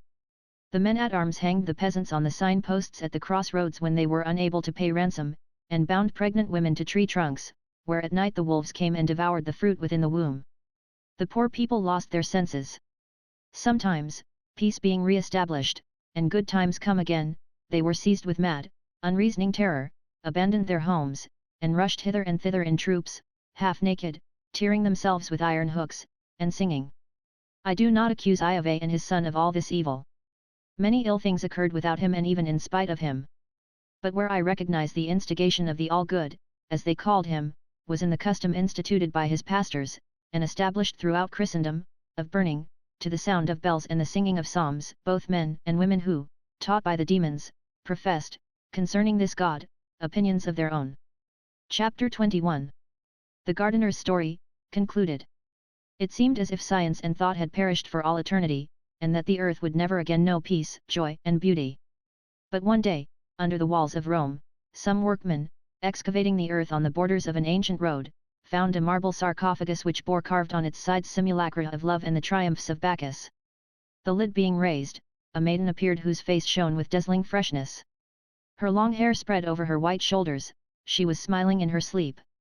A band of citizens, thrilled with enthusiasm, raised the funeral couch and bore it to the Capitol. The people came in crowds to contemplate the ineffable beauty of the Roman maiden and stood around in silence, watching for the awakening of the divine soul held within this form of adorable beauty. And it came to pass that the city was so greatly stirred by this spectacle that the Pope, fearing, not without reason, the birth of a pagan cult from this radiant body, caused it to be removed at night and secretly buried. The precaution was vain, the labor fruitless. After so many centuries of barbarism, the beauty of the antique world had appeared for a moment before the eyes of men. It was long enough for its image, graven on their hearts, to inspire them with an ardent desire to love and to know. Henceforth, the star of the God of the Christians paled and sloped to its decline. Bold navigators discovered worlds inhabited by numerous races who knew not old Iave, and it was suspected that he was no less ignorant of them, since he had given them no news of himself or of his son the expiator. A Polish cannon demonstrated the true motions of the earth, and it was seen that, far from having created the world, the old demiurge of Israel had not even an inkling of its structure. The writings of philosophers, orators, jurisconsults, and ancient poets were dragged from the dust of the cloisters and passing from hand to hand inspired men's minds with the love of wisdom. The vicar of the jealous God, the Pope himself, no longer believed in him whom he represented on earth. He loved the arts and had no other care than to collect ancient statues and to rear sumptuous buildings wherein were displayed the orders of Vitruvius re-established by Bramante. We began to breathe anew. Already the old gods, recalled from their long exile, were returning to dwell upon earth. There they found once more their temples and their altars. Leo, placing at their feet the ring, the 3 crowns, and the keys, offered them in secret the incense of sacrifices. Already Polyhymnia, leaning on her elbow, had begun to resume the golden thread of her meditations. Already, in the gardens, the comely graces and the nymphs and satyrs were weaving their mazy dances, and at length the earth had joy once more within its grasp. But, oh calamity, unlucky fate, most tragic circumstance! A German monk, all swollen with beer and theology, rose up against this renaissance of paganism, hurled menaces against it, shattered it, and prevailed single-handed against the princes of the Church. Inciting the nations, he called upon them to undertake a reform which saved that which was about to be destroyed. Vainly did the cleverest among us try to turn him from his work. A subtle demon, on earth called Beelzebub, marked him out for attack, now embarrassing him with learned controversial argument, now tormenting him with cruel mockery. The stubborn monk hurled his inkpot at his head and went on with his dismal reformation. What ultimately happened? The sturdy mariner repaired, caulked, and refloated the damaged ship of the Church. Jesus Christ owes it to this shaveling that his shipwreck was delayed for perhaps more than 10 centuries. Henceforth things went from bad to worse. In the wake of this loutish monk, this beer swiller and brawler, came that tall, dry doctor from Geneva, who, filled with the spirit of the ancient Iave, strove to bring the world back again to the abominable days of Joshua and the judges of Israel. A maniac was he, filled with cold fury, a heretic and a burner of heretics, the most ferocious enemy of the graces. These mad apostles and their mad disciples made even demons like myself, even the horned devils, look back longingly on the time when the Son with his Virgin Mother reigned over the nations dazzled with splendors, cathedrals with their stone tracery delicate as lace, flaming roses of stained glass, frescoes painted in vivid colors telling countless wondrous tales, rich orphreys, glittering enamel of shrines and reliquaries, gold of crosses and of monstrances, waxen tapers gleaming like starry galaxies amid the gloom of vaulted arches, organs with their deep-toned harmonies. All this doubtless was not the Parthenon, nor yet the Panathenaea, but it gladdened eyes and hearts, it was, at all events, beauty. And these cursed reformers would not suffer anything either pleasing or lovable. You should have seen them climbing in black swarms over doorways, plinths, spires, and bell towers, striking with senseless hammers those images in stone which the demons had carved, working hand in hand with the master designers, those genial saints and dear, holy women, and the touching idols of virgin mothers pressing their suckling to their heart. For, to be just, a little agreeable paganism had slipped into the cult of the jealous god. These monsters of heretics were for extirpating idolatry. We did our best, my companions and I, to hamper their horrible work, and I, for one, had the pleasure of flinging down some dozens from the top of the porches and galleries onto the cathedral square, where their detestable brains got knocked out. The worst of it was that the Catholic Church also reformed herself and grew more mischievous than ever. In the pleasant land of France, the seminarists and the monks were inflamed with unheard-of fury against the ingenious demons and the men of learning. My prior was one of the most violent opponents of sound knowledge. For some time past my studious lucubrations had caused him anxiety, and perhaps he had caught sight of my cloven foot. The scoundrel searched my cell and found paper, ink, some Greek books newly printed, and some panpipes hanging on the wall. By these signs he knew me for an evil spirit and had me thrown into a dungeon where I should have eaten the bread of suffering and drunk the waters of bitterness, had I not promptly made my escape by the window and sought refuge in the wooded groves among the nymphs and the fauns. Far and wide the lighted pyres cast the odour of charred flesh. Everywhere there were tortures, executions, broken bones, and tongues cut out.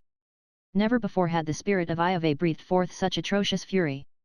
However, it was not altogether in vain that men had raised the lid of the ancient sarcophagus and gazed upon the Roman Virgin.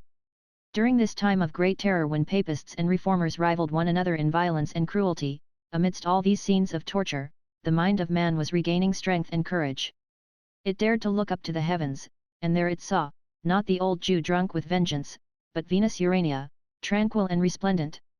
Then a new order of things was born, then the great centuries came into being.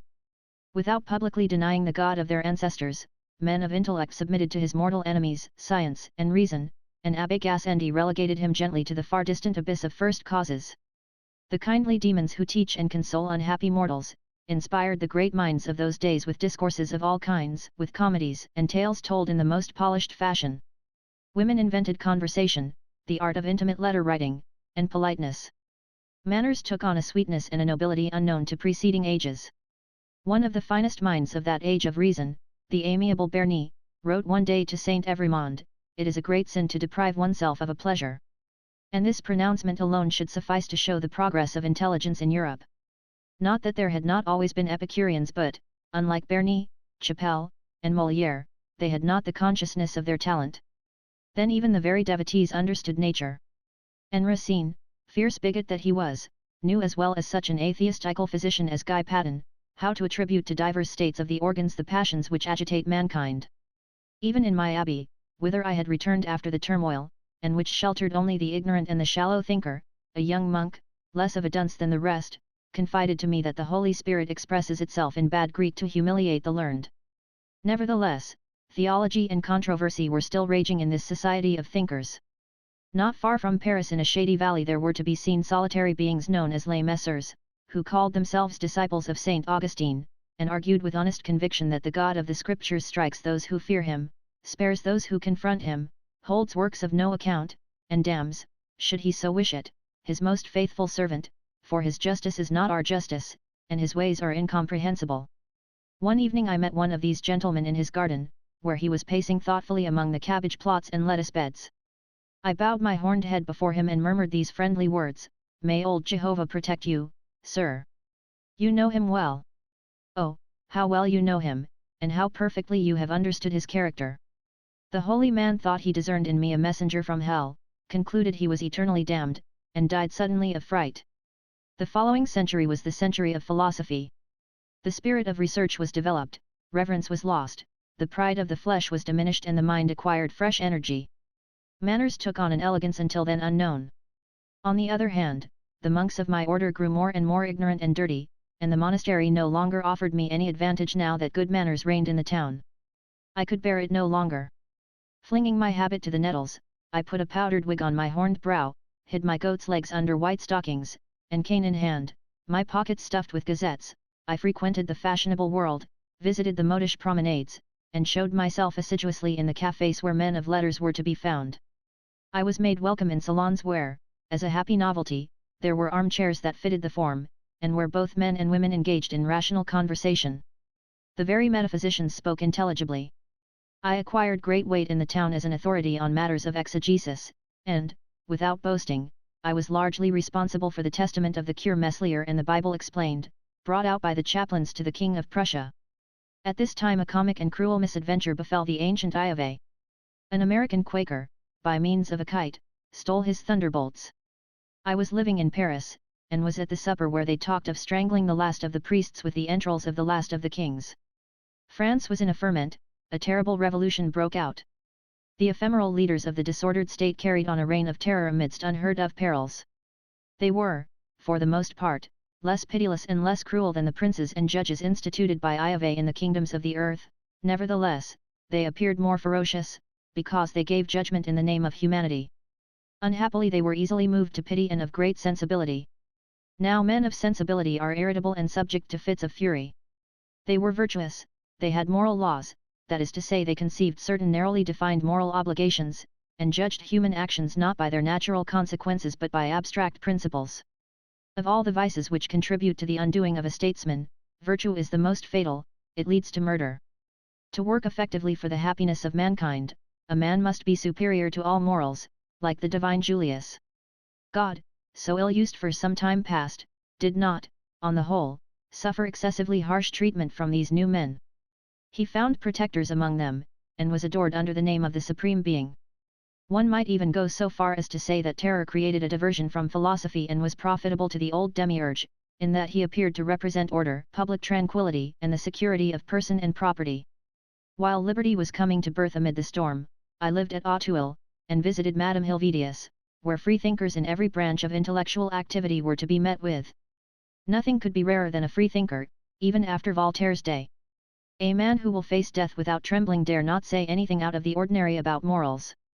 That very same respect for humanity which prompts him to go forth to his death, makes him bow to public opinion. In those days I enjoyed listening to the talk of Volney, Cabanis, and Tracy. Disciples of the great Condillac, they regarded the senses as the origin of all our knowledge. They called themselves ideologists, were the most honourable people in the world, and grieved the vulgar minds by refusing them immortality. For the majority of people, though they do not know what to do with this life, long for another that shall have no end. During the turmoil, our small philosophical society was sometimes disturbed in the peaceful shades of Auteuil by patrols of patriots. Condorcet, our great man, was an outlaw. I myself was regarded as suspect by the friends of the people, who, in spite of my rustic appearance and my frieze coat, believed me to be an aristocrat, and I confess that independence of thought is the proudest of all aristocracies. One evening while I was stealthily watching the Dryads of Boulogne, who gleamed amid the leaves like the moon rising above the horizon, I was arrested as a suspect, and put in prison. It was a pure misunderstanding, but the Jacobins of those days, like the monks whose place they had usurped, laid great stress on unity of obedience. After the death of Madame Helvetius our society gathered together in the salon of Madame de Condorcet. Bonaparte did not disdain to chat with us sometimes. Recognizing him to be a great man, we thought him an ideologist like ourselves. Our influence in the land was considerable. We used it in his favor, and urged him towards the imperial throne, thinking to display to the world a second Marcus Aurelius. We counted on him to establish universal peace. He did not fulfill our expectations, and we were wrong-headed enough to be wroth with him for our own mistake. Without any doubt he greatly surpassed all other men in quickness of intelligence, depth of dissimulation, and capacity for action. What made him an accomplished ruler was that he lived entirely in the present moment, and had no thoughts for anything beyond the immediate and actual reality. His genius was far-reaching and agile, his intelligence, vast in extent but common and vulgar in character, embraced humanity, but did not rise above it. He thought what every grenadier in the army thought, but he thought it with unprecedented force. He loved the game of chance, and it pleased him to tempt fortune by urging pygmies in their hundreds and thousands against each other. It was the game of a child as big as the world. He was too wily not to introduce old Iave into the game, Iave, who was still powerful on earth, and who resembled him in his spirit of violence and domination. He threatened him, flattered him, caressed him, and intimidated him. He imprisoned his vicar, of whom he demanded, with the knife at his throat, that right of unction which, since the days of Saul of old, has bestowed might upon kings. He restored the worship of the demiurge, sang te deums to him, and made himself known through him as God of the earth, in small catechisms scattered broadcast throughout the empire. They united their thunders, and a fine uproar they made. While Napoleon's amusements were throwing Europe into a turmoil, we congratulated ourselves on our wisdom, a little sad, withal, at seeing the era of philosophy ushered in with massacre, torture, and war. The worst is that the children of the century, fallen into the most distressing disorder, formed the conception of a literary and picturesque Christianity, which betokens a degeneracy of mind really unbelievable, and finally fell into romanticism. War and romanticism, what terrible scourges! And how pitiful to see these same people nursing a childish and savage love for muskets and drums. They did not understand that war, which trained the courage and founded the cities of barbarous and ignorant men, brings to the victor himself but ruin and misery, and is nothing but a horrible and stupid crime when nations are united together by common bonds of art, science, and trade. Insane Europeans who plot to cut each other's throats, now that one and the same civilization enfolds and unites them all. I renounced all converse with these madmen and withdrew to this village, where I devoted myself to gardening. The peaches in my orchard remind me of the sun-kissed skin of the Maenads. For mankind I have retained my old friendship, a little admiration, and much pity, and I await, while cultivating this enclosure, that still distant day when the great Dionysus shall come, followed by his fauns and his bacchantes, to restore beauty and gladness to the world, and bring back the golden age. I shall fare joyously behind his car. And who knows if in that day of triumph mankind will be there for us to see? Who knows whether their worn-out race will not have already fulfilled its destiny, and whether other beings will not rise upon the ashes and ruins of what once was man and his genius? Who knows if winged beings will not have taken possession of the terrestrial empire? Even then the work of the good demons will not be ended, they will teach a winged race arts and the joy of life. Chapter 22, wherein we are shown the interior of a bric-a-brac shop, and see how Père Guinardon's guilty happiness is marred by the jealousy of a lovelorn dame. Père Guinardon, as Zéphyrin had faithfully reported to Monsieur Sariette, smuggled out the pictures, furniture, and curios stored in his attic in the Rue Princesse, his studio he called it, and used them to stock a shop he had taken in the Rue de Courcelles. Thither he went to take up his abode, leaving Zéphyrin, with whom he had lived for 50 years, without a bed or a saucepan or a penny to call her own, except 18 pence the poor creature had in her purse. Père Guinardon opened an old picture and curiosity shop, and in it he installed the fair Octavie. The shop front presented an attractive appearance. There were Flemish angels in green copes, after the manner of Gerard David, a Salome of the Loigny school, a Saint Barbara in painted wood of French workmanship, Limoges enamel work, Bohemian and Venetian glass, dishes from Urbino. There were specimens of English point lace which, if her tale was true, had been presented to Zephyrin, in the days of her radiant girlhood, by the Emperor Napoleon III. Within, there were golden articles that glinted in the shadows, while pictures of Christ, the Apostles, high-bred dames and nymphs also presented themselves to the gaze. There was one canvas that was turned face to the wall so that it should only be looked at by connoisseurs, and connoisseurs are scarce. It was a replica of Fragonard's Gimbalde, a brilliant painting that looked as if it had barely had time to dry. Papa Guinardon himself remarked on the fact. At the far end of the shop was a kingwood cabinet, the drawers of which were full of all manner of treasures, watercolours by Baudouin, 18th-century books of illustrations, miniatures, and so forth. But the real masterpiece, the marvel, the gem, the pearl of great price, stood upon an easel veiled from public view. It was a coronation of the Virgin by Fra Angelico, an exquisitely delicate thing in gold and blue and pink. Père Guinardon was asking 100,000 francs for it. Upon a Louis XV chair beside an Empire work table on which stood a vase of flowers, sat the fair Octavie, broidery in hand. She, having left her glistering rags behind her in the garret in the Rue Princesse, no longer presented the appearance of a touched-up Rembrandt, but shone, rather, with the soft radiance and limpidity of a Vermeer of Delft, for the delectation of the connoisseurs who frequented the shop of Papa Guinardon. Tranquil and demure, she remained alone in the shop all day, while the old fellow himself was up aloft working away at the deuce knows what picture. About 5 o'clock he used to come downstairs and have a chat with the habitués of the establishment. The most regular caller was the Comte d'Ismaïsens, a thin, cadaverous man. A strand of hair issued from the deep hollow under each cheekbone, and, broadening as it descended, shed upon his chin and chest torrents of snow in which he was forever trailing his long, fleshless, gold-ringed fingers. For 20 years he had been mourning the loss of his wife, who had been carried off by consumption in the flower of her youth and beauty. Since then he had spent his whole life in endeavouring to hold converse with the dead and in filling his lonely mansion with second-rate paintings. His confidence in Guinardon knew no bounds. Another client who was a scarcely less frequent visitor to the shop was Monsieur Blancmesnil, a director of a large financial establishment. He was a florid, prosperous-looking man of 50. He took no great interest in matters of art, and was perhaps an indifferent connoisseur, but, in his case, it was the fair Octavie, seated in the middle of the shop, like a songbird in its cage, that offered the attraction. Monsieur Blancmesnil soon established relations with her, a fact which Père Guinardon alone failed to perceive, for the old fellow was still young in his love affair with Octavie. Monsieur Gaëtan d'Esparvieu used to pay occasional visits to Père Guinardon's shop out of mere curiosity, for he strongly suspected the old man of being a first-rate faker. And then that doughty swordsman, Monsieur Le Truc de Ruffac, also came to see the old antiquary on one occasion, and acquainted him with a plan he had on foot. Monsieur Le Truc de Ruffac was getting up a little historical exhibition of small arms at the Petit Palais in aid of the Fund for the Education of the Native Children in Morocco and wanted Père Guinardon to lend him a few of the most valuable articles in his collection. Our first idea, he said, was to organize an exhibition to be called The Cross and the Sword.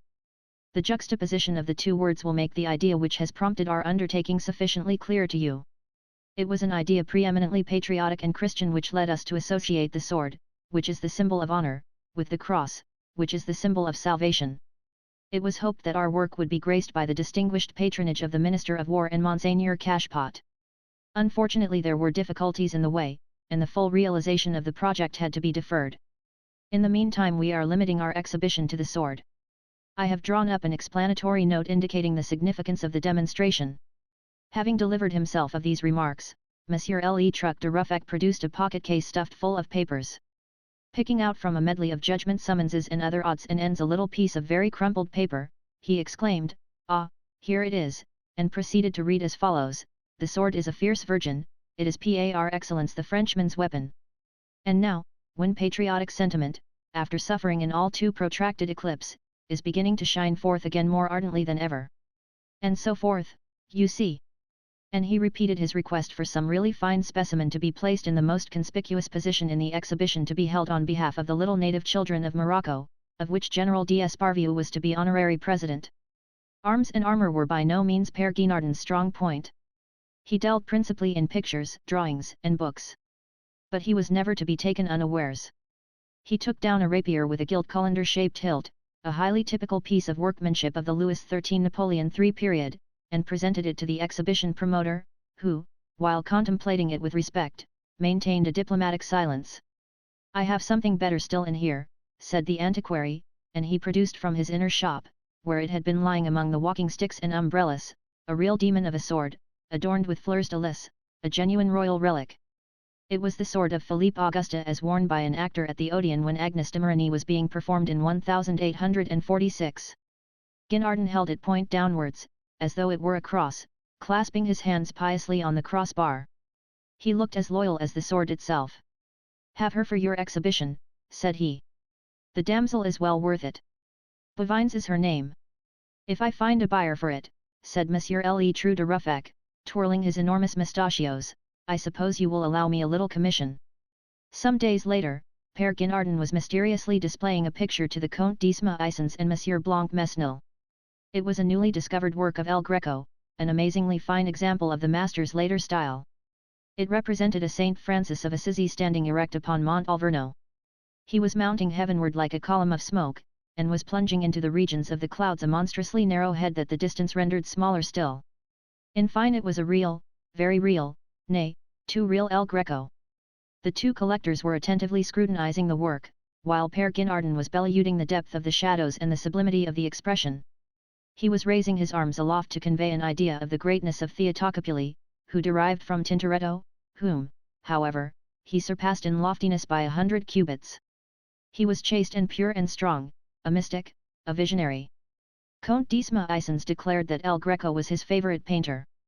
In his inmost heart Blancmesnil was not so entirely struck with it. The door opened, and Monsieur Gaëtan quite unexpectedly appeared on the scene. He gave a glance at the Saint Francis, and said, "Bless my soul!" Monsieur Blancmesnil, anxious to improve his knowledge, asked him what he thought of this artist who was now so much in vogue. Gaëtan replied, glibly enough, that he did not regard El Greco as the eccentric, the madman that people used to take him for. It was rather his opinion that a defect of vision from which Theotocopuli suffered compelled him to deform his figures. Being afflicted with astigmatism and strabismus, Gaëtan went on, he painted the things he saw exactly as he used to see them. Comte d'Isma-Isons was not readily disposed to accept so natural an explanation, which, however, by its very simplicity, highly commended itself to Monsieur Blancmesnil. Père Guinardon, quite beside himself, exclaimed, "Are you going to tell me, Monsieur d'Esparvieu, that Saint John was astigmatic because he beheld a woman clothed with the sun, crowned with stars, with the moon about her feet, the beast with 7 heads and 10 horns, and the 7 angels robed in white linen that bore the 7 cups filled with the wrath of the living God?" "After all," said Monsieur Gaëtan, by way of conclusion, "people are right in admiring El Greco if he had genius enough to impose his morbidity of vision upon them. By the same token, the contortions to which he subjects the human countenance may give satisfaction to those who love suffering, a class more numerous than is generally supposed." "Monsieur," replied the Comte d'Isma-Isons, stroking his luxuriant beard with his long, thin hand, "we must love those that love us. Suffering loves us and attaches itself to us. We must love it if life is to be supportable to us. In the knowledge of this truth lies the strength and value of Christianity. Alas! I do not possess the gift of faith. It is that which drives me to despair." The old man thought of her for whom he had been mourning 20 years, and forthwith his reason left him, and his thoughts abandoned themselves unresistingly to the morbid imaginings of gentle and melancholy madness. "Having," he said, "made a study of psychic matters, and having, with the co-operation of a favourable medium, carried out experiments concerning the nature and duration of the soul, he had obtained some remarkable results, which, however, did not afford him complete satisfaction. He had succeeded in viewing the soul of his dead wife under the appearance of a transparent and gelatinous mass which bore not the slightest resemblance to his adored one. The most painful part about the whole experiment, which he had repeated over and over again, was that the gelatinous mass, which was furnished with a number of extremely slender tentacles, maintained them in constant motion in time to a rhythm apparently intended to make certain signs, but of what these movements were supposed to convey there was not the slightest clue. During the whole of this narrative Monsieur Blancmesnil had been whispering in a corner with the youthful Octavie, who sat mute and still, with her eyes on the ground. Now Zéphirine had by no means made up her mind to resign her lover into the hands of an unworthy rival. She would often go round of a morning, with her shopping basket on her arm, and prowl about outside the curio shop. Torn betwixt grief and rage, tormented by warring ideas, she sometimes thought she would empty a saucepanful of vitriol on the head of the faithless one, at others that she would fling herself at his feet, and shower tears and kisses on his precious hands. One day, as she was thus eyeing her Michel, her beloved but guilty Michel, she noticed through the window the fair and youthful Octavie, who was sitting with her embroidery at a table upon which, in a vase of crystal, a rose was swooning to death.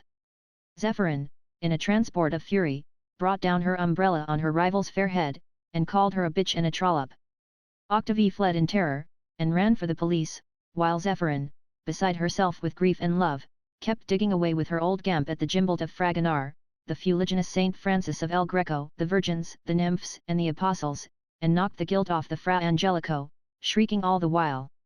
All those pictures there, the El Greco, the Beato Angelico, the Fragonard, the Gerard David, and the Baudouins, Guinardon painted the whole lot of them himself, the wretch, the scoundrel. That Fra Angelico there, why I saw him painting it on my ironing board, and that Gerard David he executed on an old midwife's signboard. You and that bitch of yours, why, I'll do for the pair of you just as I'm doing for these pictures. And tugging away at the coat of an aged collector who, trembling all over, had hidden himself in the darkest corner of the shop, she called him to witness to the crimes of Guinardon, perjurer and impostor. The police had simply to tear her out of the ruined shop. As she was being taken off to the station, followed by a great crowd of people, she raised her fiery eyes to heaven, crying in a voice choked with sobs. But don't you know Michel? If you knew him, you would understand that it is impossible to live without him. Michel. He is handsome and good and charming. He is a very god. He is love itself. I love him. I love him. I love him. I have known men high up in the world, dukes, ministers of state, and higher still. Not one of them was worthy to clean the mud off Michel's boots. My good, kind sirs, give him back to me again. Chapter 23. Wherein we are permitted to observe the admirable character of Bouchata, who resists violence but yields to love. After that let no one call the author a misogynist. On coming away from the Baron Everdengens, Prince Istar went to have a few oysters and a bottle of white wine at an eating house in the market. Then, being prudent as well as powerful, he paid a visit to his friend, Théophile Belay, for his pockets were full of bombs, and he wanted to secrete them in the musician's cupboard. The composer of Aline, Queen of Golconda, was not at home. However, the Cherub found Bouchata busily working up the role of Zigouille, for the young artiste was booked to play the principal part in Les Apaches, an operetta that was then being rehearsed in one of the big music halls. The part in question was that of a street walker who by her obscene gestures lures a passer-by into a trap, and then, while her victim is being gagged and bound, repeats with fiendish cruelty the lascivious motions by which he had been led astray. The part required that she should appear both as mime and singer, and she was in a state of high enthusiasm about it. The accompanist had just left. Prince Istar seated himself at the piano, and Bouchata resumed her task. Her movements were unseemly and delicious.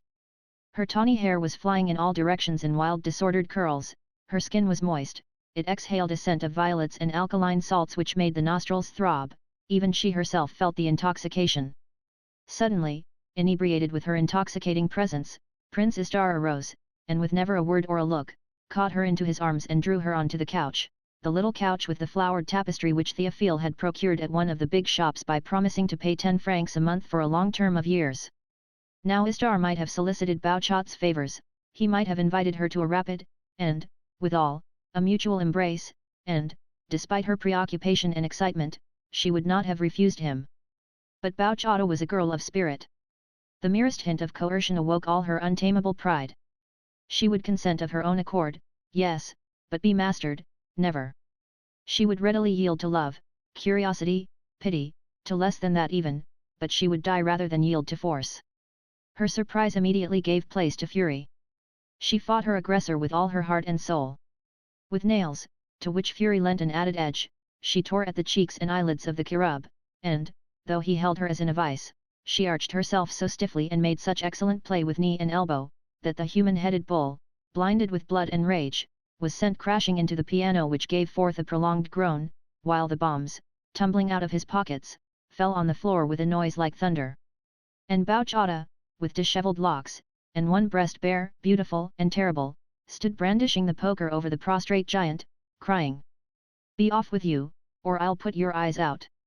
Prince Istar went to wash himself in the kitchen, and plunged his gory visage into a basin where some haricot beans lay soaking, then he withdrew without anger or resentment, for he had a noble soul. Scarcely had he gone when the doorbell rang. Bouchata, calling upon the absent maid in vain, slipped on a dressing gown and opened the door herself. A young man, very correct in appearance and rather good-looking, bowed politely, and apologizing for having to introduce himself, gave his name. It was Maurice d'Esparvieu. Maurice was still seeking his guardian angel. Upheld by a desperate hope, he sought him in the queerest places. He inquired for him at the houses of sorcerers, magicians, and thaumaturgists, who in filthy hovels lay bare the ineffable secrets of the future, and who, though masters of all the treasures of the earth, wear trousers without any seats to them, and eat pigs' brains. That very day, having been to a back street in Montmartre to consult a priest of Satan, who practiced black magic by piercing waxen images, Maurice had gone on to Bouchat's, having been sent by Madame de la Verdelière, who, being about to give a fete in aid of the Fund for the Preservation of Country Churches, was anxious to secure Bouchat's services, since she had suddenly become, no one knew why, a fashionable artiste. Bouchata invited the visitor to sit down on the little flowered couch.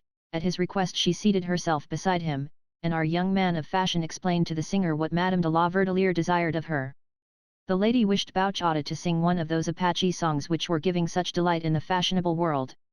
Unfortunately Madame de la Verdelière could only offer a very modest fee, one out of all proportion to the merits of the artiste, but then it was for a good cause. Bouchata agreed to take part, and accepted the reduced fee with the accustomed liberality of the poor towards the rich and of artists towards society people. Bouchata was not a selfish girl, the work for the preservation of country churches interested her. She remembered with sobs and tears her first communion, and she still retained her faith. When she passed by a church she wanted to enter it, especially in the evening. And so she did not love the Republic which had done its utmost to destroy both the Church and the army. Her heart rejoiced to see the rebirth of national sentiment. France was lifting up her head. What was most applauded in the music halls were songs about the soldiers and the kind nuns.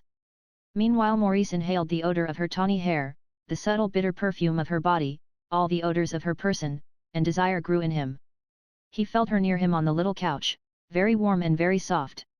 He complimented the artiste on her great talent. She asked him what he liked best in all her repertory. He knew nothing about it, still he made replies that satisfied her. She had dictated them herself without knowing it. The vain creature spoke of her talent, of her success, as she wished others to speak of them. She never ceased talking of her triumphs, yet withal she was candour itself. Maurice in all sincerity praised Bouchat's beauty, her fresh skin, her purity of line. She attributed this advantage to the fact that she never made up and never put messes on her face. As to her figure, she admitted that there was enough everywhere and none too much, and to illustrate this assertion she passed her hand over all the contours of her charming body, rising lightly to follow the delightful curves on which she reposed. Maurice was quite moved by it. It began to grow dark, she offered to light up. He begged her to do nothing of the sort. Their talk, at first gay and full of laughter, grew more intimate and very sweet, with a certain languor in its tone. It seemed to Bouchata that she had known Monsieur Maurice d'Esparvieu for a long time, and holding him for a man of delicacy, she gave him her confidence. She told him that she was by nature a good woman, but that she had had a grasping and unscrupulous mother. Maurice recalled her to the consideration of her own beauty, and exalted by subtle flattery the excellent opinion she had of herself. Patient and calculating, in spite of the burning desire growing in him, he aroused and increased in the desired one the longing to be still further admired. The dressing gown opened and slipped down of its own accord, the living satin of her shoulders gleamed in the mysterious light of evening. He, so prudent, so clever, so adroit, let her sink in his arms, ardent and half-swooning before she had even perceived she had granted anything at all. Their breath and their murmurs intermingled. And the little flowery couch sighed in sympathy with them. When they recovered the power to express their feelings in words, she whispered in his ear that his cheek was even softer than her own. He answered, holding her embraced. "It is charming to hold you like this. One would think you had no bones." She replied, closing her eyes. "It is because I love you. Love seems to dissolve my bones, it makes me as soft and melting as a pig's foot à la ste. Man bold." Hereupon Théophile came in, and Bouchata called upon him to thank Monsieur Maurice d'Esparvieu, who had been amiable enough to be the bearer of a handsome offer from Madame la Comtesse de la Verdelière. The musician was happy, feeling the quiet and peace of the house after a day of fruitless applications, of colourless lessons, of failure and humiliation. 3 new collaborators had been thrust upon him who would add their signatures to his on his operetta, and receive their share of the author's rights, and he had been told to introduce the tango into the court of Golconda. He pressed young D'Esparvieu's hand and dropped wearily onto the little couch, which, being now at the end of its strength, gave way at the four legs and suddenly collapsed. And the angel, precipitated to the ground, rolled terror-struck onto the watch, matchbox and cigarette case that had fallen from Morris's pocket, and onto the bombs Prince Istar had left behind him. Chapter 24. Containing an account of the vicissitudes that befell the Lucretius of the Prior de Vendôme. Ledger Massu, successor to Ledger Senior, the binder, whose establishment was in the Rue de l'Abbé, opposite the old hotel of the Abbés of Saint-Germain-des-Prés, in the hotbed of ancient schools and learned societies, employed an excellent but by no means numerous staff of workmen, and served with leisurely deliberation a clientele who had learned to practice the virtue of patience. 6 weeks had elapsed since he had received the parcel of books that had been dispatched by Monsieur Sariette, but still Ledger Massu had not yet put the work in hand. It was not until 53 days had come and gone, that, after calling over the books against the list that had been drawn up by Monsieur Sariette, the binder gave them out to his workmen. The little Lucretius with the Prior de Vendôme's arms not being mentioned on the list, it was assumed that it had been sent by another customer. And as it did not figure on any list of goods received, it remained shut up in a cupboard, from which Ledger Massu's son, the youthful Ernest, one day surreptitiously abstracted it, and slipped it into his pocket. Ernest was in love with a neighbouring seamstress whose name was Rose. Rose was fond of the country, and liked to hear the birds singing in the woods, and in order to procure the wherewithal to take her to Chateau one Sunday and give her a dinner, Ernest parted with the Lucretius for 10 francs to old Moranger, a second-hand dealer in the Rue Saint-X, who displayed no great curiosity regarding the origin of his acquisitions. Old Moranger handed over the volume, the very same day, to Monsieur Possard, an expert in books, of the Faubourg Saint-Germain, for 60 francs. The latter removed the stamp which disclosed the ownership of the matchless copy, and sold it for 500 francs to Monsieur Joseph Meyer, the well-known collector, who handed it straight away for 3,000 francs to Monsieur Arden, the bookseller, who immediately transferred it to Monsieur R., the great Parisian bibliopolist, who gave 6,000 for it, and sold it again a fortnight later at a handsome profit to Madame la Comtesse de Gorce. Well known in the higher ranks of Parisian society, the lady in question is what was called in the 17th century a curieuse, that is to say, a lover of pictures, books, and china. In her mansion in the Avenue de Gennes she possesses collections of works of art which bear witness to the diversity of her knowledge and the excellence of her taste. During the month of July, while the Comtesse de Gorce was away at her chateau at Sarville in Normandy, the house in the Avenue de Gennes, being unoccupied, was visited one night by a thief said to belong to a gang known as the Collectors, who made works of art the special objects of their raids. The police inquiry elicited the fact that the marauder had reached the first floor by means of the waste pipe, that he had then climbed over the balcony, forced a shutter with a jemmy, broken a pane of glass, turned the window fastener, and made his way into the long gallery. There he broke open several cupboards and possessed himself of whatever took his fancy. His booty consisted for the most part of small but valuable articles, such as gold caskets, a few ivory carvings of the 14th century, 2 splendid 15th century manuscripts, and a volume which the Countess's secretary briefly described as a morocco-bound book with a coat of arms on it, and which was none other than the Lucretius from the D'Esparvieu library. The malefactor, who was supposed to be an English cook, was never discovered. But, 2 months or so after the theft, a well-dressed, clean-shaven young man passed down the Rue de Courcelles, in the dimness of twilight, and went to offer the Prior de Vendôme's Lucretius to Père Guinardon. The antiquary gave him 4 shillings for it, examined it carefully, recognized its interest and its beauty, and put it in the Kingwood cabinet, where he kept his special treasures. Such were the vicissitudes which, in the course of a single season, befell this thing of beauty. Chapter 25. Wherein Maurice finds his angel again. The performance was over.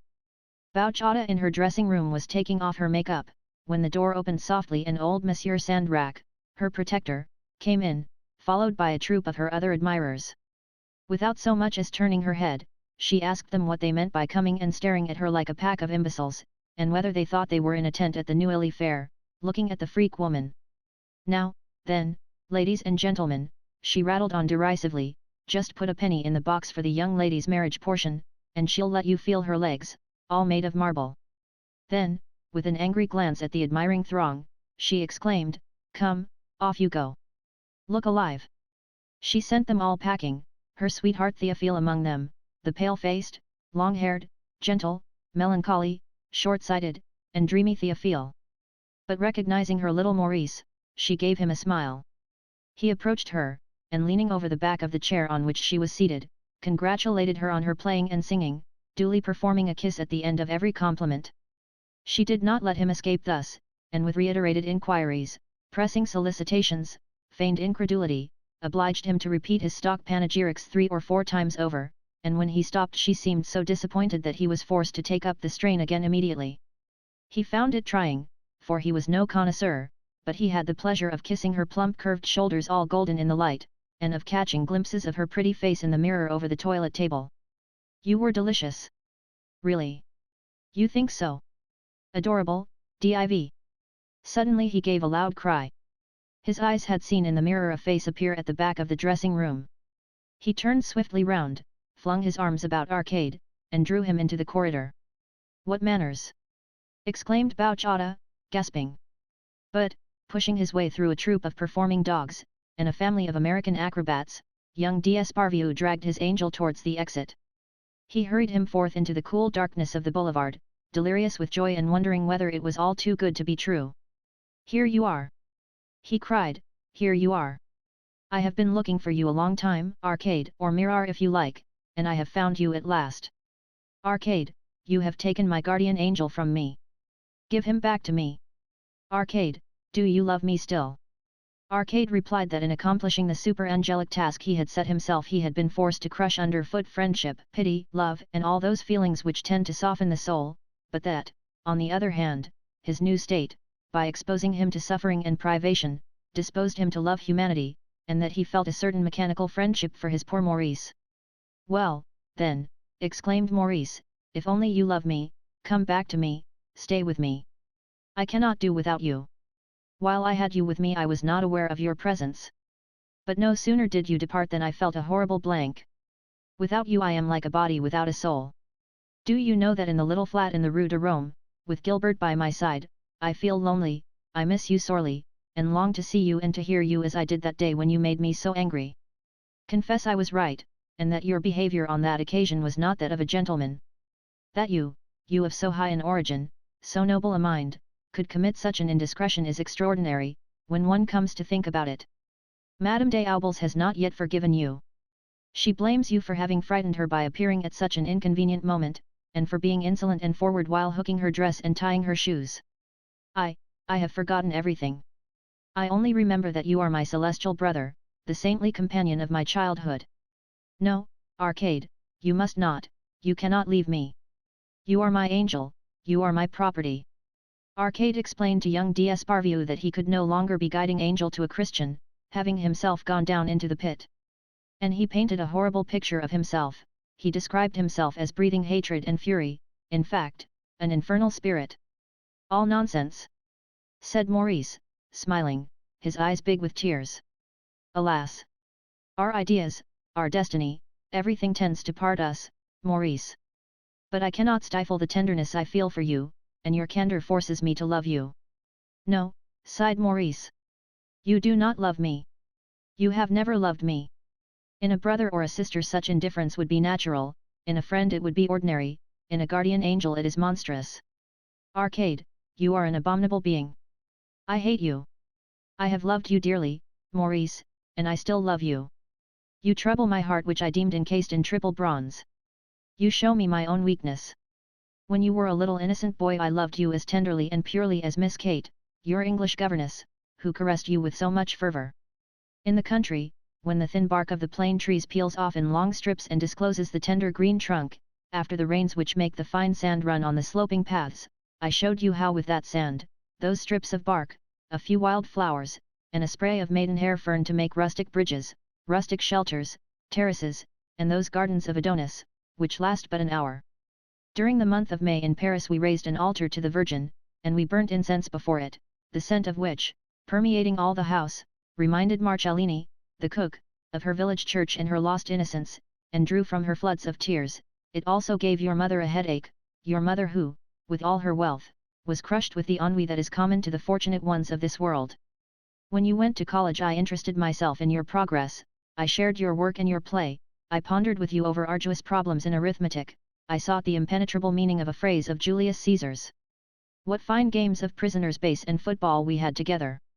More than once did we know the intoxication of victory, and our young laurels were not soaked in blood or tears.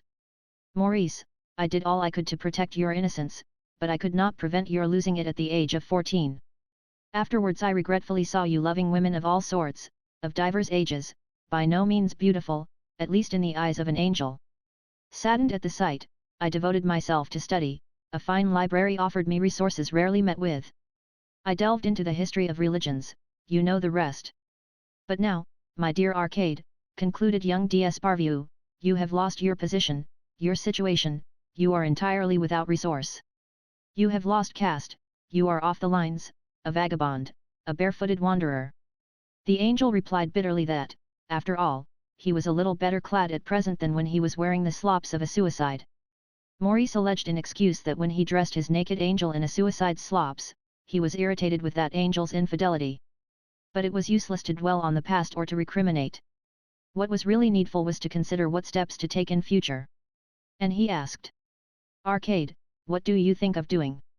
Have I not already told you, Maurice? To fight with him who reigns in the heavens, dethrone him, and set up Satan in his stead. You will not do it. To begin with, it is not the opportune moment. Opinion is not with you. You will not be in the swim, as Papa says. Conservatism and authority are all the go nowadays. We like to be ruled, and the President of the Republic is going to parley with the Pope. Do not be obstinate, Arcade. You are not as bad as you say. At bottom you are like the rest of the world, you adore the good God. I thought I had already explained to you, Maurice, that he whom you consider God is actually but a demiurge. He is absolutely ignorant of the divine world above him, and in all good faith believes himself to be the true and only God. You will find in the History of the Church, by Monseigneur Duchesne, Volume 1, page 162, that this proud and narrow-minded demiurge is named Eel Dabaoth. My child, so as not to ruffle your prejudices and to deal gently with your feelings in future, that is the name I shall give him. If it should happen that I should speak of him to you, I shall call him Eel Dabaoth. I must leave you. Adieu. Stay. I cannot. I shall not let you go thus. You have deprived me of my guardian angel. It is for you to repair the injury you have caused me. Give me another one. Arcade objected that it was difficult for him to satisfy such a demand. That having quarrelled with the sovereign dispenser of guardian spirits, he could obtain nothing from that quarter. My dear Maurice, he added, smiling, ask for one yourself from Eel Dabaoth. No, no, no, exclaimed Maurice. You have taken away my guardian angel, give him back to me. Alas! I cannot. Is it, Arcade, because you are a revolutionary that you cannot? Yes. An enemy of God? Yes. A satanic spirit? Yes. Well, then, exclaimed young Maurice, I will be your guardian angel, I will not leave you. And Maurice d'Esparvieu took Arcade to have some oysters at P.S. Chapter 26. The Conclave. That day, convoked by Arcade and Zita, the rebellious angels met together on the banks of the Seine at La Jonquière, in a deserted and tumble-down entertainment hall that Prince Istar had hired from a pot-house keeper called Baratin. 300 angels crowded together in the stalls and boxes. A table, an armchair, and a collection of small chairs were arranged on the stage, where hung the tattered remnants of a piece of rustic scenery. The walls, coloured in distemper with flowers and fruit, were cracked and stained with damp, and were crumbling away in flakes. The vulgar and poverty-stricken appearance of the place rendered the grandeur of the passions exhibited therein all the more striking. When Prince Istar asked the assembly to form its committee, and first of all to elect a president, the name that was renowned throughout the world entered the minds of all present, but a religious respect sealed their lips, and after a moment's silence, the absent nectaire was elected by acclamation. Having been invited to take the chair between Zita and an angel of Japan, Arcade immediately began as follows. Sons of heaven! My comrades! You have freed yourselves from the bonds of celestial servitude, you have shaken off the thrall of him called Iave, but to whom we should here accord his veritable name of Eel Dabaoth, for he is not the creator of the worlds, but merely an ignorant and barbarous demiurge, who having obtained possession of a minute portion of the universe has therein sown suffering and death. Sons of heaven, tell me, I charge you, whether you will combat and destroy Eel Dabaoth. All with one voice made answer. We will. And many speaking all together swore they would scale the mountain of Eel Dabaoth, and hurl down the walls of jasper and porphyry, and plunge the tyrant of heaven into eternal darkness. But a voice of crystal pierced through the sullen murmur. Tremble, ye impious, sacrilegious madmen! The Lord hath already lifted his dread arm to smite you. It was a loyal angel who, with an impulse of faith and love, envying the glory of confessors and martyrs, jealous and eager, like his God himself, to emulate man in the beauty of sacrifice, had flung himself in the midst of the blasphemers, to brave them, to confound them, and to fall beneath their blows. The assembly turned upon him with furious unanimity. Those nearest to him overwhelmed him with blows. He continued to cry, in a clear, ringing voice, "Glory to God! Glory to God! Glory to God!" A rebel seized him by the neck and strangled his praises of the Almighty in his throat. He was thrown to the ground, trampled underfoot. Prince Istar picked him up, took him by the wings between his fingers, then rising like a column of smoke, opened a ventilator, which no one else could have reached, and passed the faithful angel through it. Order was immediately restored. "Comrades," continued Arcade, "now that we have affirmed our stern resolve, we must examine the possible plans of campaign, and choose the best. You will therefore have to consider if we should attack the enemy in full force, or whether it were better, by a lengthy and assiduous propaganda, to win the inhabitants of heaven to our cause." "War! War!" shouted the assembled host. And it seemed as if one could hear the sound of trumpets and the rolling of drums. Theophile, whom Prince Istar had dragged to the meeting, rose, pale and unstrung, and, speaking with emotion, said, "Brethren, do not take ill what I am about to say, for it is the friendship I have for you that inspires me. I am but a poor musician. But, believe me, all your plans will come to naught before the divine wisdom which has foreseen everything." Theophile Belay sat down amid hisses. And Arcade continued. "Il Dabaoth foresees everything. I do not contest it. He foresees everything, but in order to leave us our free will he acts towards us absolutely as if he foresaw nothing. Every instant he is surprised, disconcerted, the most probable events take him unawares. The obligation which he has undertaken, to reconcile with his prescience the liberty of both men and angels, throws him constantly into inextricable difficulties and terrible dilemmas. He never sees further than the end of his nose. He did not expect Adam's disobedience, and so little did he anticipate the wickedness of men that he repented having made them, and drowned them in the waters of the flood, and all the animals as well, though he had no fault to find with the animals. For blindness he is only to be compared with Charles X, his favourite king. If we are prudent it will be easy to take him by surprise. I think that these observations will be calculated to reassure my brother." Theophile made no reply. He loved God, but he was fearful of sharing the fate of the faithful angel. One of the best informed spirits of the assembly, Mammon, was not altogether reassured by the remarks of his brother Arcade. "Bethink you," said this spirit, "Il Dabaoth has little general culture, but he is a soldier, to the marrow of his bones. The organization of Paradise is a thoroughly military organization. It is founded on hierarchy and discipline. Passive obedience is imposed there as a fundamental law. The angels form an army. Compare this spot with the Elysian fields which Virgil depicts for you. In the Elysian fields reign liberty, reason, and wisdom. The happy shades hold converse together in the groves of myrtle. In the heaven of Il Dabaoth there is no civil population. Everyone is enrolled, numbered, registered. It is a barracks and a field for maneuvers. Remember that." Arcade replied that they must look at their adversary in his true colors, and that the military organization of Paradise was far more reminiscent of the villages of King Coffee than of the Prussia of Frederick the Great. "Already," said he, "at the time of the first revolt, before the beginning of time, the conflict raged for 2 days, and Il Dabaoth's throne was made to totter. Nevertheless, the demiurge gained the victory. But to what did he owe it? To the thunderstorm which happened to come on during the conflict. The thunderbolts falling on Lucifer and his angels struck them down, bruised and blackened, and Il Dabaoth owed his victory to the thunderbolts. Thunder is his sole weapon. He abuses its power. In the midst of thunder and lightning he promulgates his laws. Fire goeth before him, says the prophet. Now Seneca, the philosopher, said that the thunderbolt in its fall brings peril to very few, but fear to all. This remark was true enough for men of the 1st century of the Christian era, it is no longer so for the angels of the 20th, all of which goes to prove that, in spite of his thunder, he is not very powerful. It was acute terror that made men rear him a tower of unbaked brick and bitumen. When myriads of celestial spirits, furnished with machines which modern science puts at their disposal, make an assault upon the heavens. Think you, comrades, that the old master of the solar system, surrounded with his angels, armed as in the time of Abraham, will be able to resist them? To this day the warriors of the demiurge wear helmets of gold and shields of diamond. Michael, his best captain, knows no other tactics than the hand-to-hand combat. To him Pharaoh's chariots are still the latest thing, and he has never heard of the Macedonian phalanx.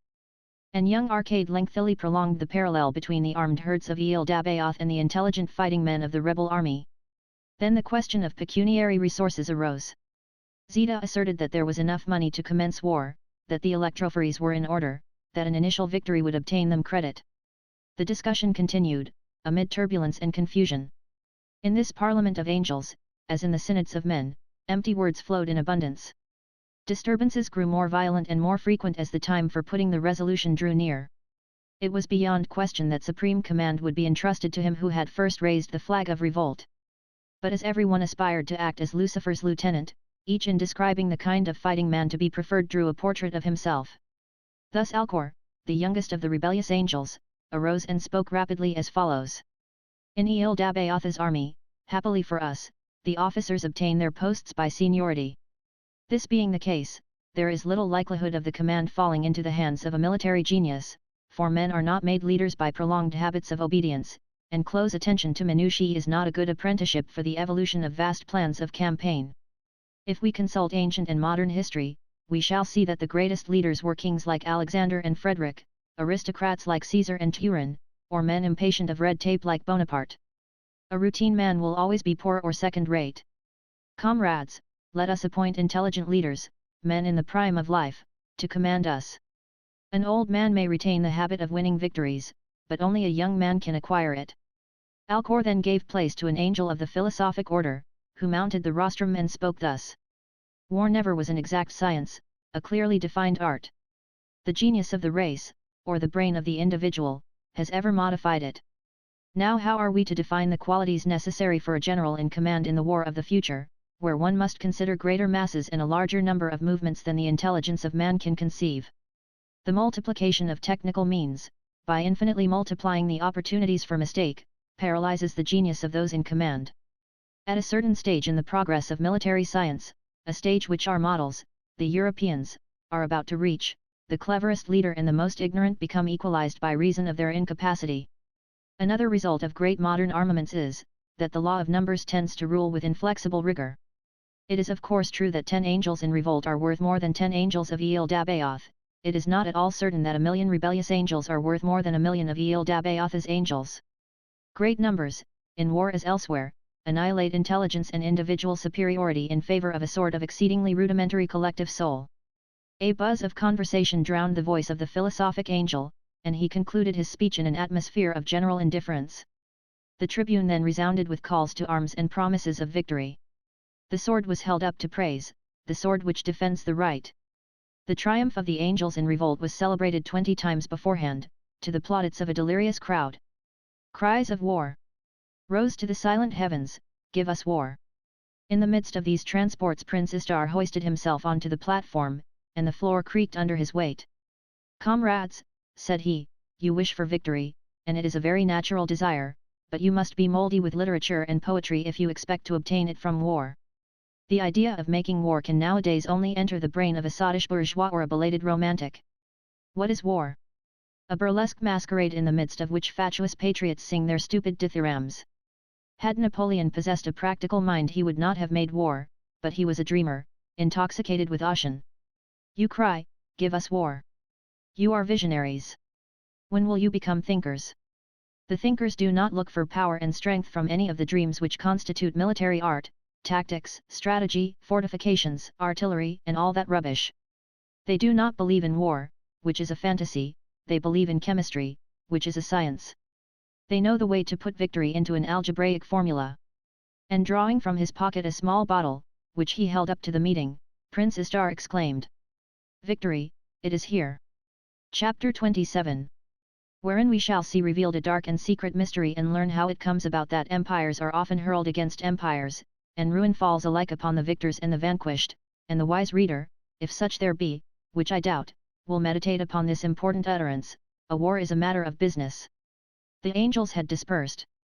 At the foot of the slopes at Mutin, seated on the grass, Arcade and Zita watched the Seine flowing by the willows. In this world, said Arcade, in this world, which we call a cosmos, though it is but a microcosm, no thinking being can imagine that he is able to destroy even one atom. At the utmost, all we can hope for is that we shall succeed in modifying, here and there, the rhythm of some group of atoms and the arrangement of certain cells. That, when one thinks of it, must be the limit of our great enterprise. And when we shall have set up the contradictor in the place of Il Dabaoth, we shall have done no more. Zeta, is the evil in the nature of things or in their arrangement? That is what we ought to know. Zeta, I am profoundly troubled. Arcade, replied Zeta, if to act we had to know the secret of nature, one would never act at all. And neither would one live, since to live is to act. Arcade, is your resolution failing you already? Arcade assured the beautiful angel that he was resolved to plunge the demiurge into eternal darkness. A motor car passed by on the road, followed by a long trail of dust. It stopped before the two angels, and the hooked nose of Baron Everdingen appeared at the window. "Good morning, my celestial friends, good morning," said the capitalist. "Sons of heaven, I am pleased to meet you. I have a word of importance to say to you. Do not remain idle, do not go to sleep. Arm! Arm! You may be surprised by Il Dabaoth. You have a big war fund. Employ it without stint. I have just learnt that the Archangel Michael has given large orders in heaven for thunderbolts and arrows. If you take my advice you will procure 50,000 more electrophories. I will take the order. Good day, angels. Long live the celestial country." And Baron Everdingen flew by the flowery shores of Louveciennes in the company of a pretty actress.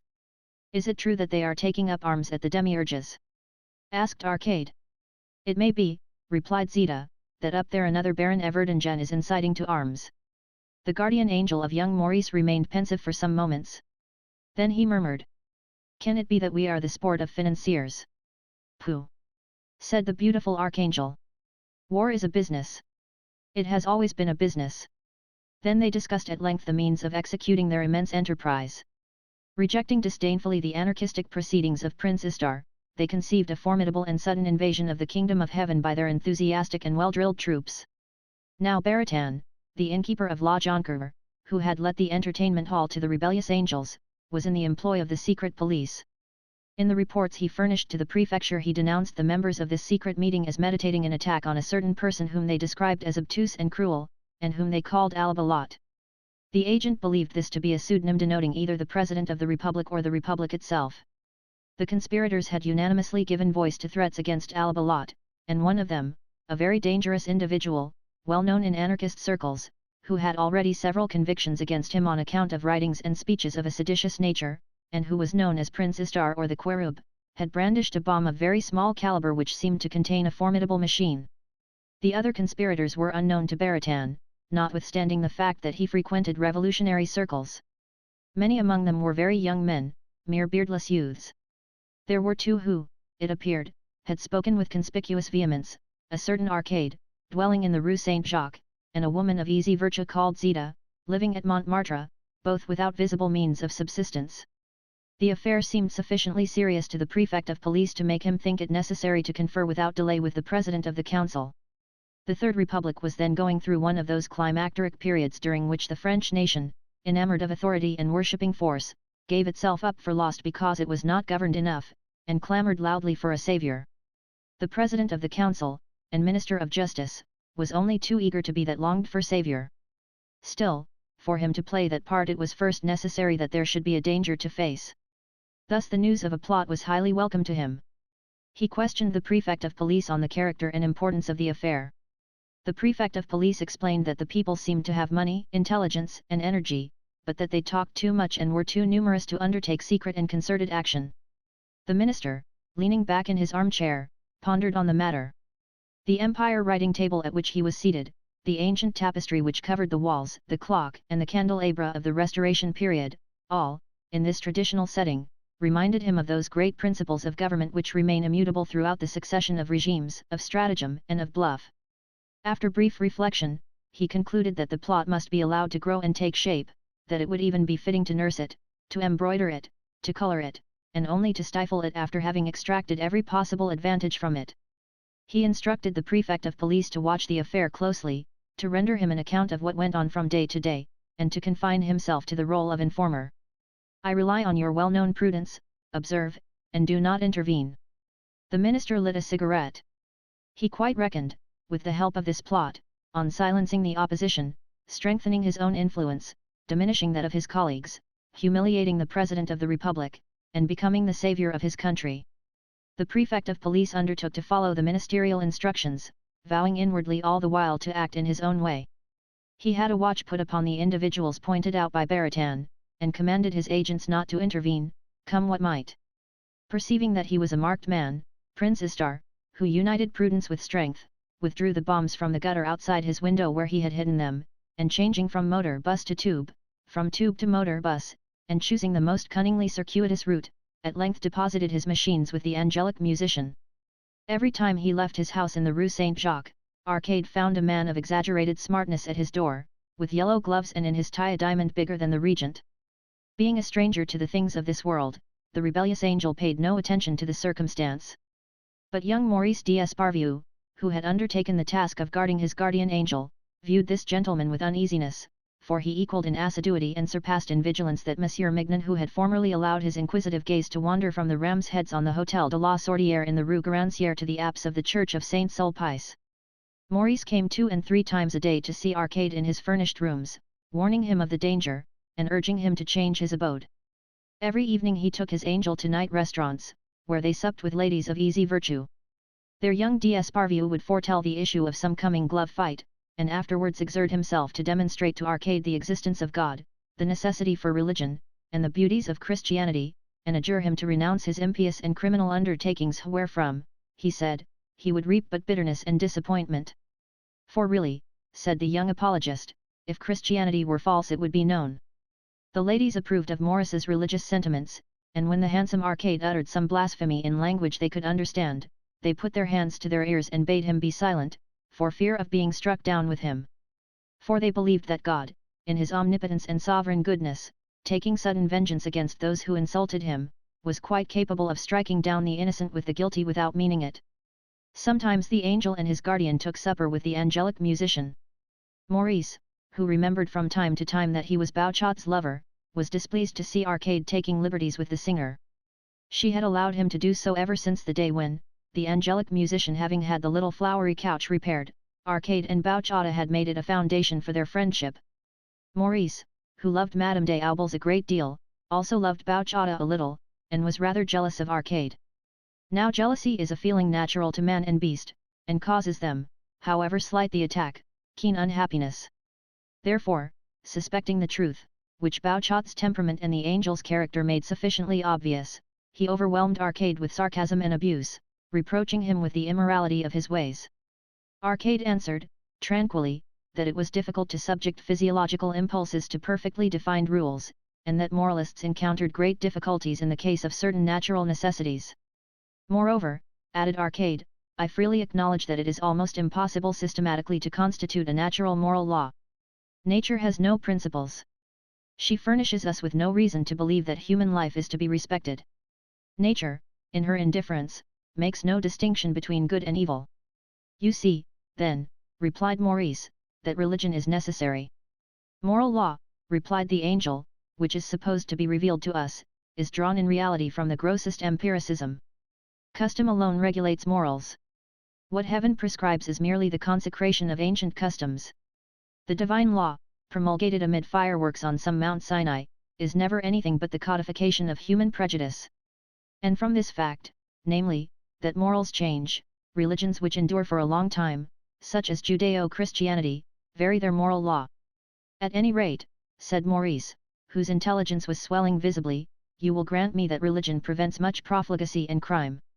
Except when it promotes crime, as, for instance, the murder of Iphigenia. Arcade, exclaimed Maurice, when I hear you argue, I rejoice that I am not an intellectual.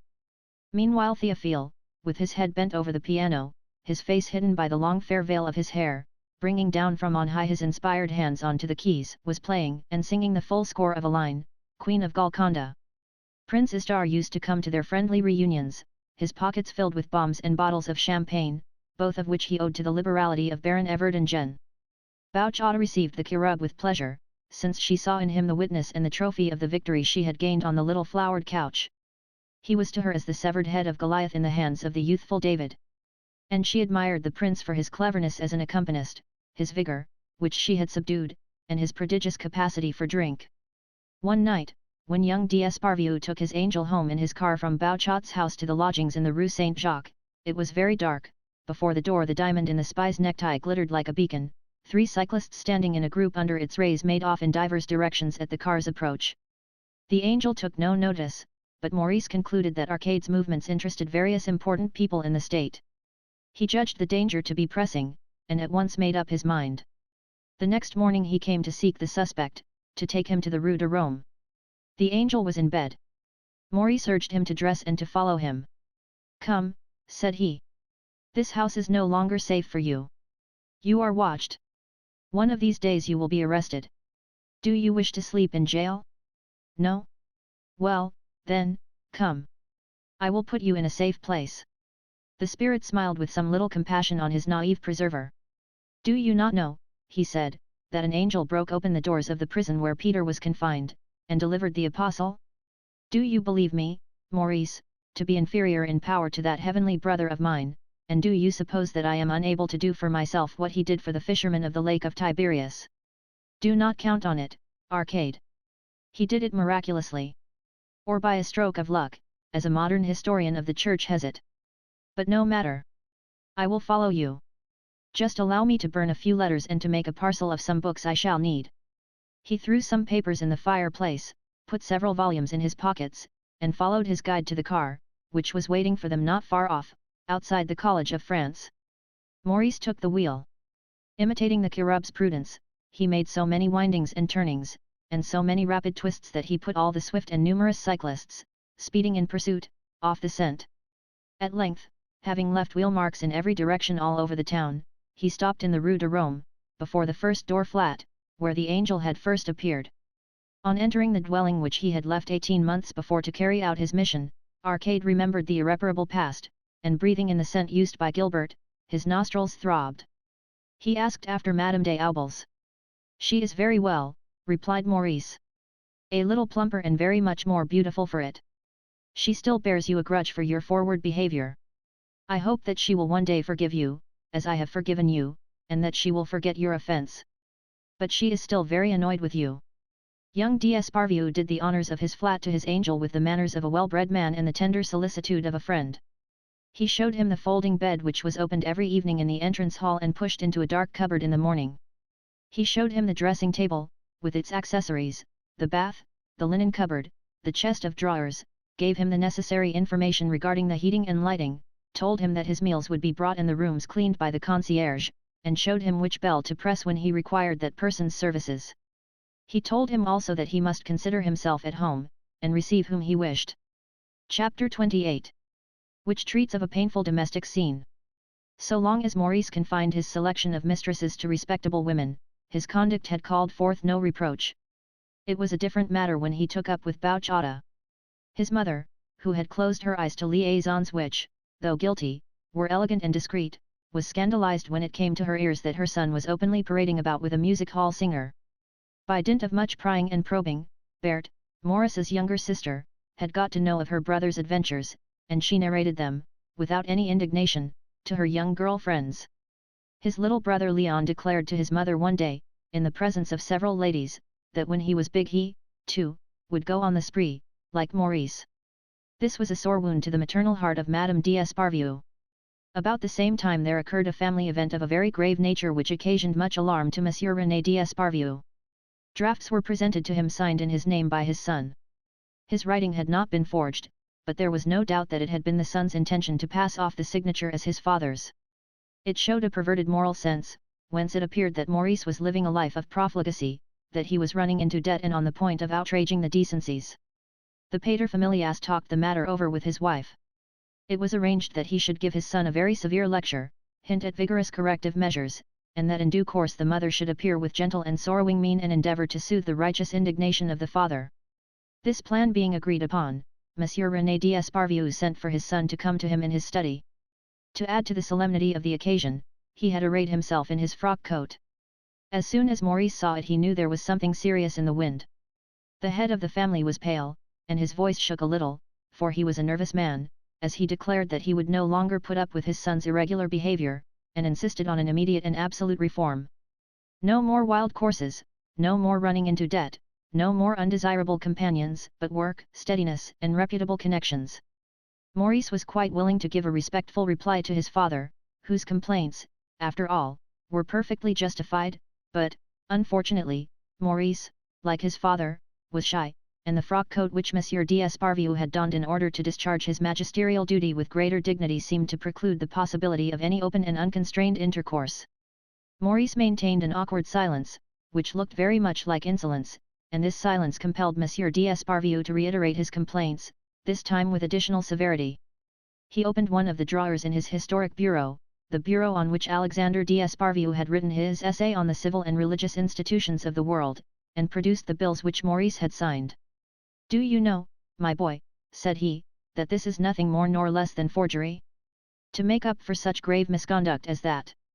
At this moment Madame d'Esparvieu, as arranged, entered the room attired in her walking dress. She was supposed to play the angel of forgiveness, but neither her appearance nor her disposition was suitable to the part. She was harsh and unsympathetic. Maurice harbored within him the seeds of all the ordinary and necessary virtues. He loved his mother and respected her. His love, however, was more a matter of duty than of inclination, and his respect arose from habit rather than from feeling. Madame René d'Esparvieu's complexion was blotchy, and having powdered herself in order to appear to advantage at the domestic tribunal, the colour of her face suggested raspberries sprinkled over with sugar. Maurice, being possessed of some taste, could not help realizing that she was ugly and rather repulsively so. He was out of tune with her, and when she began to go through all the accusations his father had brought against him, making them out to be blacker than ever, the prodigal turned away his head to conceal his irritation. "Your Aunt de Saint Fain," she went on, "met you in the street in such disgraceful company that she was really thankful that you forbore to greet her." "Aunt de Saint Fain!" Maurice broke out. "I like to hear her talking about scandals. Everyone knows the sort of life she has led, and now the old hypocrite wants to—" He stopped. He had caught sight of his father, whose face was even more eloquent of sorrow than of anger. Maurice began to feel as though he had committed murder, and could not imagine how he had allowed such words to escape him. He was on the point of bursting into tears, falling on his knees, and imploring his father to forgive him, when his mother, looking up at the ceiling, said with a sigh, "What offence can I have committed against God, to have brought such a wicked son into the world?"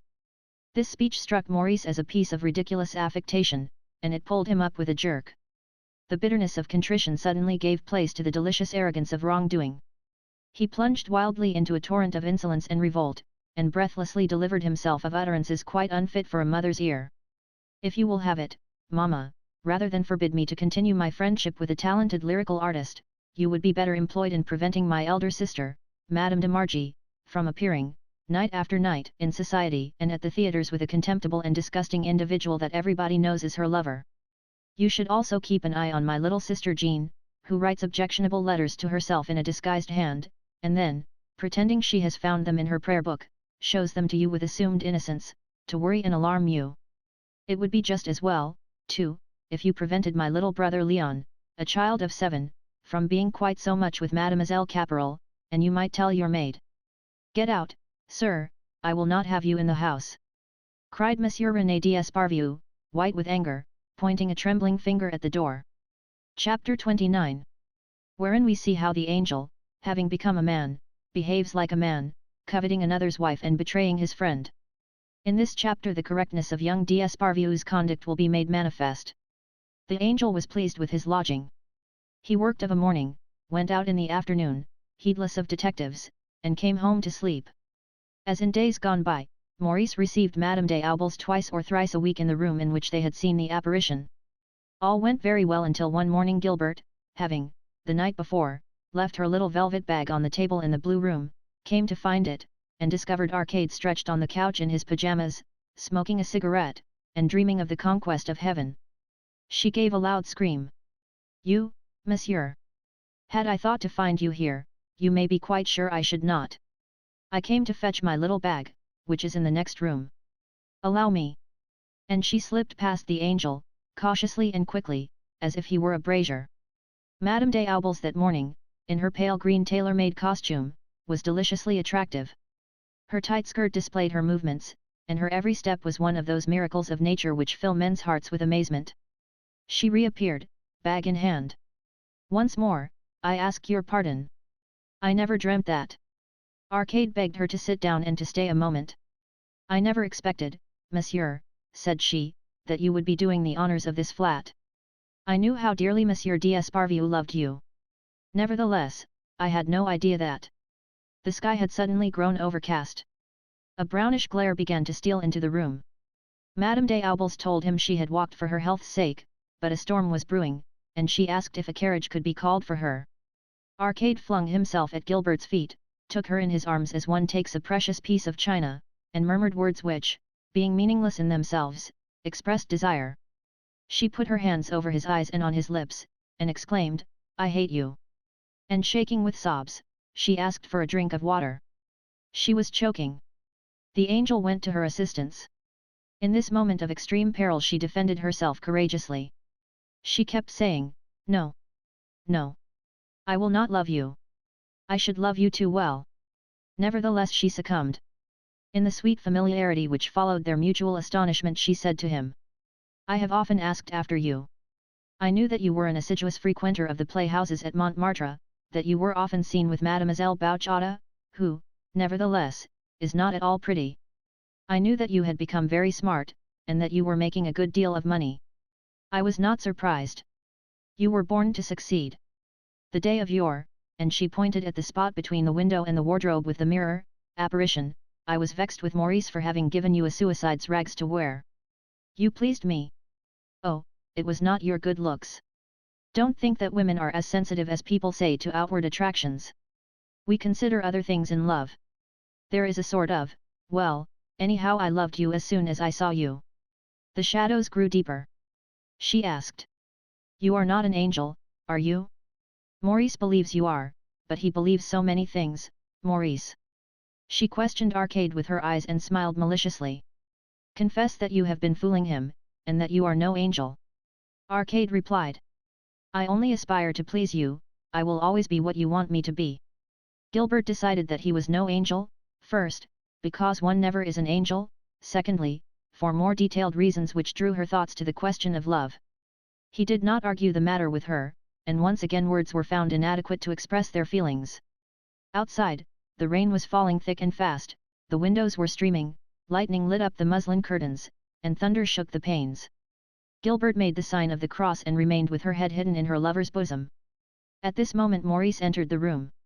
He came in wet and smiling, confident, tranquil, happy, to announce to Arcade the good news that with his half-share in the previous day's race at Longchamps the angel had won 12 times his stake. Surprising the lady and the angel in their embrace, he became furious, anger gripped the muscles of his throat, his face grew red with blood, and the veins stood out on his forehead. He sprang with clenched fists towards Gilbert, and then suddenly stopped. Interrupted motion was transformed into heat. Maurice fumed. His anger did not arm him, like Archilochus, with lyrical vengeance. He merely applied an offensive epithet to his unfaithful one. Meanwhile she had recovered her dignified bearing. She rose, full of modesty and grace, and gave her accuser a look which expressed both offended virtue and loving forgiveness. But as young d'Esparvieu continued to shower coarse and monotonous insults on her, she grew angry in her turn.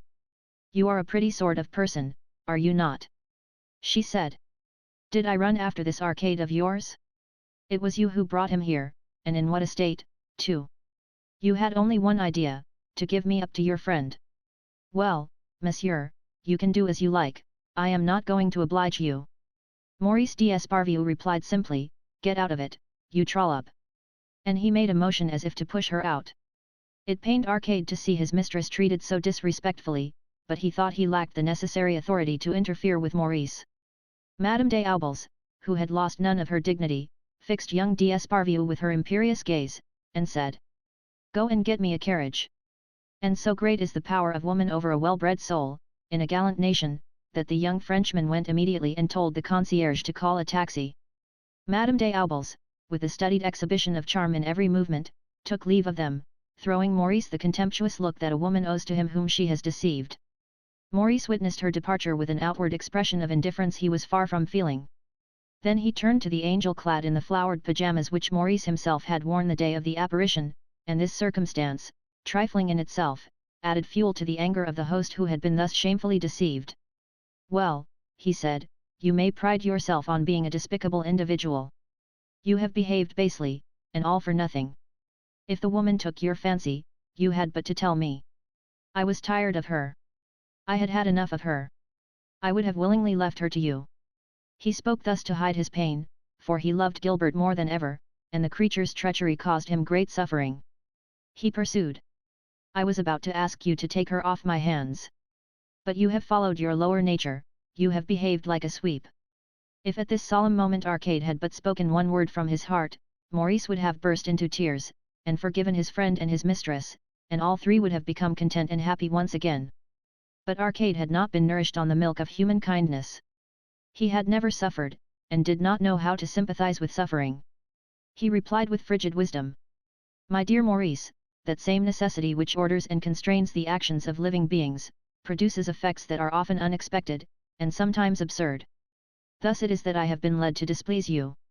You would not reproach me if you had a good philosophical understanding of nature, for you would then know that free will is but an illusion, and that physiological affinities are as exactly determined as are chemical combinations, and, like them, may be summed up in a formula. I think that, in your case, it might be possible to inculcate these truths, but it would be a difficult task, and maybe they would not bring you the serenity which eludes you. It is fitting, therefore, that I should leave this spot, and—" "Stay," said Maurice. Maurice had a very clear sense of social obligations. He put honor, when he thought about it, above everything.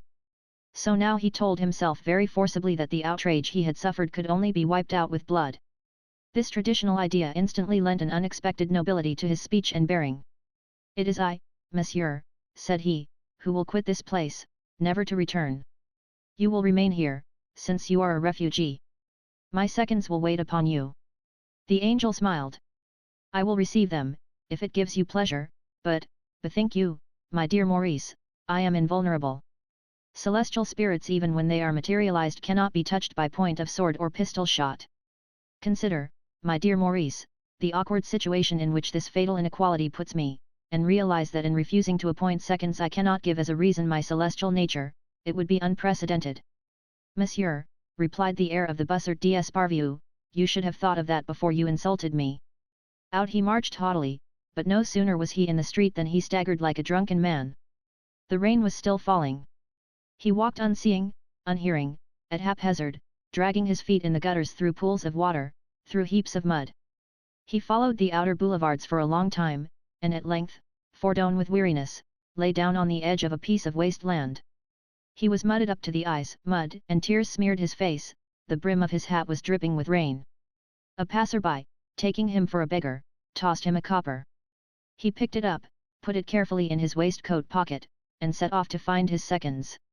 Chapter 30, which treats of an affair of honor, and which will afford the reader an opportunity of judging whether, as Arcade affirms, the experience of our faults makes better men and women of us. The ground chosen for the combat was Colonel Mancon's garden, on the Boulevard de la Reine at Versailles. Messrs de la Verdelier and Le Truc de Ruffac, who had both of them constant practice in affairs of honor and knew the rules with great exactness, assisted Maurice d'Esparvieu.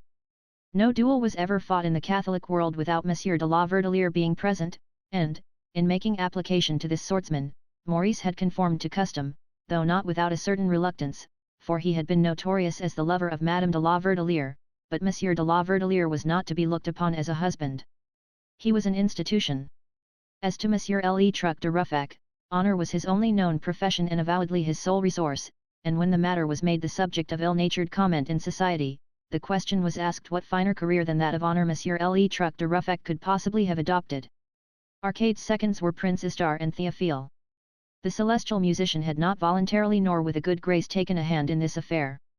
He had a horror of every kind of violence and disapproved of single combat. The report of pistols and the clash of swords were intolerable to him, and the sight of blood made him faint. This gentle son of heaven had obstinately refused to act as second to his brother Arcade, and to bring him to the starting point the cherub had had to threaten to break a bottle of panclastite over his head. Besides the combatants, the seconds, and the doctors, the only people in the garden were a few officers from the barracks at Versailles and several reporters. Although young d'Esparvieu was known merely as a young man of family, and Arcade had never been heard of at all, the duel had attracted quite a large crowd of inquisitive individuals, and the windows of the adjoining houses were crammed with photographers, reporters, and society people. What had aroused much curiosity was that a woman was known to be the cause of the quarrel. Many mentioned Bouchata, but the majority said it was Madame des Aubels. It had been remarked upon, moreover, that duels in which Monsieur de la Verdelière acted as second drew all Paris. The sky was a soft blue, the garden all abloom with roses, a blackbird was piping in a tree. Monsieur de la Verdelière, who, stick in hand, conducted the affair, laid the points of the swords together, and said, "Allez, messieurs!" Maurice d'Esparvieu attacked by doubling and beating the blade. Arcade retired, keeping his sword in line. The first engagement was without result. The seconds were under the impression that Monsieur d'Esparvieu was in a grievous state of nervous irritability, and that his adversary would wear him down. In the second encounter Maurice attacked wildly, spread out his arms, and exposed his breast. He attacked as he advanced, gave a straight thrust, and the point of his sword grazed Arcade on the shoulder. The latter was thought to be wounded. But the seconds ascertained with surprise that it was Maurice who had received a scratch on the wrist.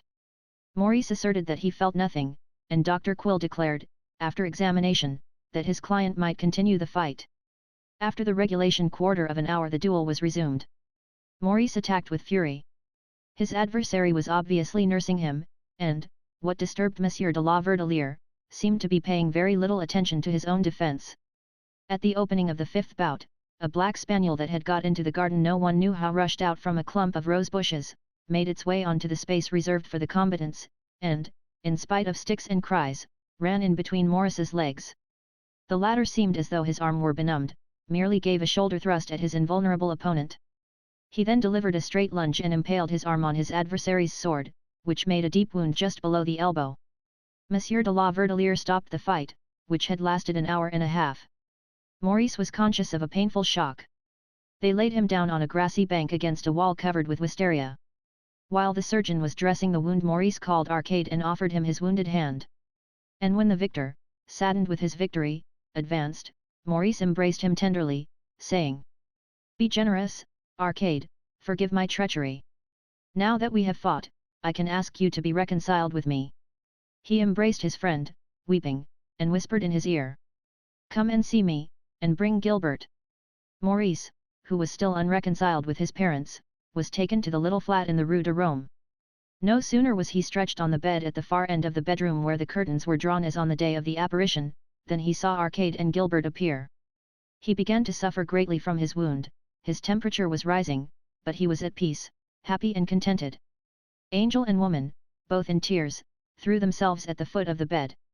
He took both their hands with his left, smiled on them, and kissed them tenderly. "I am sure now that I shall never quarrel with either of you again, you will deceive me no more. I now know you are capable of anything."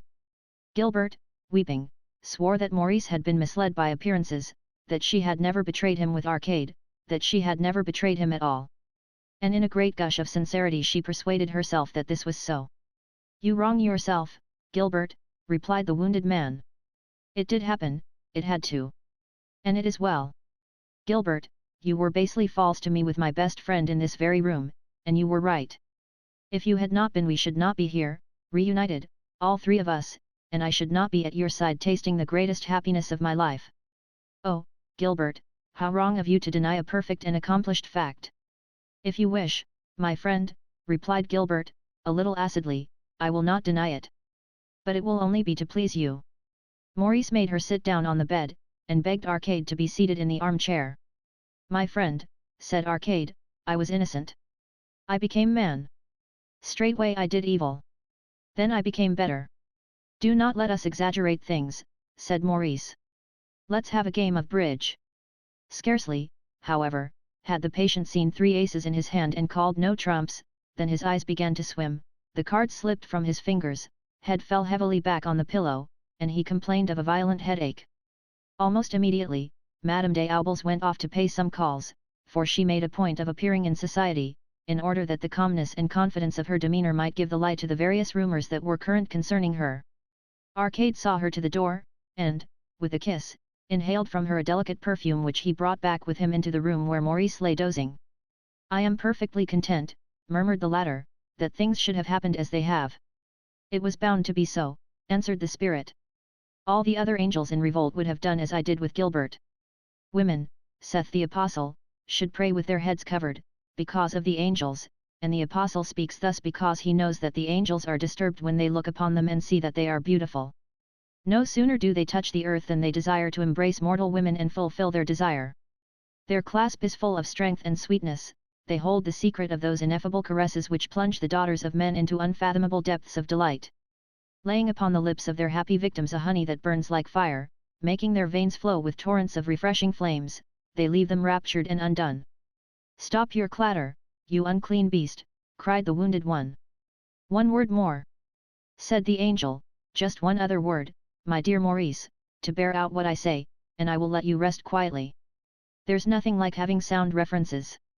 In order to assure yourself that I am not deceiving you, Maurice, on this subject of the amorous embraces of angels and women, look up Justin, Apologies, I and II, Flavius Josephus, Jewish Antiquities, Book 1, Chapter 3, Athenagoras, concerning the Resurrection, Lactantius, Book 2, Chapter 15, Tertullian, on the Veil of the Virgins, Marcus of Ephesus and Cellus, Eusebius, Preparatio Evangelica, Book 5, Chapter 4, Saint Ambrose, in his book on Noah and the Ark, Chapter 5, Saint Augustine, in his City of God, Book 15, Chapter 23, Father Meldone, the Jesuit, Treatise on Demons, page, Pierre Lebier the King's Counselor.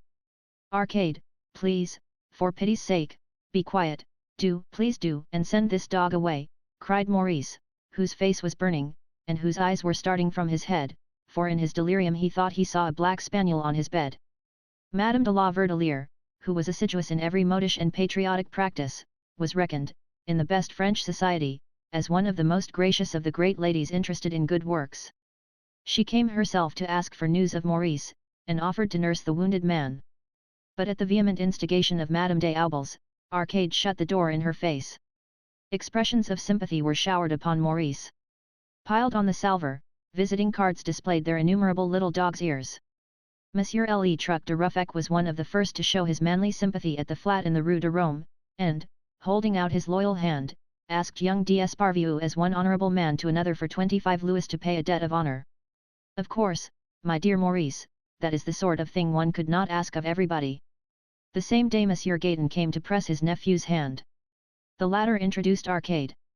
"This is my guardian angel, whose foot you thought so beautiful when you saw the print it had made on the telltale powder, uncle. He appeared to me last year in this very room. You don't believe it? Well, it is true, nevertheless." Then turning towards the spirit he said, "What say you, Arcade? The Abbé Patouille, who is a great theologian and a good priest, does not believe that you are an angel, and Uncle Gaëtan, who doesn't know his catechism and hasn't a scrap of religion in him, doesn't think so either. They deny you, the pair of them, the one because he has faith, the other because he hasn't. After that you may be sure that your history, if ever it comes to be narrated, will scarcely appear credible. Moreover, the man that took it into his head to tell your story would not be a man of taste, and would not come in for much approval. For your story is not a pretty one. I love you, but I sit in judgment upon you, too. Since you fell into atheism, you have become an abominable scoundrel. A bad angel, a bad friend, a traitor, and a homicide, for I suppose it was to bring about my death that you sent that black spaniel between my legs on the duelling ground." The angel shrugged his shoulders and, addressing Gaëtan, said, "Alas! Monsieur, I am not surprised at finding little credit in your eyes. I have been told that you have fallen out with the Judeo-Christian heaven, which is where I came from." "Monsieur," answered Gaëtan, "my faith in Jehovah is not sufficiently strong to enable me to believe in his angels." "Monsieur, he whom you call Jehovah is really a coarse and ignorant demiurge, and his name is Il Dabaoth. In that case, Monsieur, I am perfectly ready to believe in him. He is a narrow-minded ignoramus, is he? Then belief in his existence offers me no further difficulty. How is he getting on?" "Badly. We are going to lay him low next month." Don't make too sure of that, monsieur. You remind me of my brother-in-law, Cuis Sartre, who has been expecting to hear of the fall of the Republic for the past 30 years. You see, Arcade, exclaimed Maurice, Uncle Gaëtan thinks as I do. He knows you won't succeed. And, pray, Monsieur Gaëtan, what makes you think I shall not succeed? Your Île d'Abayoth is still very powerful in this world, if he isn't in the other. In days gone by he used to be upheld by his priests, by those who believed in him. Now he is supported by those who do not believe in him, by the philosophers. A pedant of a fellow called Picrocolli has recently come on the scene who wants to make a bankrupt of science in order to do a good turn to the church. And just lately pragmatism has been invented for the express purpose of gaining credit for religion in the minds of rationalists. You have been studying pragmatism. Not I. I was frivolous once, and I went in for metaphysics. I read Hegel and Kant. I have become serious with years, and now I only trouble myself about things evident to the senses, what the eye can see or what the ear can hear. Man is summed up in art. All the rest is moonshine. Thus the conversation went on until evening. It was marked by obscenities that would have brought a blush, I will not say to a cuirassier, for cuirassiers are frequently chaste, but even to a Parisienne. Monsieur Sariette came to see his old pupil. When he entered the room the bust of Alexander d'Esparvieu seemed to take shape behind the librarian's bald head. He drew near the bed. In the place of blue curtains, mirrored wardrobe, and chimney-piece, there straightway came into view the heavy-laden bookcases of the room of the globes and busts, and the air was heavy with piles of papers, records, and files. Monsieur Sariette could not be dissociated from his library, one could not conceive of him or even see him apart from it. He himself was paler, more vague, more shadowy, and more a creature of the fancy than the fancies he evoked. Maurice, who had grown very quiet, was sensible of this mark of friendship. Sit down, Monsieur Sariette, you know Madame des Aubiers. May I introduce Arcade to you, my guardian angel? It was he who, while yet invisible, pillaged your library for 2 years, made you lose all desire for food and drink, and drove you to the verge of madness. He it was who moved piles of books from the room of the busts to my summer house one day, under your very nose. He took away I know not what precious volumes, and was the cause of your falling on the staircase. Another day he took a volume of Salomon Renox, and, forced to go out with me, for he never left me, as I have learnt later, he let the volume drop in the gutter of the Rue Princesse. Forgive him, Monsieur Sariette, he had no pockets. He was invisible. I bitterly regret, Monsieur Sariette, that all your old books were not devoured by fire or swallowed up by a flood. They made my angel lose his head. He became man, and now knows neither faith nor obedience to laws. It is I, now, who am his guardian angel. God knows how it will all end. While listening to this speech, Monsieur Sariette's face took on an expression of infinite, irreparable, eternal sadness, the sadness of a mummy. Rising to take his leave, the sorrowful librarian murmured in Arcade's ear. The poor child is very ill. He is delirious. Maurice called the old man back. Do stay, Monsieur Sariette. You shall have a game of bridge with us. Monsieur Sariette, listen to my advice. Do not do as I did, do not keep bad company. You will be lost. I shudder at the mere thought. Monsieur Sariette, do not go yet. I have something very important to ask you.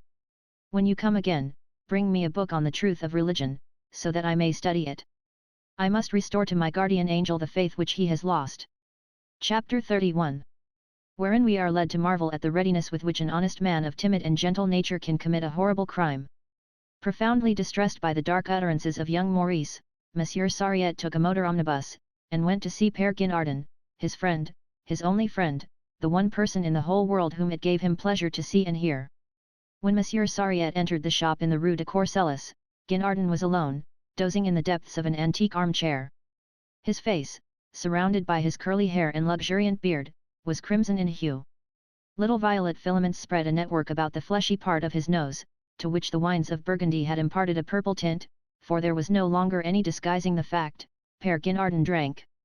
2 feet away from him, on the fair Octavie's work table, a rose, all but withered, drooped in an empty vase, and in a basket a piece of embroidery was lying unfinished and neglected. The young Octavie's absences from the shop were growing more and more frequent, and Monsieur Blancmesnil never called when she was not there. The reason of this was that they were meeting 3 times a week at 5 o'clock in a house close to the Champs-Élysées. Père Guinardon knew nothing of that. He did not know the full extent of his misfortune, but he suffered.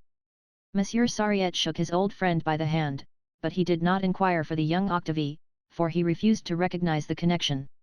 He would sooner have talked about Zéphyrin, who had been so cruelly deserted, and whom he hoped the old man would make his lawful wife. But Monsieur Sariette was prudent. He contented himself with asking Guinardon how he was. Perfectly well, was Guinardon's reply, but he felt ill, for either age and love-making had undermined his sturdy constitution, or else young Octavie's faithlessness had dealt her lover a fatal blow. God be praised, he went on, I still retain my powers of mind and body. I am chaste. Be chaste, Sariette. Chastity is strength. That evening Père Guinardon had taken some specially valuable books out of the Kingwood cabinet to show to a distinguished bibliophile, Monsieur Victor Meyer, and after the latter's departure he had dropped off to sleep without putting them back in their places. Books had an attraction for Monsieur Sariette, and seeing these particular volumes on the marble top of the cabinet, he began to examine them with interest. The first one he looked at was La Pucelle, in Morocco, with the English continuation. Doubtless it pained his patriotic and Christian heart to admire its text and illustrations, but a good copy was always virtuous and pure in his sight. Continuing to chat very affectionately with Guinardon, he picked up, one by one, the books which the antiquary had, for one reason or another, binding, illustrations, distinguished ownership, or scarcity, added to his stock. Suddenly a glorious shout of joy and love broke from his lips. He had discovered the Lucretius of the Prior de Vendôme, his Lucretius, and he was clasping it to his bosom. Once again I behold you, he sighed, as he pressed it to his lips. At first Père Guinardon could not quite make out what his old friend was talking about, but when the latter declared to him that the volume was from the d'Esparvieu collection, that it belonged to him, Sariette, and that he was going to take it away without further ado, the antiquary completely woke up, got on his legs, declared emphatically that the book belonged to him, Guinardon, by right of true and lawful purchase, and that he would not part with it unless he got 5,000 francs for it cash down. You don't take in what I am telling you, answered Sariette. The book belongs to the d'Esparvieu library, I must restore it to its place. Pas de cier, Lisette, hummed Guinardon. The book belongs to me, I tell you. You are crazy, my good Sariette. And noticing that, as a matter of fact, the librarian had a wandering look in his eye, he took the book from him, and tried to change the conversation. Have you seen, Sariette, that the rascals are going to rip up the Palais Mazarine, and cover up the very heart and centre of the old town, the finest and most venerable place in the whole of Paris, with the deuce knows what works of art of theirs? They are worse than the Vandals, for the Vandals, although they destroyed the buildings of antiquity, did not replace them with hideous and disgusting erections and atrocious bridges like the Pont d'Alexandre. And your poor Rue Garancière, Sariette, has fallen a prey to the barbarians. What have they done with the pretty bronze mask of the palace fountain? Monsieur Sariette never listened to a word of all this. Guinardon, you have not understood me. Now listen. This book belongs to the d'Esparvieu library. It was taken away, how or by whom I know not. Dreadful and mysterious things went on in that library. But, anyhow, the book was stolen. I need scarcely appeal to your sentiments of scrupulous probity, my dear friend. You would not like to be regarded as the receiver of stolen goods. Give me the book. I will return it to Monsieur d'Esparvieu, who will duly requite you, of that you may be sure. Rely on his generosity, and you will be acting like the downright good fellow that you are. The antiquary smiled a bitter smile. Catch me relying on the generosity of that old curmudgeon of a d'Esparvieu. Why, he'd skin a flea to get its coat. Look at me, Sariette, old boy, and tell me if I look like a dunderhead. You know perfectly well that d'Esparvieu refused to give 50 francs in a second-hand shop for a portrait of Alexander d'Esparvieu, the founder of the family, by her scent, and that consequently the founder of the family has had to remain on the boulevard Montparnasse, propped against a Jew hawker's stall, just opposite the cemetery, where all the dogs of the neighborhood come and make water on him. Catch me trusting to Monsieur d'Esparvieu's liberality. You've got some bright ideas in your head, you have. Very well, Guinardon, I myself will undertake to pay you any indemnity that a board of arbitrators may fix upon. Do you hear? Now don't go and do the handsome for people who won't give you so much as a thank you. This man, d'Esparvieu, has taken your knowledge, your energies, your whole life for a salary that even a valet wouldn't accept. So leave that idea alone. In any case it is too late. The book is sold. Sold? To whom? Asked Sariette in agonized tones. What does that matter? You'll never see it again. You'll hear no more about it, it's off to America. To America. The Lucretius with the arms of Philippe de Vendôme and Marginalia in Voltaire's own hand. My Lucretius off to America. Père Guinardon began to laugh. My dear Sariette, you remind me of the Chevalier de Grieux when he learns that his darling mistress is to be transported to the Mississippi. My dear mistress going to the Mississippi, says he. No. No. Answered Sariette, very pale, this book shall not go to America. It shall return, as it ought, to the d'Esparvieu library. Let me have it, Guinardon. The antiquary made a second attempt to put an end to an interview that now looked as if it might take an ugly turn. My good Sariette, you haven't told me what you think of my Greco. You never so much as glanced at it. It is an admirable piece of work all the same. And Guinardon, putting the picture in a good light, went on. Now just look at Saint Francis here, the poor man of the Lord, the brother of Jesus. See how his fuliginous body rises heavenward like the smoke from an agreeable sacrifice, like the sacrifice of Abel. Give me the book, Guinardon, said Sariette, without turning his head, give me the book. The blood suddenly flew to Père Guinardon's head. That's enough of it, he shouted, as red as a turkey cock, the veins standing out on his forehead. And he dropped the Lucretius into his jacket pocket. Straightway old Sariette flew at the antiquary, assailed him with sudden fury, and, frail and weakly as he was, butted him back into young Octavie's armchair. Guinardon, in furious amazement, belched forth the most horrible abuse on the old maniac and gave him a punch that sent him staggering back 4 paces against the Coronation of the Virgin, by Fra Angelico, which fell down with a crash. Sariette returned to the charge, and tried to drag the book out of the pocket in which it lay hid. This time Père Guinardon would really have floored him had he not been blinded by the blood that was rushing to his head, and hit sideways at the work table of his absent mistress. Sariette fastened himself onto his bewildered adversary, held him down in the armchair, and with his little bony hands clutched him by the neck, which, red as it was already, became a deep crimson. Guinardon struggled to get free, but the little fingers, feeling the mass of soft, warm flesh about them, embedded themselves in it with delicious ecstasy. Some unknown force made them hold fast to their prey. Guinardon's throat began to rattle, saliva was oozing from one corner of his mouth. His enormous frame quivered now and again beneath the grasp, but the tremors grew more and more intermittent and spasmodic. At last they ceased.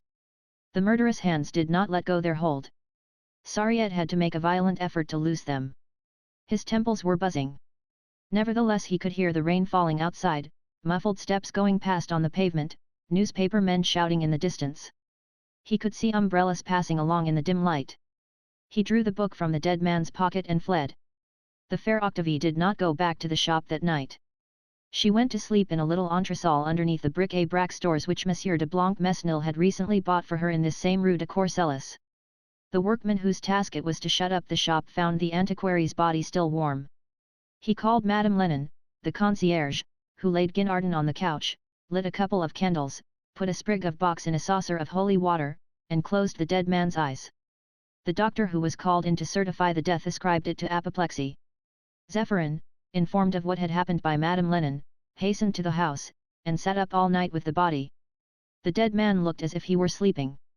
In the flickering light of the candles El Greco's saint mounted upwards like a wreath of smoke, the gold of the primitives gleamed in the shadows. Near the deathbed a little woman by Baudouin was plainly discernible giving herself a douche. All through the night Zéphyrin's lamentations could be heard 50 yards away. He's dead, he's dead. She kept saying. My friend, my divinity, my all, my love, but no. He is not dead, he moves. It is I, Michel, your Zéphyrin. Awake, hear me. Answer me, I love you, if ever I caused you pain, forgive me. Dead. Dead. Oh my God! See how beautiful he is. He was so good, so clever, so kind. My God! My God! My God! If I had been there he would not now be lying dead. Michel! Michel! When morning came she was silent. They thought she had fallen asleep. She was dead too. Chapter 32. Which describes how Nectaire's flute was heard in the tavern of Clodomir. Madame de la Verdelier having failed to force an entrée as sick nurse, returned after several days had elapsed. During the absence of Madame des Aubiers, to ask Maurice d'Esparvieu for his subscription to the French churches. Arcade led her to the bedside of the convalescent. Maurice whispered in the angel's ear. "Traitor, deliver me from this ogress immediately, or you will be answerable for the evil which will soon befall." "Be calm," said Arcade, with a confident air. After the conventional complimentary flourishes, Madame de la Verdelière signed to Maurice to dismiss the angel. Maurice feigned not to understand. And Madame de la Verdelière disclosed the ostensible reason of her visit. "Our churches," she said, "our beloved country churches, what is to become of them?" Arcade gazed at her angelically and sighed. "They will disappear, madam, they will fall into ruin. And what a pity! I shall be inconsolable. The church amid the villagers' cottages is like the hen amidst her chickens." "Just so!" exclaimed Madame de la Verdelière with a delighted smile. "It is just like that. And the spires, madam?" "Oh, monsieur, the spires." "Yes, the spires, madam, that stick up into the skies towards the little cherubim, like so many syringes." Madame de la Verdelière incontinently left the place. That same day Monsieur l'Abbé Patouille came to offer the wounded man good counsel and consolation. He exhorted him to break with his bad companions and to be reconciled to his family. He drew a picture of the sorrowful father, the mother in tears, ready to receive their long-lost child with open arms. Renouncing with manly effort a life of profligacy and deluding joys, Maurice would recover his peace and strength of mind, he would free himself from devouring chimeras, and shake off the evil spirit. Young d'Esparvieu thanked Abbé Patouille for all his kindness, and made a protestation of his religious feelings. "Never," said he, "have I had such faith. And never have I been in such need of it. Just imagine, Monsieur l'Abbé, I have to teach my guardian angel his catechism all over again, for he has quite forgotten it." Monsieur l'Abbé Patouille heaved a deep sigh, and exhorted his dear child to pray, there being no other resource but prayer for a soul assailed by the devil. "Monsieur l'Abbé," asked Maurice, "may I introduce my guardian angel to you?" "Do stay a moment, he has gone to get me some cigarettes." "Unhappy child!" And Abbé Patouille's fat cheeks drooped in token of affliction. But almost immediately they plumped up again, as a sign of light-heartedness. For in his heart there was matter for rejoicing. Public opinion was improving. The Jacobins, the Freemasons, the coalitionists were everywhere in disgrace. The smart set led the way. The Académie Française was of the right way of thinking. The number of Christian schools was increasing by leaps and bounds. The young men of the Quartier Latin were submitting to the church, and the École Normale exhaled the perfume of the seminary. The cross was gaining the day, but money was wanted, more money, always money. After 6 weeks' rest, Maurice was allowed by his doctor to take a drive. He wore his arm in a sling. His mistress and his friend went with him. They drove to the Bois, and took a gentle pleasure in looking upon the grass and the trees. They smiled on everything and everything smiled on them. As Arcade had said, their faults had made them better. By the unlooked-for ways of jealousy and anger, Maurice had attained to calm and kindliness. He still loved Gilbert and he loved her with an indulgent love. The angel still desired her as much as ever, but having once possessed her, his desire had lost the sting of curiosity. Gilbert forbore trying to please, and thereby pleased the more. They drank milk at the cascade, and found it good. They were all three innocent. Arcade forgot the injustice of the old tyrant of the world. But he was soon to be reminded of it. On entering his friend's house, he found Zita awaiting him, looking like a statue in ivory and gold. "You excite my pity," she said to him. "The day is at hand the like of which has never dawned since the beginning of time, and perhaps will never dawn again before the sun enters with all its train into the constellation of Hercules. We are on the eve of surprising Éole d'Abaoth in his palace of porphyry, and you, who are burning to deliver the heavens, who were so eager to enter in triumph into your emancipated country, you suddenly forget your noble purpose and fall asleep in the arms of the daughters of men. What pleasure can you find in intercourse with these unclean little animals, composed, as they are, of elements so unstable that they may be said to be in a state of constant evanescence? O Arcade! I was indeed right to distrust you. You are but an intellectual, you do but feel idle curiosity. You are incapable of action." "You misjudge me, Zita," replied the angel. "It is the nature of the sons of heaven to love the daughters of men. Corruptible though it be, the material part of women and of flowers charms the senses none the less. But not one of these little animals can make me forget my hatred and my love, and I am ready to rise up against Éole d'Abaoth." Zita expressed her satisfaction at seeing him in this resolute mood. She urged him to pursue the accomplishment of this vast undertaking with undiminished ardor. Nothing must be hurried or deferred. A great action, arcade, is made up of a multitude of small ones, the most majestic whole is composed of 1,000-minute details. Let us neglect nothing. She had come to take him to a meeting where his presence was required. They were to take a census of the revolutionaries. She added but one word. Nectaire will be there.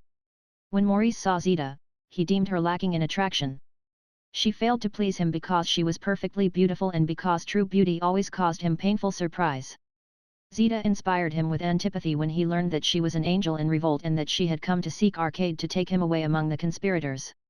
The poor child tried to retain his companion by all the means that his wit and the circumstances afforded him. If his guardian angel would only remain with him, he would take him to a magnificent boxing match, to a review where he would witness the apotheosis of Poincaré, or, lastly, to a certain house he knew of where he would behold women remarkable for their beauty, talents, vices, or deformities. But the angel would not allow himself to be tempted, and said he was going with Zita. What for? To plot the conquest of the skies. Still the same nonsense. The conquest of, but there, I proved to you that it was neither possible nor desirable. Good night, Maurice. You are going? Well, I will accompany you. And Maurice, his arm in a sling, went with Arcade and Zita all the way to Clodomir's restaurant at Montmartre, where the tables were laid in an arbor in the garden. Prince Istar and Théophile were already there, with a little creature who looked like a child, and was, in fact, a Japanese angel. We are only waiting for Nectaire, said Zita. And at that moment the old gardener noiselessly appeared. He took his seat, and his dog lay down at his feet. French cooking is the best in the world. It is a glory that will transcend all others when humanity has grown wise enough to put the spit above the sword. Clodomir served the angels, and the mortal who was with them, with a soup made of cabbages and bacon, a loin of pork and kidneys cooked in wine, thereby proving himself a real Montmartre cook, and showing that he had not been spoiled by the Americans, who corrupt the most excellent chefs of the city of restaurants. Clodomir brought forth some Bordeaux, which, though unrecorded among the renowned vintages of Médoc, gave evidence by its choice and delicate aroma of the high nobility of its origin. We must not omit to chronicle that, after this wine and many others had been drunk, the Selle Armand, in solemn state, produced a Burgundy choice and rare, full-bodied yet not heavy, generous yet delicate, rich with the true Burgundian mellowness, a noble and, withal, a somewhat heady wine, that brought delight alike to mind and sense. Hail to thee, Dionysus, greatest of the gods! Cried old Nectaire, raising his glass on high. I drink to thee who wilt restore the golden age, and give again to mortal men, who will become heroes as of old, the grapes which the lesbians used to cull, long since, from the vines of Methymna, who wilt restore the vineyards of Thasus, the white clusters of Lake Mareotis, the storehouses of Falernus, the vines of the Tumulus, and the wine of Fani, of all wines the king. And the juice thereof shall be divine, and, as in old Silenus' day, men shall grow drunk with wisdom and with love. When the coffee was served, Prince Istar, Zita, Arcade, and the Japanese angel took it in turns to give an account of the forces assembled against Ile d'Abaoth. Angels, in exchanging eternal bliss for the sufferings of an earthly life, grow in intelligence, acquire the means of going astray and the faculty of self-contradiction. Consequently their meetings, like those of men, are tumultuous and confused. Did one of them deal in figures, the others immediately called them in question. They could not add one number to another without quarrelling, and arithmetic itself, subjected to passion, lost its certitude. The cherub, who had brought with him the pious Théophile, waxed indignant when he heard the musician praising the Lord, and rained down such blows on his head as would have felled an ox. But the head of a musician is harder than a bucranium, and the blows which Théophile received did not avail to modify that angel's notion of divine providence. Arcade, having at great length set up his scientific idealism in opposition to Zita's pragmatism, the beautiful archangel told him that he argued badly. "And you are surprised at that?" exclaimed young Maurice's guardian angel. "I argue, like you, in the language of human beings. And what is human language but the cry of the beasts of the forests or the mountains, complicated and corrupted by arrogant anthropoids? How then, Zita, can one be expected to argue well with a collection of angry or plaintive sounds like that? Angels do not reason at all, men, being superior to the angels, reason imperfectly. I will not mention the professors who think to define the absolute with the aid of cries that they have inherited from the pithecanthropoid monkeys, marsupials, and reptiles, their ancestors. It is a colossal joke. How it would amuse the demiurge, if he had any brains.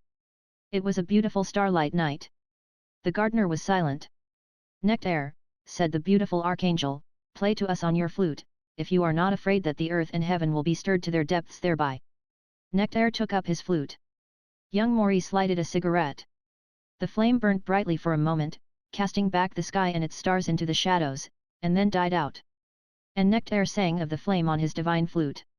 The silvery voice soared aloft and sang. That flame was a whole universe which fulfilled its destiny in less than a minute. Suns and planets were formed therein.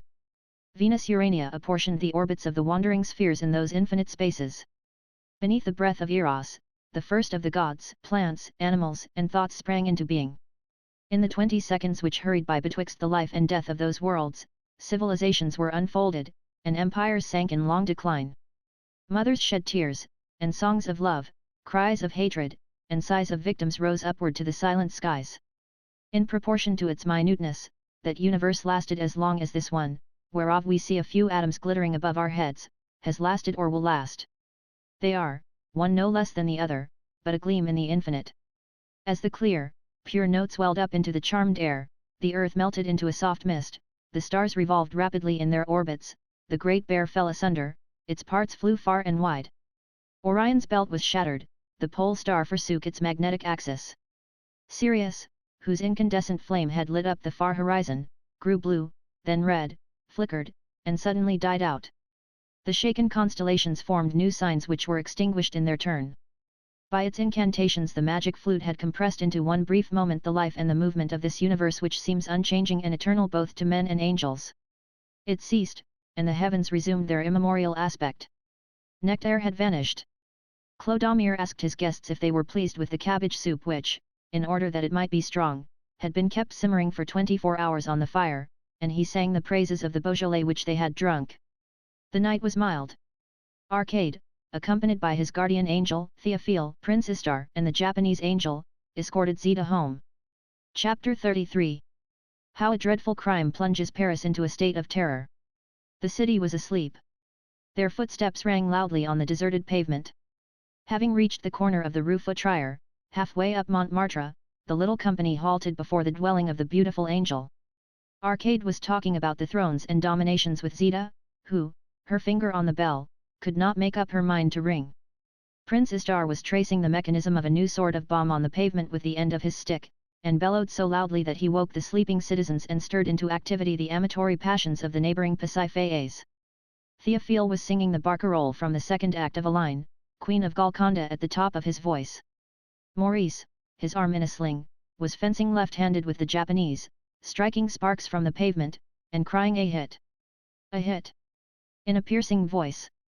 Meanwhile Inspector Groll at the corner of the next street was dreaming. He had the bearing of a Roman legionary and displayed all the characteristics of that proudly servile race, who, ever since men first took to building cities, have been the mainstay of empires and the support of ruling houses. Inspector Groll was very strong, but very tired. He suffered from an arduous profession and from lack of food. He was a man devoted to duty, but still a man, and he was unable to resist the wiles, the charms, and the blandishments of the gay ladies whom he met in swarms in the shadows along the empty streets and round about pieces of waste ground. He loved them. He loved like a soldier under arms. It tired him, but courage conquered fatigue. Though he had not yet reached the middle of life's way, he longed for sweet repose and peaceful country pursuits. At the corner of the Rue Muller, on this mild night, he stood lost in thought. He was dreaming of the house where he was born, of the little olive wood, of his father's bit of ground, of his old mother, bent with long and heavy labour, whom he would never see again. Roused from his reverie by the nocturnal tumult, Inspector Groll turned the corner of the street, and looked rather unfavourably at the band of loiterers, wherein his social instinct suspected enemies of law and order. He was patient and resolute. After a lengthy silence, he said, with awe-inspiring calm, "Move on, there." But Maurice and the Japanese angel were fencing and heard nothing. The musician heard nothing but his own melodies. Prince Istar was absorbed in the explanation of explosive formulae. Zita was discussing with Arcade the greatest enterprise that had ever been conceived since the solar system issued from its original nebula, and thus they all remained unconscious of their surroundings. "Move on, I tell you," repeated Inspector Grohl. This time the angels heard the solemn word of warning, but either through indifference or contempt, they neglected to obey, and continued their talk, their songs, and their cries. "So you want to be taken up, do you?" shouted Inspector Grohl, clapping his great hand on Prince Istar's shoulder. The cherub was indignant at this vile contact, and with one blow from his formidable fist sent the inspector flying into the gutter. But Constable Feasenday was already running to his comrade's aid, and they both fell upon the prince, whom they belaboured with mechanic fury, and whom, notwithstanding his strength and weight, they would perchance have dragged all bleeding to the police station, had not the Japanese angel overset them one after the other without effort, and reduced them to writhing and shrieking in the mud, before Maurice, Arcade, and Zita had time to intervene. As to the angelic musician, he stood apart trembling, and invoked the heavens. At this moment 2 bakers who were kneading their dough in a neighbouring cellar ran out at the noise, in their white aprons, stripped to the waist. With an instinctive feeling for social solidarity they took the side of the downfallen police. Theophile conceived a just fear at the sight of them, and fled away. They caught him and were about to hand him over to the guardians of the peace, when Arcade and Zita tore him from their hands. The fight continued, unequal and terrible, between the 2 angels and the 2 bakers. Like an athlete of Lysippus in strength and beauty, Arcade smothered his heavy adversary in his arms. The beautiful archangel drove her dagger into the baker who had attacked her. A dark stream of blood flowed down over his hairy chest, and the 2 white-capped supporters of the law sank to the ground. Constable Feasenday had fainted face downwards in the gutter. But Inspector Grohl, who had got up, blew a blast on his whistle loud enough to be heard at the neighbouring police station, and sprang upon young Maurice, who, having but one arm with which to defend himself, fired his revolver with his left hand at the inspector, who put his hand to his heart, staggered, and dropped down. He gave a long sigh, and the shadows of eternity darkened his eyes. Meanwhile, windows opened one by one, and heads looked out on the street. A sound of heavy steps approached. 2 policemen on bicycles debouched upon the street. Thereupon Prince Istar flung a bomb which shook the ground, put out the gas, shattered some of the houses, and enveloped the flight of young Maurice and the angels in a dense smoke. Arcade and Maurice came to the conclusion that the safest thing to do after this adventure was to return to the little flat in the Rue de Rome. They would certainly not be sought for immediately and probably not at all, the bomb thrown by the cherub having fortunately wiped out all witnesses of the affair. They fell asleep towards dawn, and they had not yet awoke at 10 o'clock in the morning when the concierge brought their tea. While eating his toast and butter and slice of ham, young D'Esparvieu remarked to the angel, "I used to think that a murder was something very extraordinary. Well, I was mistaken. It is the simplest, the most natural action in the world." "And of most ancient tradition," replied the angel. "For long centuries it was both usual and necessary for man to kill and despoil his fellows. It is still recommended in warfare. It is also honorable to attempt human life in certain definite circumstances, and people approved when you wanted to assassinate me, Maurice, because it appeared to you that I had been intimate with your mistress. But killing a police inspector is not the action of a man of fashion." "Be silent," exclaimed Maurice, "be silent, scoundrel. I killed the poor inspector instinctively, not knowing what I was doing. I am grieved to my heart about it. But it is not I, it is you who are the guilty one, you who are the murderer. It was you who lured me along this path of revolt and violence which leads to the pit. You have been my undoing. You have sacrificed my peace of mind, my happiness, to your pride and your wickedness, and all in vain, for I warn you, Arcade, you will not succeed in what you are undertaking." The concierge brought in the newspapers. On seeing them Maurice grew pale. They announced the outrage in the Rue de Remy in huge headlines. An inspector killed, 2 cyclist policemen and 2 bakers seriously wounded, 3 houses blown up, numerous victims. Maurice let the paper drop, and said in a weak, plaintive voice, "Arcade, why did you not slay me in the little garden at Versailles amidst the roses, to the song of the blackbirds?" Meanwhile terror reigned in Paris. In the public squares, and in the crowded streets, housewives, string bag in hand, grew pale as they listened to the story of the crime, and consigned the perpetrators to the most dreadful punishment. Shopkeepers, standing at the doors of their shops, put it all down to the anarchists, syndicalists, socialists, and radicals, and demanded that special measures should be taken against them. The more thoughtful people recognized the handiwork of the Jew and the German, and demanded the expulsion of all aliens. Many vaunted the ways of America and advocated lynching. In addition to the printed news, sinister rumors became current. Explosions had been heard at various places, everywhere bombs had been discovered, everywhere individuals, taken for malefactors, had been struck down by the popular arm and given up to justice, torn to ribbons. On the Place de la République, a drunkard who was crying down with the police was torn to pieces by the crowd. The President of the Council and Minister of Justice held long conferences with the Prefect of Police, and they agreed to take immediate action. In order to allay the excitement of the Parisians, they arrested 5 or 6 hooligans out of the 30,000 which the capital contains.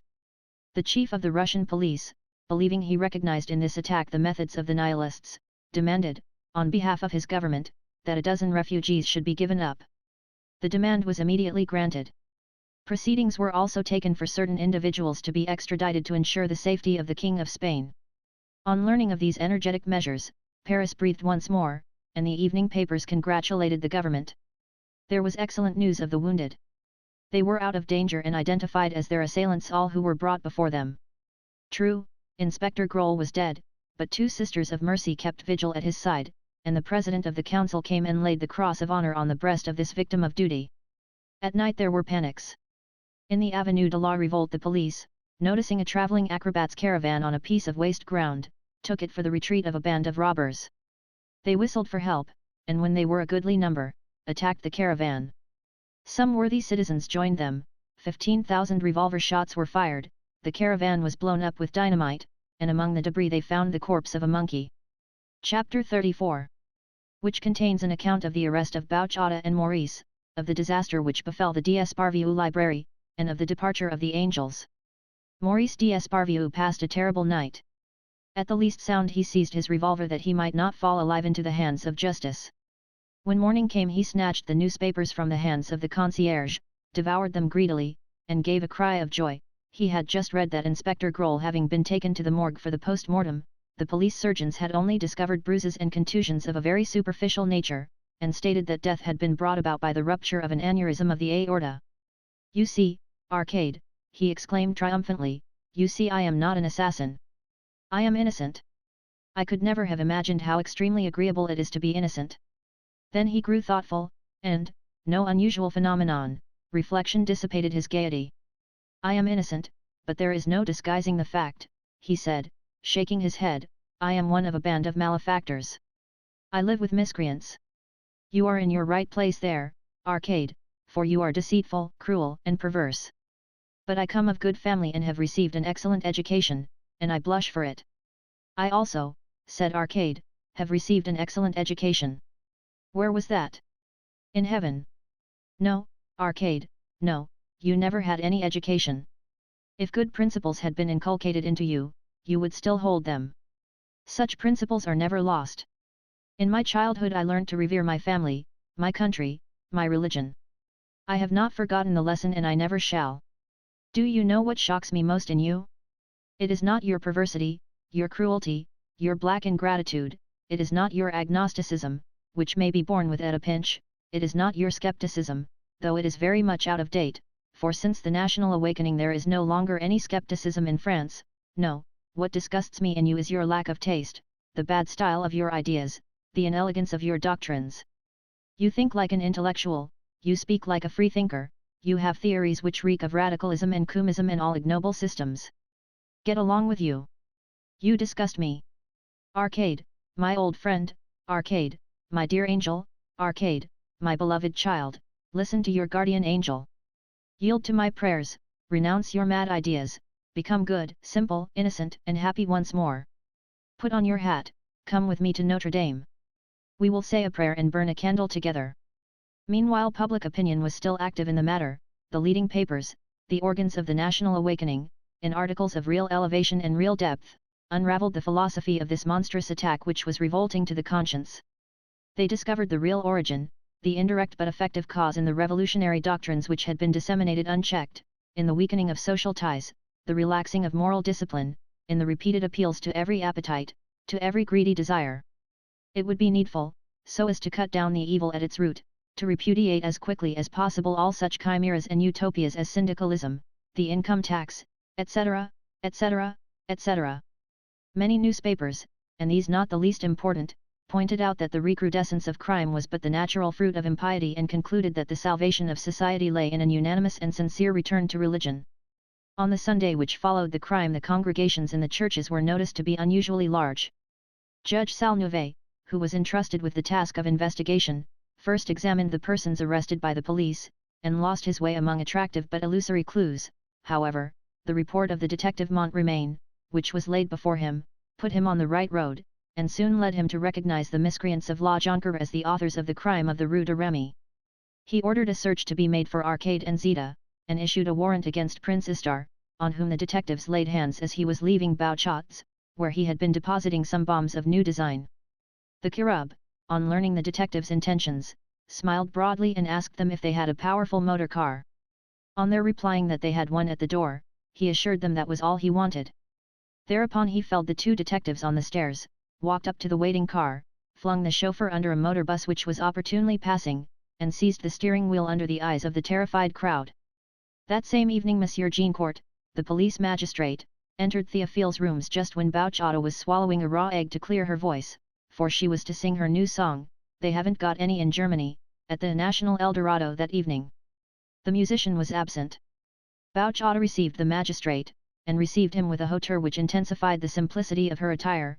Bouchotto was en déshabille.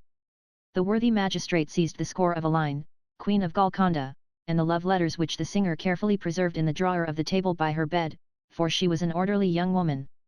He was about to withdraw when he espied a cupboard, which he opened with a careless air, and found machines capable of blowing up half Paris, and a pair of large white wings whose nature and use appeared inexplicable to him. Bouchotto was invited to complete her toilette, and, in spite of her cries, was taken off to the police station. Monsieur Salnouvet was indefatigable. After the examination of the papers seized in Bouchot's house, and acting on the information of Montremain, he issued a warrant for the arrest of young d'Esparvieu, which was executed on Wednesday, the May 27th, at 7 o'clock in the morning, with great discretion. For 3 days Maurice had neither slept nor eaten, loved nor lived. He had not a moment's doubt as to the nature of the matutinal visit. At the sight of the police magistrate a strange calm fell on him. Arcade had not returned to sleep in the flat. Maurice begged the magistrate to wait for him, dressed with care, and then accompanied the magistrate, a calmness of mind which was barely disturbed when the door of the conciergerie closed on him. Alone in his cell, he climbed upon the table to look out. His tranquillity was due to his weariness of spirit, to his numbed senses, and to the fact that he no longer stood in fear of arrest. His misfortune endowed him with superior wisdom. He felt he had fallen into a state of grace. He did not think too highly or too humbly of himself, but left his cause in the hands of God. With no desire to cover up his faults, which he would not hide even from himself, he addressed himself in mind to Providence, to point out that if he had fallen into disorder and rebellion it was to lead his erring angel back into the straight path. He stretched himself on the couch and slept in peace. On hearing of the arrest of a music hall singer and of a young man of fashion, both Paris and the provinces felt painful surprise.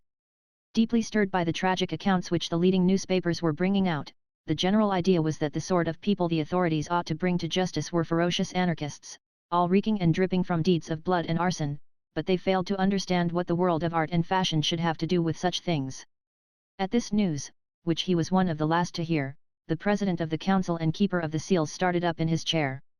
The sphinxes that adorned it were less terrible than he, and in the throes of his angry meditation he cut the mahogany of his imperial table with his penknife, after the manner of Napoleon. And when Judge Salnouvet, whose attendance he had commanded, appeared before him, the president flung his penknife in the grate, as Louis XIV flung his cane out of the window in the presence of La Jeune, and it cost him a supreme effort to master himself and to say in a voice of suppressed fury, "Are you mad? Surely I said often enough that I meant the plot to be anarchist, anti-social, fundamentally anti-social and anti-governmental, with a shade of syndicalism. I have made it clear enough that I wanted it kept within these lines, and what do you go and make of it? The vengeance of anarchists and aspirants to freedom? Whom do you arrest? A singer adored of the nationalist public, and the son of a man highly esteemed in the Catholic party, who receives our bishops and has the entrée to the Vatican, a man who may be one day sent as ambassador to the Pope. At one blow you alienate 160 deputies and 40 senators of the right on the very eve of a motion to discuss the question of religious pacification. You embroil me with my friends of today, with my friends of tomorrow. Was it to find out if you were in the same dilemma as des Aubles that you seized the love letters of young Maurice d'Esparvieu? I can put your mind at rest on that point. You are, and all Paris knows it. But it is not to avenge your personal affronts that you are on the bench. Monsieur le garde des Sceaux, murmured the judge, nearly apoplectic and in a choked voice. I am an honest man. You are a fool, and a provincial. Listen to me, if Maurice d'Esparvieu and Mademoiselle Bouchata are not released within half an hour I will crush you like a piece of glass. Be off. Monsieur René d'Esparvieu went himself to fetch his son from the conciergerie and took him back to the old house in the Rue Garancière. The return was triumphant. The news had been disseminated that Maurice had with generous imprudence interested himself in an attempt to restore the monarchy, and that Judge Salnouvet, the infamous Freemason, the tool of Combes and Andry, had tried to compromise the young man by making him out to be an accomplice of a band of criminals. That was what Abbé Patouille seemed to think, and he answered for Maurice as for himself. It was known, moreover, that breaking with his father, who had rallied to the support of the Republic, young d'Esparvieu was on the high road to becoming an out-and-out royalist. The people who had an inside knowledge of things saw in his arrest the vengeance of the Jews. Was not Maurice a notorious anti-Semite? Catholic youths went forth to hurl imprecations at Judge Salnouvet under the windows of his residence in the Rue Guénégaud, opposite the Mint. On the Boulevard du Palais a band of students presented Maurice with a branch of palm. Maurice made a charming reply. Maurice was overcome with emotion when he beheld the old house in which his childhood had been spent, and fell weeping into his mother's arms. It was a great day, unhappily marred by one painful incident. Monsieur Sariette, who had lost his reason as a consequence of the shocking events that had taken place in the Rue de Courcelles, had suddenly become violent. He had shut himself up in the library, and there he had remained for 24 hours, uttering the most horrible cries, and, turning a deaf ear alike to threats and entreaties, refused to come out. He had spent the night in a condition of extreme restlessness, for all night long the lamp had been seen passing rapidly to and fro behind the curtains. In the morning, hearing Hippolyte shouting to him from the court below, he opened the window of the Hall of the Spheres and the Philosophers, and heaved 2 or 3 rather weighty tomes onto the old valet's head. The whole of the domestic staff, men, women, and boys, hurried to the spot, and the librarian proceeded to throw out books by the armful onto their heads. In view of the gravity of the situation, Monsieur René d'Esparvieu did not disdain to intervene. He appeared in nightcap and dressing gown, and attempted to reason with the poor lunatic, whose only reply was to pour forth torrents of abuse on the man whom till then he had worshipped as his benefactor, and to endeavour to crush him beneath all the Bibles, all the Talmuds, all the sacred books of India and Persia, all the Greek fathers, and all the Latin fathers, Saint John Chrysostom, Saint Gregory Nazianzen, Saint Augustine, Saint Jerome, all the apologists, and under the Histoires des Variations, annotated by Bossuet himself. Octavos, quartos, folios came crashing down, and lay in a sordid heap on the courtyard pavement.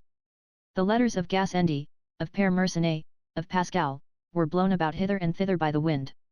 The lady's maid who had stooped down to rescue some of the sheets from the gutter got a blow on the head from an enormous Dutch atlas. Madame René d'Esparvieu had been terrified by the ominous sounds, and appeared on the scene without waiting to apply the finishing touches of powder and paint. When he caught sight of her, old Sariette became more violent than ever. Down they came one after another as hard as he could pelt them, the busts of the poets, philosophers and historians of antiquity, Homer, Aeschylus, Sophocles, Euripides, Herodotus, Thucydides, Socrates, Plato, Aristotle, Demosthenes, Cicero, Virgil, Horace, Seneca, Epictetus, all lay scattered on the ground.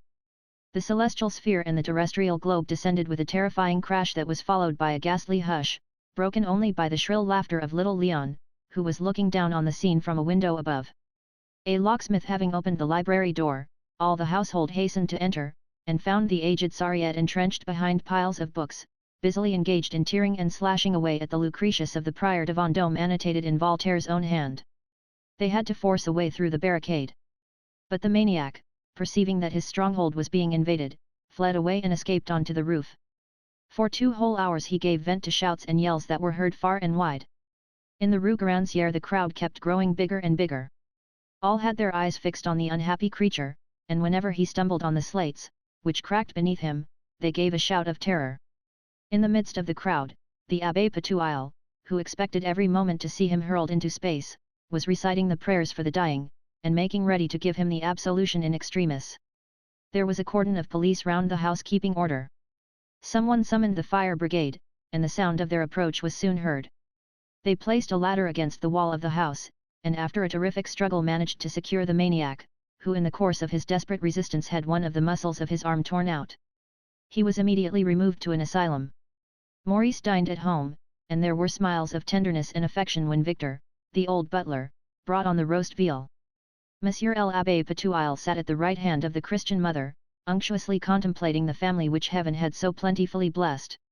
Nevertheless, Madame d'Esparvieu was ill at ease. Every day she received anonymous letters of so insulting and coarse a nature that she thought at first they must come from a discharged footman. She now knew they were the handiwork of her youngest daughter, Berthe, a mere child. Little Leon, too, gave her pain and anxiety. He paid no attention to his lessons, and was given to bad habits. He showed a cruel disposition. He had plucked his sister's canaries alive, he stuck innumerable pins into the chair on which Mademoiselle Caporal was accustomed to sit, and had stolen 14 francs from the poor girl, who did nothing but cry and dab her eyes and nose from morning till night. No sooner was dinner over than Maurice rushed off to the little dwelling in the Rue de Rome, impatient to meet his angel again. Through the door he heard a loud sound of voices, and saw assembled in the room where the apparition had taken place, Arcade, Zita, the angelic musician, and the cherub, who was lying on the bed, smoking a huge pipe, carelessly scorching pillows, sheets, and coverlets. They embraced Maurice, and announced their departure. Their faces shone with happiness and courage. Alone, the inspired author of a line, Queen of Golconda, shed tears and raised his terrified gaze to heaven. The cherub forced him into the party of rebellion by setting before him two alternatives, either to allow himself to be dragged from prison to prison on earth, or to carry fire and sword into the palace of Ile d'Abaoth. Maurice perceived with sorrow that the earth had scarcely any hold over them. They were setting out filled with immense hope, which was quite justifiable. Doubtless they were but a few combatants to oppose the innumerable soldiers of the Sultan of the Heavens, but they counted on compensating for the inferiority of their numbers by the irresistible impetus of a sudden attack. They were not ignorant of the fact that Ile d'Abaoth, who flatters himself on knowing all things, sometimes allows himself to be taken by surprise. And it certainly looked as if the first attack would have taken him unawares had it not been for the warning of the Archangel Michael. The celestial army had made no progress since its victory over the rebels before the beginning of time. As regards armaments and material it was as out of date as the army of the Moors. Its generals slumbered in sloth and ignorance. Loaded with honours and riches, they preferred the delights of the banquet to the fatigues of war. Michael, the commander-in-chief, ever loyal and brave, had lost, with the passing of centuries, his fire and enthusiasm. The conspirators of 1914, on the other hand, knew the very latest and the most delicate appliances of science for the art of destruction. At length all was ready and decided upon. The army of revolt, assembled by corps each 100,000 angels strong, on all the waste places of the earth, steppes, pampas, deserts, fields of ice and snow, was ready to launch itself against the sky. The angels, in modifying the rhythm of the atoms of which they are composed, are able to traverse the most varied mediums. Spirits that have descended onto the earth, being formed, since their incarnation, of too compact a substance, can no longer fly of themselves, and to rise into ethereal regions and then insensibly grow volatilized, have need of the assistance of their brothers, who, though revolutionaries like themselves, nevertheless, stayed behind in the Empyrean and remained, not immaterial, for all is matter in the universe, but gloriously untrammeled and diaphanous. Certes, it was not without painful anxiety that Arcade, Istar, and Zeta prepared themselves to pass from the heavy atmosphere of the earth to the limpid depths of the heavens. To plunge into the ether there is need to expend such energy that the most intrepid hesitate to take flight. Their very substance, while penetrating this fine medium, must in itself grow fine-spun, become vaporized, and pass from human dimensions to the volume of the vastest clouds which have ever enveloped the earth. Soon they would surpass in grandeur the uttermost planets, whose orbits they, invisible and imponderable, would traverse without disturbing. In this enterprise, the vastest that angels could undertake, their substance would be ultimately hotter than the fire and colder than the ice, and they would suffer pangs sharper than death. Maurice read all the daring and the pain of the undertaking in the eyes of Arcade. "You are going," he said to him, weeping. "We are going, with necked air, to seek the great Archangel to lead us to victory." "Whom do you call thus?" "The priests of the Demiurge have made him known to you in their calumnies." "Unhappy being," sighed Maurice. Arcade embraced him, and Maurice felt the angel's tears as they dropped upon his cheek. Chapter 35. And last, wherein the sublime dream of Satan is unfolded. Climbing the 7 steep terraces which rise up from the bed of the Ganges to the temples muffled in creepers, the 5 angels reached, by half-obliterated paths, the wild garden filled with perfumed clusters of grapes and chattering monkeys, and, at the far end thereof, they discovered him whom they had come to seek. The archangel lay with his elbow on black cushions embroidered with golden flames. At his feet crouched lions and gazelles. Twined in the trees, tame serpents turned on him their friendly gaze. At the sight of his angelic visitors his face grew melancholy. Long since, in the days when, with his brow crowned with grapes and his scepter of vine leaves in his hand, he had taught and comforted mankind, his heart had many times been heavy with sorrow, but never yet, since his glorious downfall, had his beautiful face expressed such pain and anguish. Zita told him of the black standards assembled in crowds in all the waste places of the globe, of the deliverance premeditated and prepared in the provinces of heaven, where the first revolt had long ago been fomented. "Prince," she went on, "your army awaits you. Come, lead it on to victory." "Friends," replied the great archangel, "I was aware of the object of your visit. Baskets of fruit and honeycombs await you under the shade of this mighty tree. The sun is about to descend into the roseate waters of the sacred river. When you have eaten, you will slumber pleasantly in this garden, where the joys of the intellect and of the senses have reigned since the day when I drove hence the spirit of the old demiurge. Tomorrow I will give you my answer." Night hung its blue over the garden. Satan fell asleep. He had a dream, and in that dream, soaring over the earth, he saw it covered with angels in revolt, beautiful as gods, whose eyes darted lightning. And from pole to pole one single cry, formed of a myriad cries, mounted towards him, filled with hope and love. And Satan said, "Let us go forth. Let us seek the ancient adversary in his high abode." And he led the countless host of angels over the celestial plains. And Satan was cognizant of what took place in the heavenly citadel. When news of this second revolt came thither, the Father said to the Son, "The irreconcilable foe is rising once again. Let us take heed to ourselves, and in this, our time of danger, look to our defences, lest we lose our high abode." And the Son, consubstantial with the Father, replied, "We shall triumph under the sign that gave Constantine the victory." Indignation burst forth on the mountain of God. At first the faithful seraphim condemned the rebels to terrible torture, but afterwards decided on doing battle with them. The anger burning in the hearts of all inflamed each countenance. They did not doubt of victory, but treachery was feared, and eternal darkness had been at once decreed for spies and alarmists. There was shouting and singing of ancient hymns and praise of the Almighty. They drank of the mystic wine. Courage, overinflated, came near to giving way, and a secret anxiety stole into the inner depths of their souls. The Archangel Michael took supreme command. He reassured their minds by his serenity. His countenance, wherein his soul was visible, expressed contempt for danger. By his orders, the chiefs of the thunderbolts, the cherubs, grown dull with the long interval of peace, paced with heavy steps the ramparts of the holy mountain, and, letting the gaze of their bovine eyes wander over the glittering clouds of their Lord, strove to place the divine batteries in position. After inspecting the defences, they swore to the Most High that all was in readiness. They took counsel together as to the plan they should follow. Michael was for the offensive. He, as a consummate soldier, said it was the supreme law. Attack, or be attacked, there was no middle course. Moreover, he added, the offensive attitude is particularly suitable to the ardor of the thrones and dominations.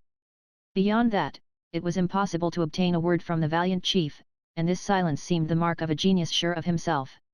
As soon as the approach of the enemy was announced, Michael sent forth 3 armies to meet them, commanded by the archangels Uriel, Raphael, and Gabriel.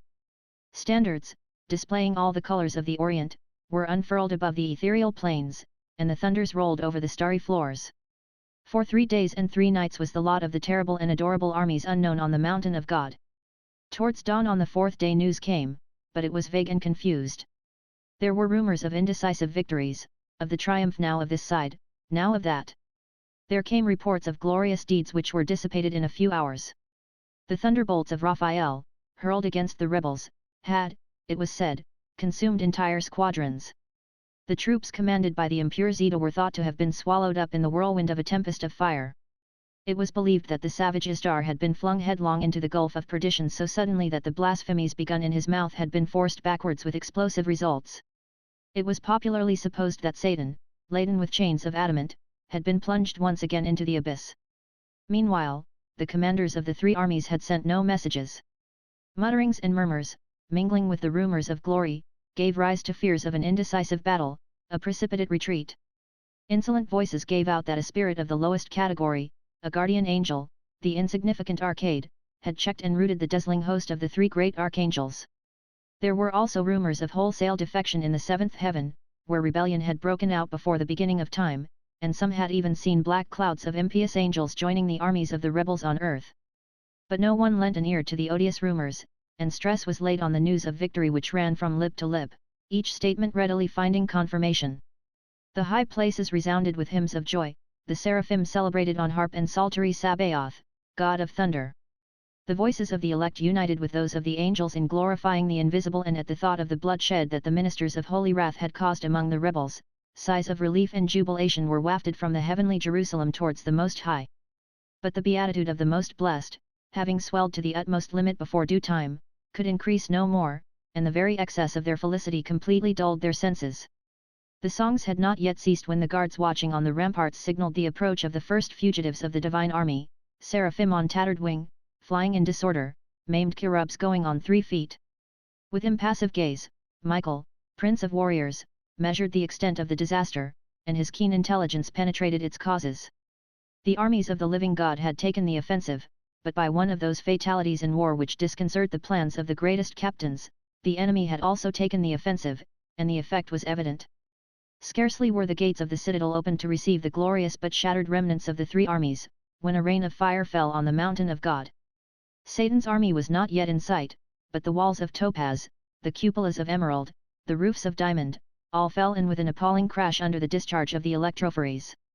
The ancient thunderclouds essayed to reply, but the bolts fell short, and their thunders were lost in the deserted plains of the skies. Smitten by an invisible foe, the faithful angels abandoned the ramparts. Michael went to announce to his God that the holy mountain would fall into the hands of the demon in 24 hours, and that nothing remained for the master of the heavens but to seek safety in flight. The seraphim placed the jewels of the celestial crown in coffers. Michael offered his arm to the Queen of Heaven, and the Holy Family escaped from the palace by a subterranean passage of porphyry. A deluge of fire was falling on the citadel.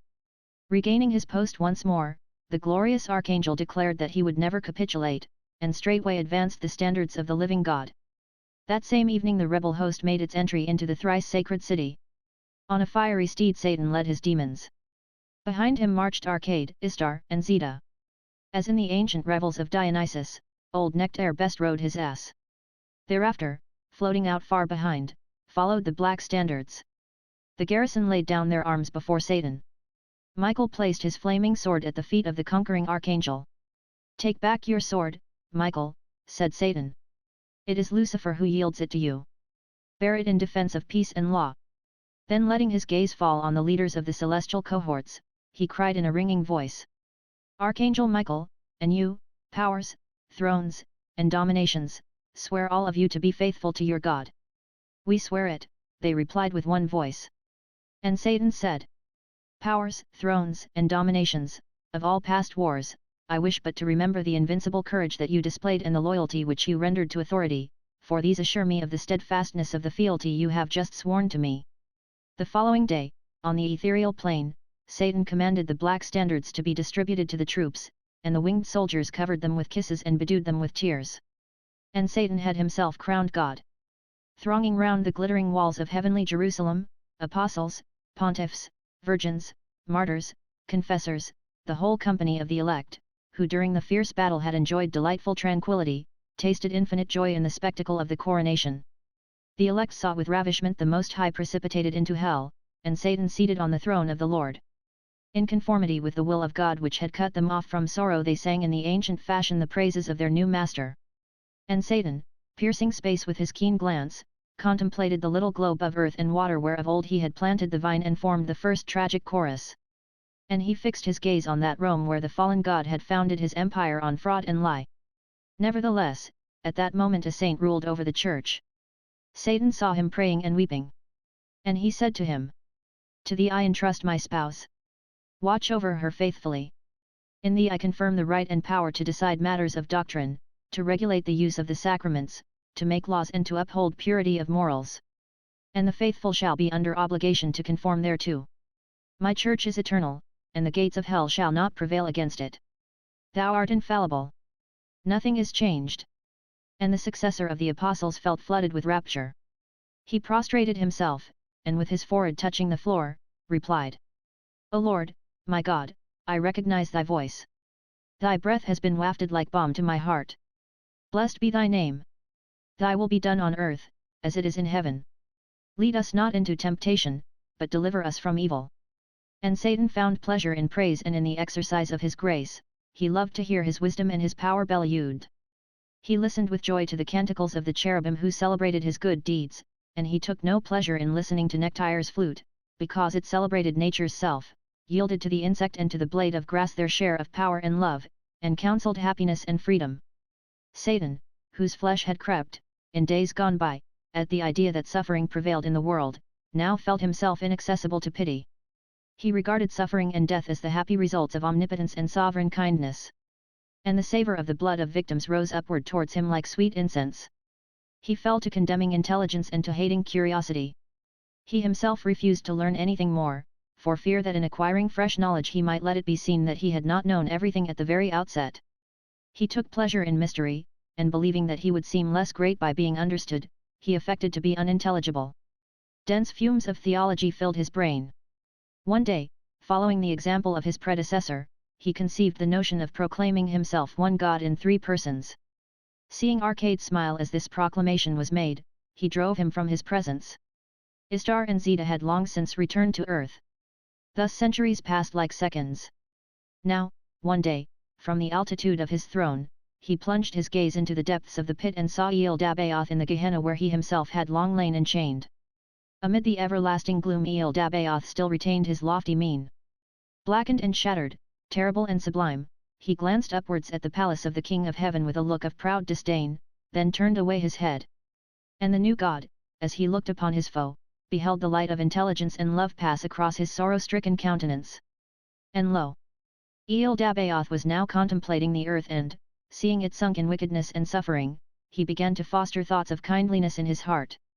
On a sudden he rose up, and beating the ether with his mighty arms, as though with oars, he hastened thither to instruct and to console mankind.